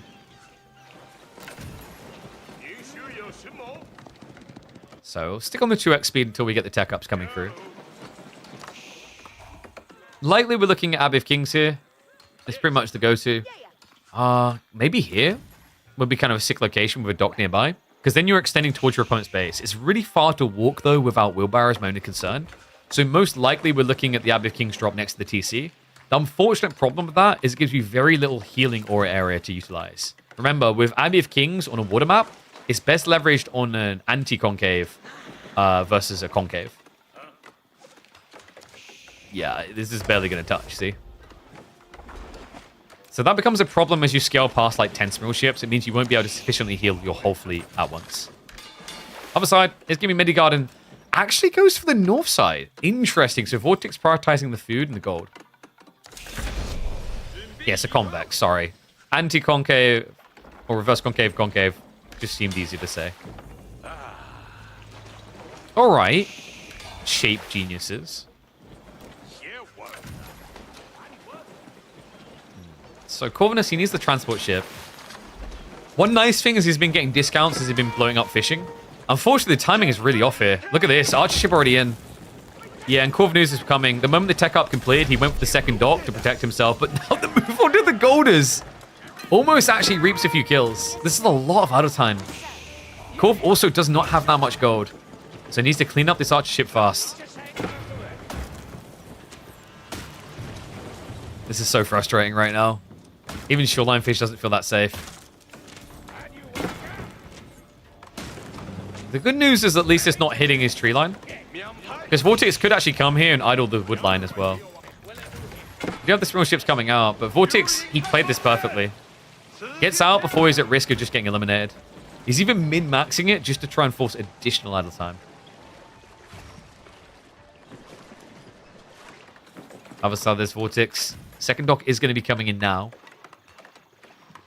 And he has got the demo ships being prepped, because look at what happened with Corvinus. Immediately into double Springled. Has at least got one archer ship. But I think Vortex is trying to force maybe a little bit of an overcommitment. Because Corv is reluctant to come out, as he quite rightly should. And it looks like we got 48 food, 16 wood, 25 gold. You see why he went here now, right? It's the 8 stack of berries. Double gold would have been nice as well. But he's still got plenty. The other crazy thing is 16 wood. Remember, on this map, there's a lot of straggler trees across your island. So you can exploit that. I think it's something that sometimes gets slept on maps for Shuji. People just see the big wood clusters and think they need to go for it. But we've seen Coastal Cliffs do this as well. Like, there was a time where Coastal Cliffs felt like a really good map. And that was a sick idea. Vortex intentionally turned his ships to allow the demo through, but moved forward with it so that it couldn't be targeted. Now demo connection, it's gonna whiff. But Vortex has got another attempt at this, and it's on top of the fishing. Oh, it's about to be a lot worse than that. He's gonna get the connection, gets the fishing boats as well. Vortex now snowballing here. Counter demo play coming in. Is gonna be split the boats. We'll end up losing 2. We also have a transport ship play now. Corvinus trying to move him the king. So this is the counteroffensive he's looking for. But however, Vortex, if he's quick about this, he could actually sink the boat. No way, surely not. You very rarely see it. Transport ships with 400 HP is a lot. Remember, it would take, what, 12 shots from Springle ships to get a kill. But he has got man the sails. Corvinus needs to just drop off now before it's too late. Demo does get a connection here. The boat's coming in. This is going to be tight. Oh my god. He just barely gets the ungarrison. Springle ship's just about 0.5 seconds late on the release there. So the king will make it out onto land. But now he's stuck here. Vortex with the appropriate reaction is now forced to go into the racks. Corv, he done a lot of that play though, right? The backstab demo got rid of one of the additional Springles that would have been the difference maker. And now he needs to make a difference on land. He's behind. The fishing lead is real here. Vortex 5 fishing boats up. Corvinus, he's lacking military. He can't afford to build more economy. He needs to defend himself. Meanwhile, hand cancel's activating. He's already got the spears in position. 2, third one coming out. Now diving. Corv hasn't queued up a single demo here.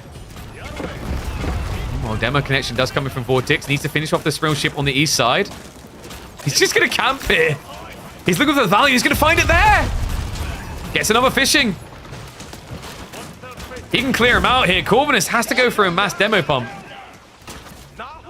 And the sails would allow him to get away enough time to buy for like an arch ship response. But instead, this should be a double hit. The king died. He's gone. He actually committed underneath the TC. So Vortex apparently distracted Corvinus enough that he couldn't micro the king. He loses that valuable asset and now finds himself completely behind in this game. In fact, Corv, is he trying to save for Castle Age? That would be a bit bold. It's rough as well, because usually you'd think English could have an edge in a long feudal because of Admiralty. The tech that gives extra range to your boats, but it's a 500 resource tech. It's just not really on the menu when you're this many boats behind. It's the type of play you make when you're, say, 2 boats ahead. So you would have had to have won 2 very early skirmishes to be confident about it. Instead, it feels like he's either drawn or lost all the skirmishes.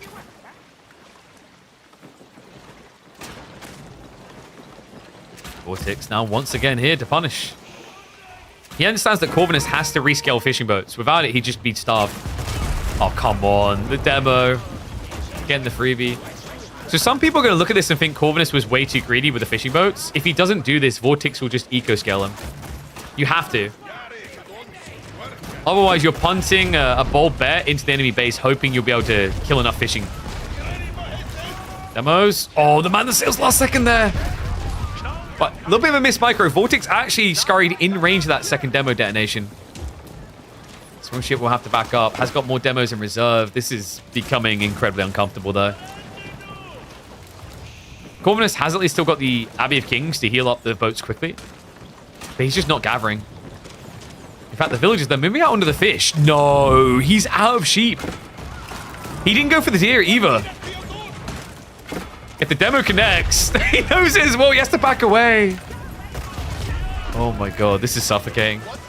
And you see what we talked about the gold from the meditation garden, taxation as well. It all adds up into this.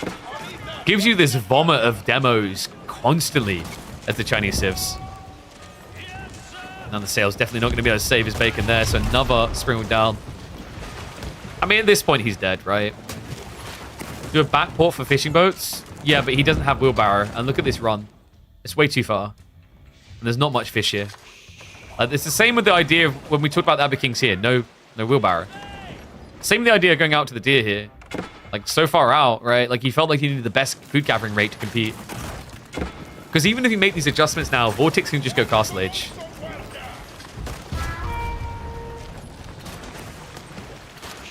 I want to really emphasize what Vortex is doing right here isn't easy, remember. The demos can come out at any moment. You have to be quick on the reactions, and Vortex proves that he's quick enough. Game 2 will be an immediate strike back. Woo-wee. So 1-1 scoreline now.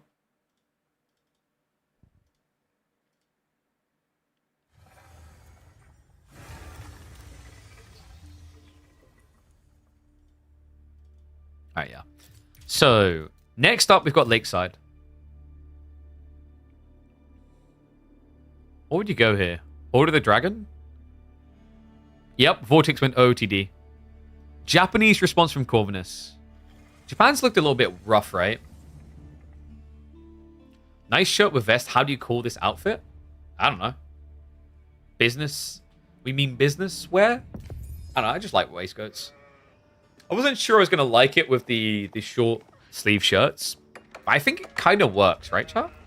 I don't know, I kind of like it's growing on me as a look. I don't know if I'd wear it at any live events, but yeah. I don't know, I'm just kind of getting back to the dress up. I used to always do it on streams, and then I kind of stopped when I got into esports because, like, well, I'm dressing up at esports events. Let's play it a bit more chill at home. I like it though, you know. Like, a big part of it always for me was a way of, you know, expressing yourself. Does that make sense? So basically what happened is after I finished uni, I decided I wanted to, like, have my own style. And my own style was kind of like, you know, mixing the business casual, right? Like, you'd never find me in shoes. It was always trainers. And then I loved waistcoats. And then when I started streaming, I'd always be wearing, like, a shirt and a tie or whatever, right? And then I just kind of stopped. Might try to get back to it. The only pain in the ass thing is the ironing. I need to get a really good steamer.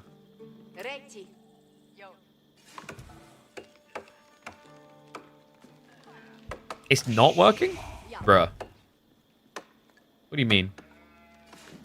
What are you wearing? You're not even wearing a sub emote. You're not even wearing a sub icon. Who are you to judge my attire?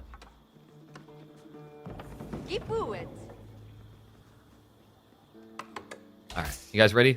Let's get to it.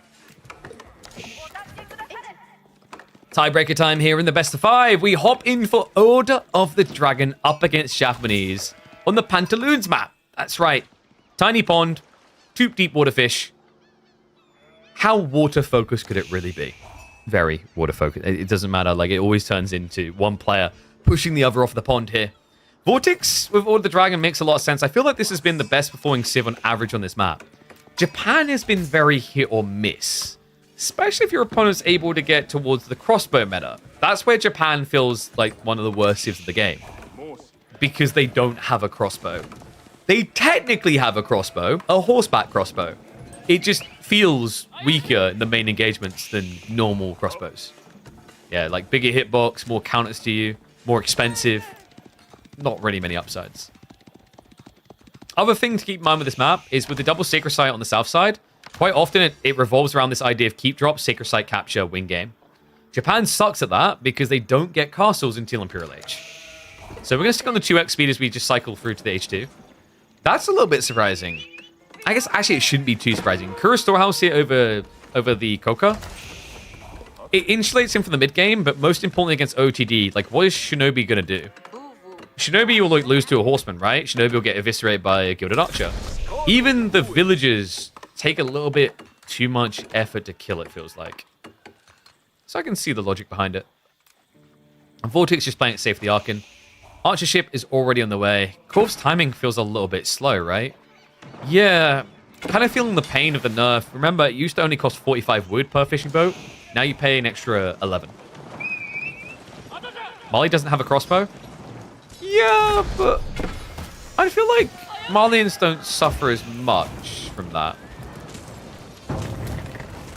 Because Malians have options, right? They're a very good pro scouting civ, but they also have Fulani. So, like, the offsetting of the issue of no crossbows is having a good economy. And that's why they try to do things to help Japanese economy, such as, like, making the daimyo levels cheaper or making Raxes cheaper to fix that problem. Like, if they'd done a difference where, let's say, Japan had some sort of food inflation, I think the issue of not having crossbows wouldn't be as painful anymore. This is looking painful. Korv. He's lost water. He's completely lost water in what almost feels like record time. 6.5 minutes into the game. I think I've seen faster losses from, like, roost picks. But a Japanese OTD matchup, you expect a bit more competition. Corvinus did not want to build a single boat. He didn't get the arrow slits. So Vortex, now able to secure the resources, and look at this. It's going to be a Temple of Equality build. Now, I know what you're thinking. Memes. No, guys, like, this is the Civ. This is the Civ you do it against. Remember, Order of the Dragon have less units and more damage in each unit. So a 50% debuff hits a lot harder and a lot more efficiently. On top of that, he's expecting a Relic Race. Unfortunately, Vortex isn't going to give it to him. Burgrave coming in on the other side.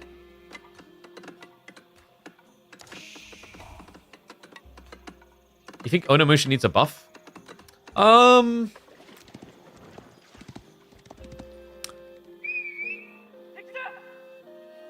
I think Onimusha. I don't feel like it's as much they need a buff. I think Japan in general needs some sort of economy change. I think one thing I suggested is, like, imagine if you could spend a bit of stone to generate some berries around houses. That's a very big investment, but also it gives divergent play. Right now, Japan uses their stone to get daimyo and then just get outpost slits to protect their gold. You give them the ability to spawn, like, 2 berries for, say, 25 stone or 50 stone. I think you have a very interesting dynamic on your hands. Maybe give it an internal cooldown so it can't be overly exploited. I think you have that is a cool element to me that I think makes sense. I don't know, like, what we call it. Like, I don't know, maybe the pebbles were for a Zen garden, and that somehow sprouts a berry bush. We can find a way to make sense of it. Temple of Equality should give you a free monk. I don't think it needs to. The thing you have to keep in mind about the Temple of Equality is by the time you've built 2 Buddhist monks, you've basically paid the same price as, like, 1 monk for another civ. Right? It's only 80. This is one of the cheapest, if not the cheapest monk in the game. I think this is the cheapest now. Because prelates are 100, right? That's insane bang for buck. Maybe you could let them produce a bit quicker. So maybe every 20 seconds out of at least the Temple of Equality. But the balancing point that the devs are trying to work with there is not letting relics get gathered too quickly. Right? Like, you need counterplay. Imagine if these white guys came out too quickly or too cheaply. What you create is a different dynamic than the Pro Scouts issue. Instead of it being, oh my god, I can't counter this deer play quick enough, it's like, oh my god, I can't counter relic play quick enough. It's going to be moving for the wall now. Notice that he debuffed the crossbowman.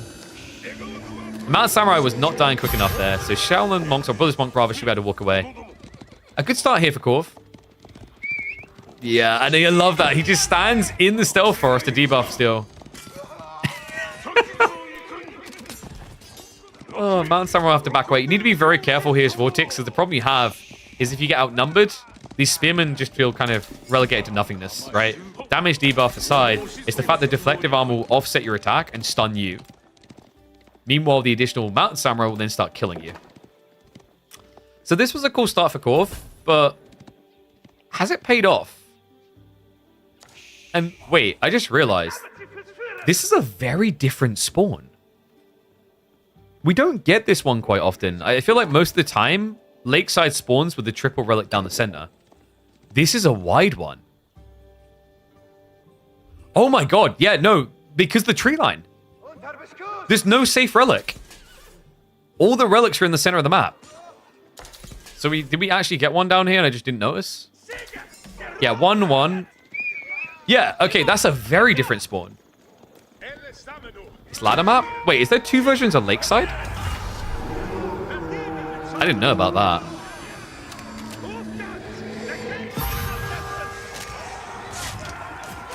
Wait, but some of the Lakeside games in the tournament haven't been on this map.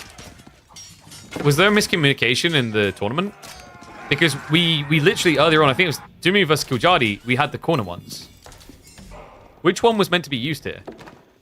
Oh yeah, EGC and ladder. Was this the EGC one? No, this is the standard ladder one. Okay. Alright, well that's confusing. I hope that's figured out for day number 2, because there's definitely been both formats used.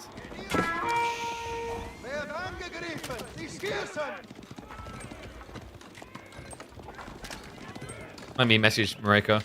Looks like some players were using the wrong Lakeside. Yeah, in theory it should be the ladder ones, right? This is brutal though. Torch damage coming in.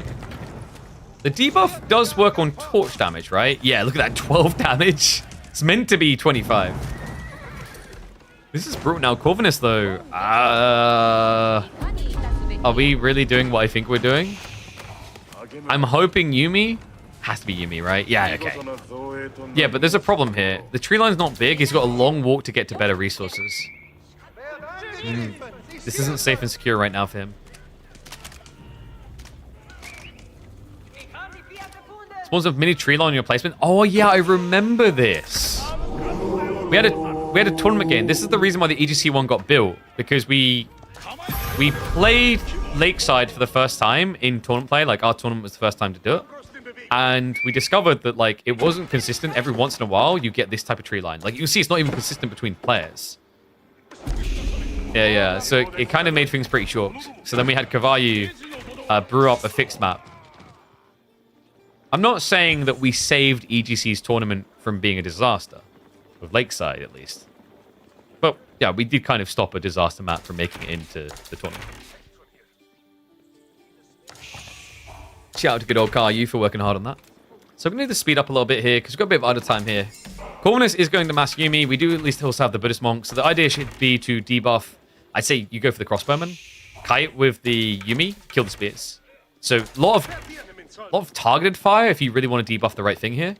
If he lets it auto-cast, he's going to waste a lot of attention on spears. And I think then the Gilded Crossbowman can kill you. I believe, yep, we got the transport ship coming, so more fish on the way for Vortex. It's going to be a 4-relic game for the Spaniard. No Regnates, but still a huge amount of gold in his pocket. Korv looks like he's trying to save up for Imperial Age here. But if this isn't a Castle of the Crow, it's going to be death. I'm kind of hoping he's just reallocating resources. Ono Bugeisha would probably be his best #1 player here. Instead, we've got Ono Musha getting added in. No reason for it right now. No. Did he see like 1-minute arms and got baited? I think so. Looks like there's going to be start step away. The debuff problematic, but you cannot debuff an outpost. No. Come on. Alright, guys. I know how we fix the Buddhist monks. They need to be able to debuff defenses. Oh, this is the problem. Like, yes, you've debuffed these guys' damage super low, but your damage is also super low. Yeah, Corvinus needed a lot more Yumi to justify this. Yumi play isn't about equal trades. It's about numerical Zerg. You just need more. A lot more. Good news for Korv. Kept the Buddhist monks alive, and that's been generating gold, remember. 25 per minute. He's making his way into that Imperial play. Still, if this is a Castle of the Crow at home, I don't think it does anything. If it's a Tanegashima, I could kind of see the picture, but there's a risk you get dove here. I don't know, this feels like it's going to be uncomfortable no matter the choice. Moment of truth here, Korv. He has the resources in the next 10 seconds.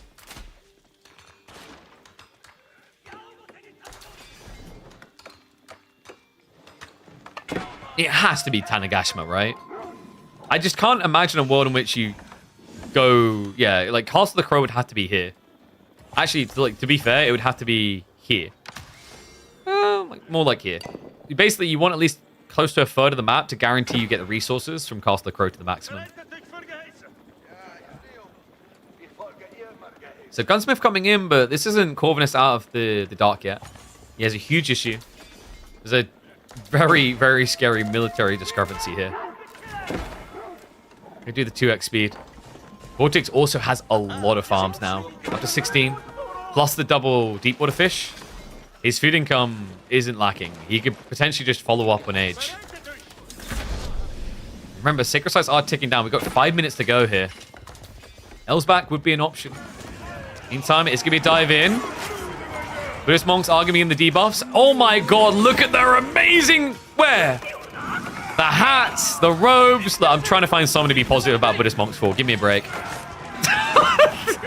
Wait, I'm confused. I thought Yumi counter spearman. Not like this, they don't. Alrighty then. I think that is going to be a loss in game 3 for Korv. Remember what we said about the risk of not going Castle of the Crow here? Like I said, I don't think there was a good option either way with the Imperial tech timing. Like, if he could go back, I wonder if Corvinus would have tried Massive and Vigatia. It's tricky because if your opponent reacts with Men-at-Arms or Gilded Lance Nectar, you just die. But it would have at least addressed what was ahead of you. Crossbows and spears. Now I just don't think there's any addressing to be done. I'm going to do the fast forward because this one is close to over.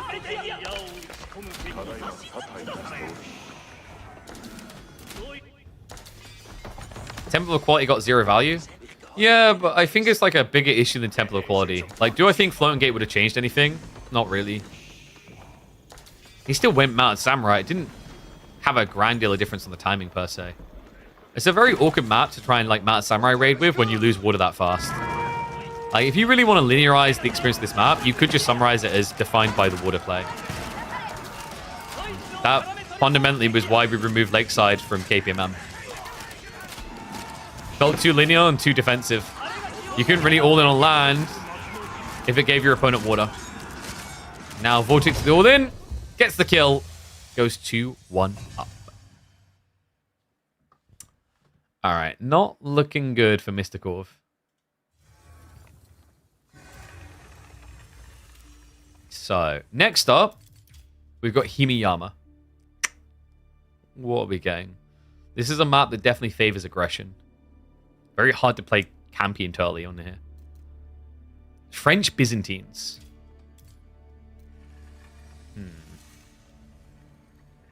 This squishes the deer packs closer together, right? It's like, in theory, you can sort of pseudo-block pro scouts. Also, keep in mind, like, Limitane are going to love that detail. Yeah. Look at the map.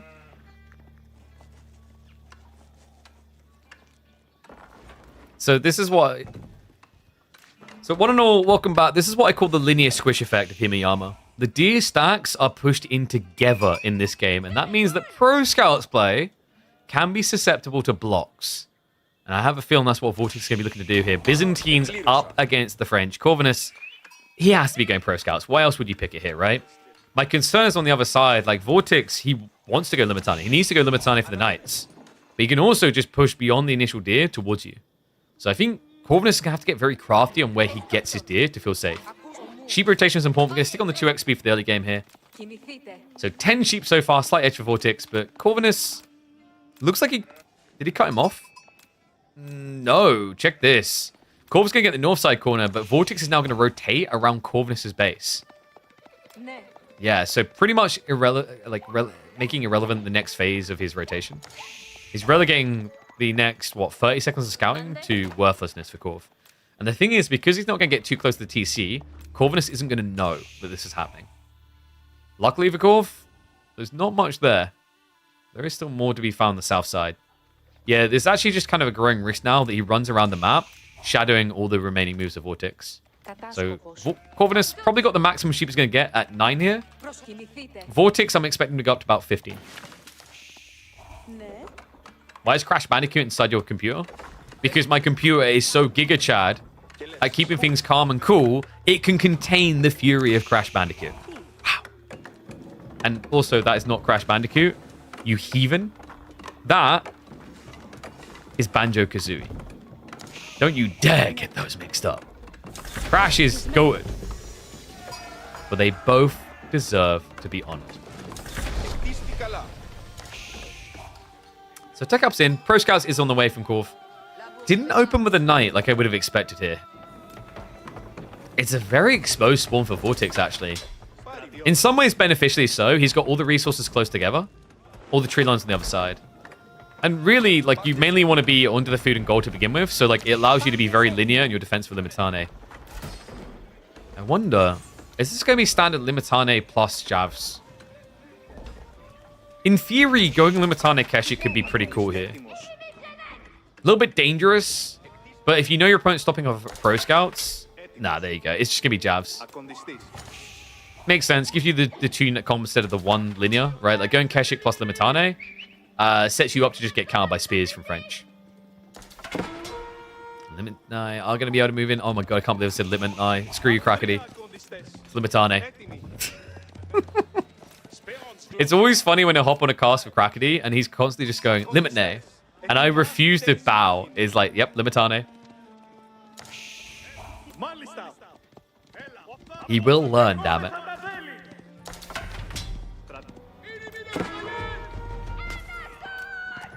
It's a bit like Jugnu and Chiganu. If I remember correctly, Chiganu is the correct pronunciation from an Asian dialect perspective. Oh, this doesn't feel like the correct play for Corvinus. What? Okay, he did get a worker kill, but that is a lot of damage on your starting knights. Crazy. Akratoy just makes the difference, guys. Look at the health. That's the only reason he's not dead right now. Akratoy gives you the +2 armor, and that's enough to stop the 2-hit kill for French knights. Oof. It's gonna be 2 French knights killed instead. Okay, so wait, what? No. Okay, that's eternal sadness. Is he not gonna cancel it? I mean, it's awkward, right? Because if you cancel Chivalry now, you're going to have 400 surplus gold. And not enough food. So I guess you might as well just do it.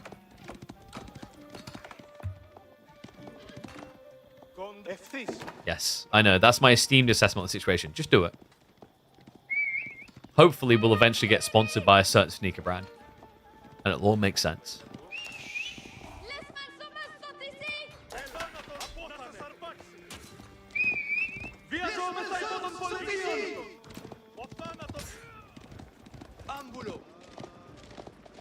Vortex, there's a lot of spears. I don't know, Corvinus, where are the units is what I'm scratching my head about here. Did he go a little bit too hard in the scouts? I wonder if 3 scouts could have achieved the same. It's almost like he was expecting to get enough deer home before the Limitane spammed up. In reality, though, they're already in your base. You've got, like, what, a deer stack worth? Yeah. And good luck getting them home. Vortex already sees you. Wait, don't do that to me, Dynamite. It's different when someone says from like a European dialect or standpoint. As if all Europeans have the same opinion. Nice try.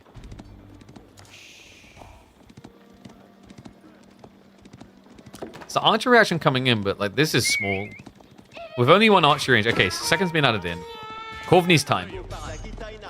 Needs quite a bit of time, actually. Vortex is at a very scary point. It's the 9-minute window. We usually toot this as like the most threatening point in the game for Byzantines to really just run you through. You need to have an appropriate reaction. 3 archers doesn't feel it.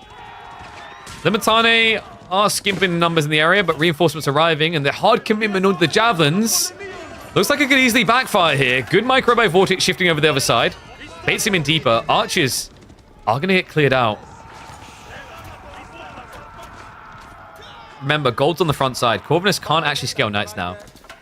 If he doesn't move for the far out gold, he's dead. Because scaling just archers here into javelins, like, what is your answer to this? The scale points don't mathematically add up right now. Third group of javs now on the way.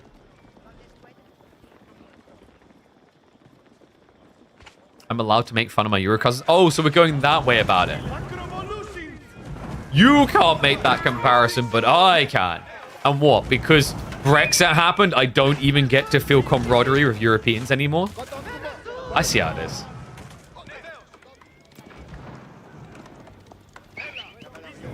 You're more than happy to consume our entertainment.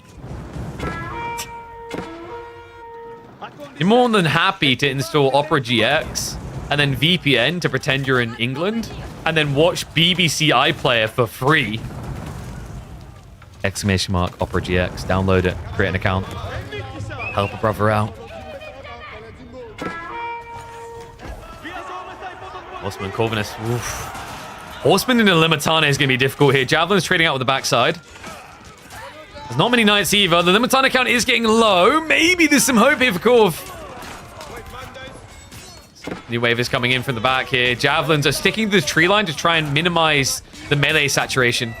He did clear out all the archers, but it did cost him a pretty penny on javs. The new wave, I mean, this is scary, right? Vortex still has him pinned, and he has Castle Age coming.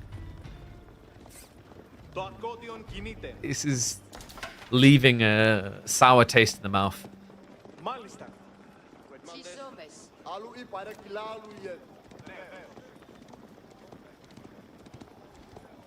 I don't know what Corvinus sees us out as right now. Because if he scales too many archers, like, at this stage, think about it from Corv's perspective. This could be an all-in. You have to act like it's an all-in. But he'll know that Byzantines are capable of snaking Castle Age. Because of the fact that they're scaling so much army off of a freebie extra unit. Extra unit of resource, right? The olive oil.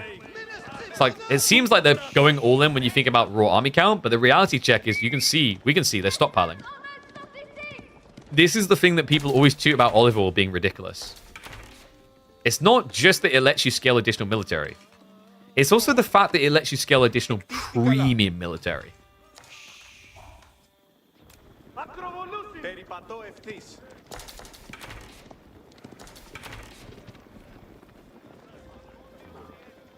I think we've talked about this with French in the past, though, right? It's like, is Spearman really that bad of an idea?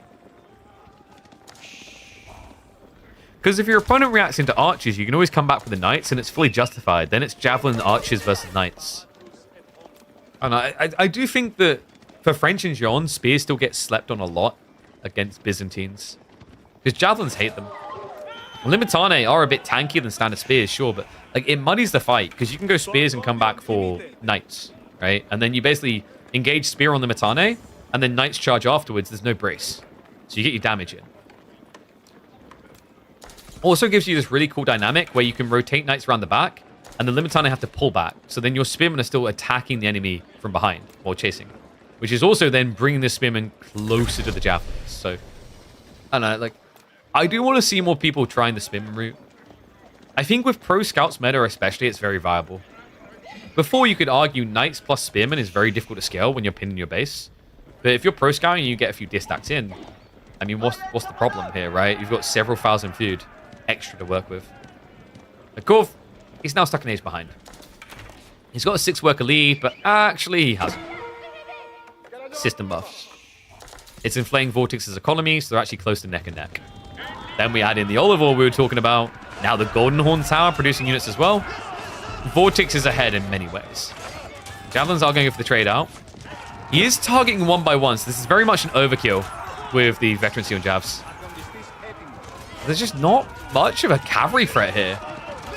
So despite the fact he's doing a good job of getting through the Limitane, it just doesn't matter. No, Vortex He can just come in now with the remaining Limitane. Nicely trickling in. At this stage, Javelins can snipe them down one by one quite well. I think Corv may just be dead here. Yeah, Monk's now coming to follow us up, and we won't even get to that stage. GG gets called. A 3-1 victory for Vortex. The Spaniard will not be denied. He gets himself a showdown in the semi-finals with... Should we pull it up? Is going to be up against Louis MT. So, yeah, day number 2, semi-finals, BC versus Kiljardi, and Vortex versus Louis MT. Let me know what you think of this tournament, guys. A little bit of a different drafting format. Feel like it's been a mixed bag. Surprised we didn't have that many mirrors, actually. I think that's a pleasant surprise. Scary thought is it could actually be that we get a lot of mirrors when we get into semis and grand finals, though. Oh, all right. By the way, guys, this is the Opera GX I was talking about. Reminder, we are working with Opera GX this month. They've sponsored the channel. If you like that they've sponsored the channel and you want to see more of them in Age of Empires 4, be sure to go download Opera GX and create yourself an account. That's how they track the performance campaign they're running with us right now. And also, it does let us net some extra monies from the sponsorship and potentially get renewed. But like, I've liked it so far. I've been using it all day for the behind the scenes stuff, looking at all the things in the background. Love the dark mode on any single website that it will take. Oh, YouTube, I see you guys. And also, it's pretty easy because I was able to import all of my bookmarks and stuff like that. Not just my bookmarks, but even things that like were just in history. I was able to pull the history across. So like instantly it knew when I was typing in AoE4 Worlds. We showed like KPMM before where it pulled up some of our old drafts from like previous weeks in the midweek muster. So really cool. Love that. But yeah, outside of that, like the VPN that I was talking about, it's not going to give you the privacy, but like honestly, most VPNs don't do that. Most VPNs on the market aren't going to give you the true privacy. What they're going to do is let you basically mirage yourself looking like you're from somewhere else. Because the thing is, like, also from an ISP perspective, you can still be backtracked. The real value in VPNs, number one value is like, I mean, if you want to create a Smurf account and not be known about, go for it. But like for me, the big value I see is like, you know, I want to use Netflix in a different country. I want to like get a cheaper price on a game, etc. That's where like this should be capable of that without you having to pay a subscription cost. So absolutely free to do. Go do the sign up. Like I said, it helps me out immensely. And I think you'll like it as well. I love the themes. I'm digging the Warhammer theme. It does have a lot of like custom sounds. You can literally have it so like it makes typing sounds as you type. I personally turned that off. I think it's a little bit distracting. But if that's your game, like look, you can do this. Ready? Can you hear that? Here, let me close the game. So yeah, you can do things like this. So you can have background music. And then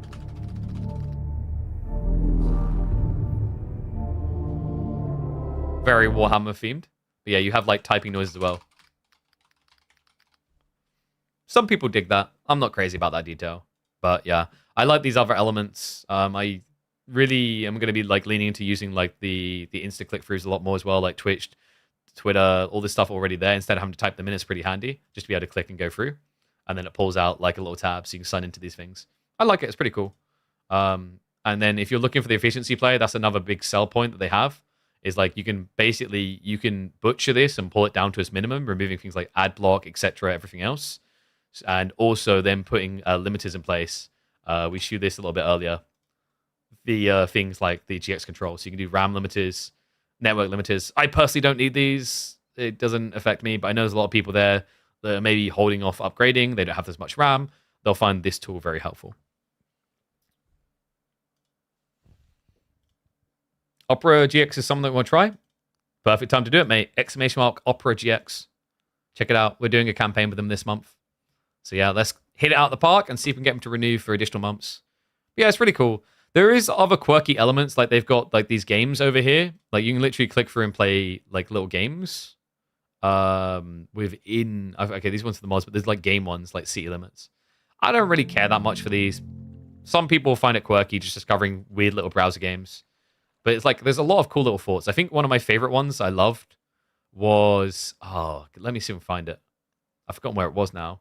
There is a new game release calendar. I'm trying to remember where it is, though. Was it here? No, this is the GX games. I've forgotten where it is. I'm still getting used to some of it. I think it's GX Corner. So you click this in the top bar, and then it literally just maps out all the releases for you. It's really nice. So yeah, like you can see, we just had Monster Hunter on the 28th. It's nice as well, because quite often I'll be sitting here going, what games are upcoming? And then we'll go into Steam and try to figure it out. I can just get it all compiled here. So it's pretty nifty. You know, like AC on the 20th of March, Killing Floor 3, 25th of March, Atomfall, 27th of March, so on and so forth. So yeah, really handy tool. Definitely recommend checking it out. And like I said, it's free to do. You know, it runs on Chromium as well. So in terms of security, absolutely no worse than like Chrome, Firefox, etc. Nothing to really worry about. Okay. Does Opera have a sideways tab feature, as in tabs on the left side instead of top side? I haven't customized to check that yet. I'd say like download it and let me know. I'm actually curious on that.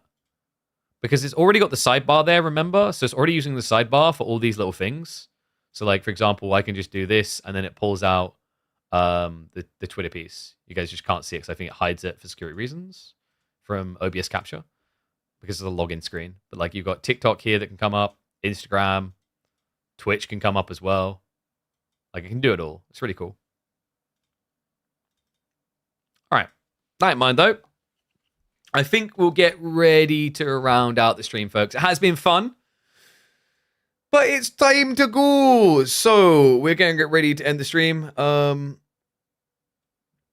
going to do, guys, YouTube, I'm going to end stream. We'll be back on Monday when we will resume the midweek musters. We're catching up on a bunch of the round of 16 actions. So same plans as always, Monday, Tuesday, Thursday. Friday, we will not be live because we're not going to have a KPMM next week. We're going to be taking a week break starting on the 7th. And then we'll be back again on the 14th. So remember, I am going to be hosting the Garrison tournament from the 13th to the 16th. So I'll be flying out there on the 12th. I'll be coming back on the 17th. So probably no stream on the 17th Monday. We'll be back into streams on the 18th. But we will likely be streaming from the event anyway. So this channel will still be live with content like 13th, 14th, 15th, 16th. Something like that. So keep an eye out for that. But YouTube...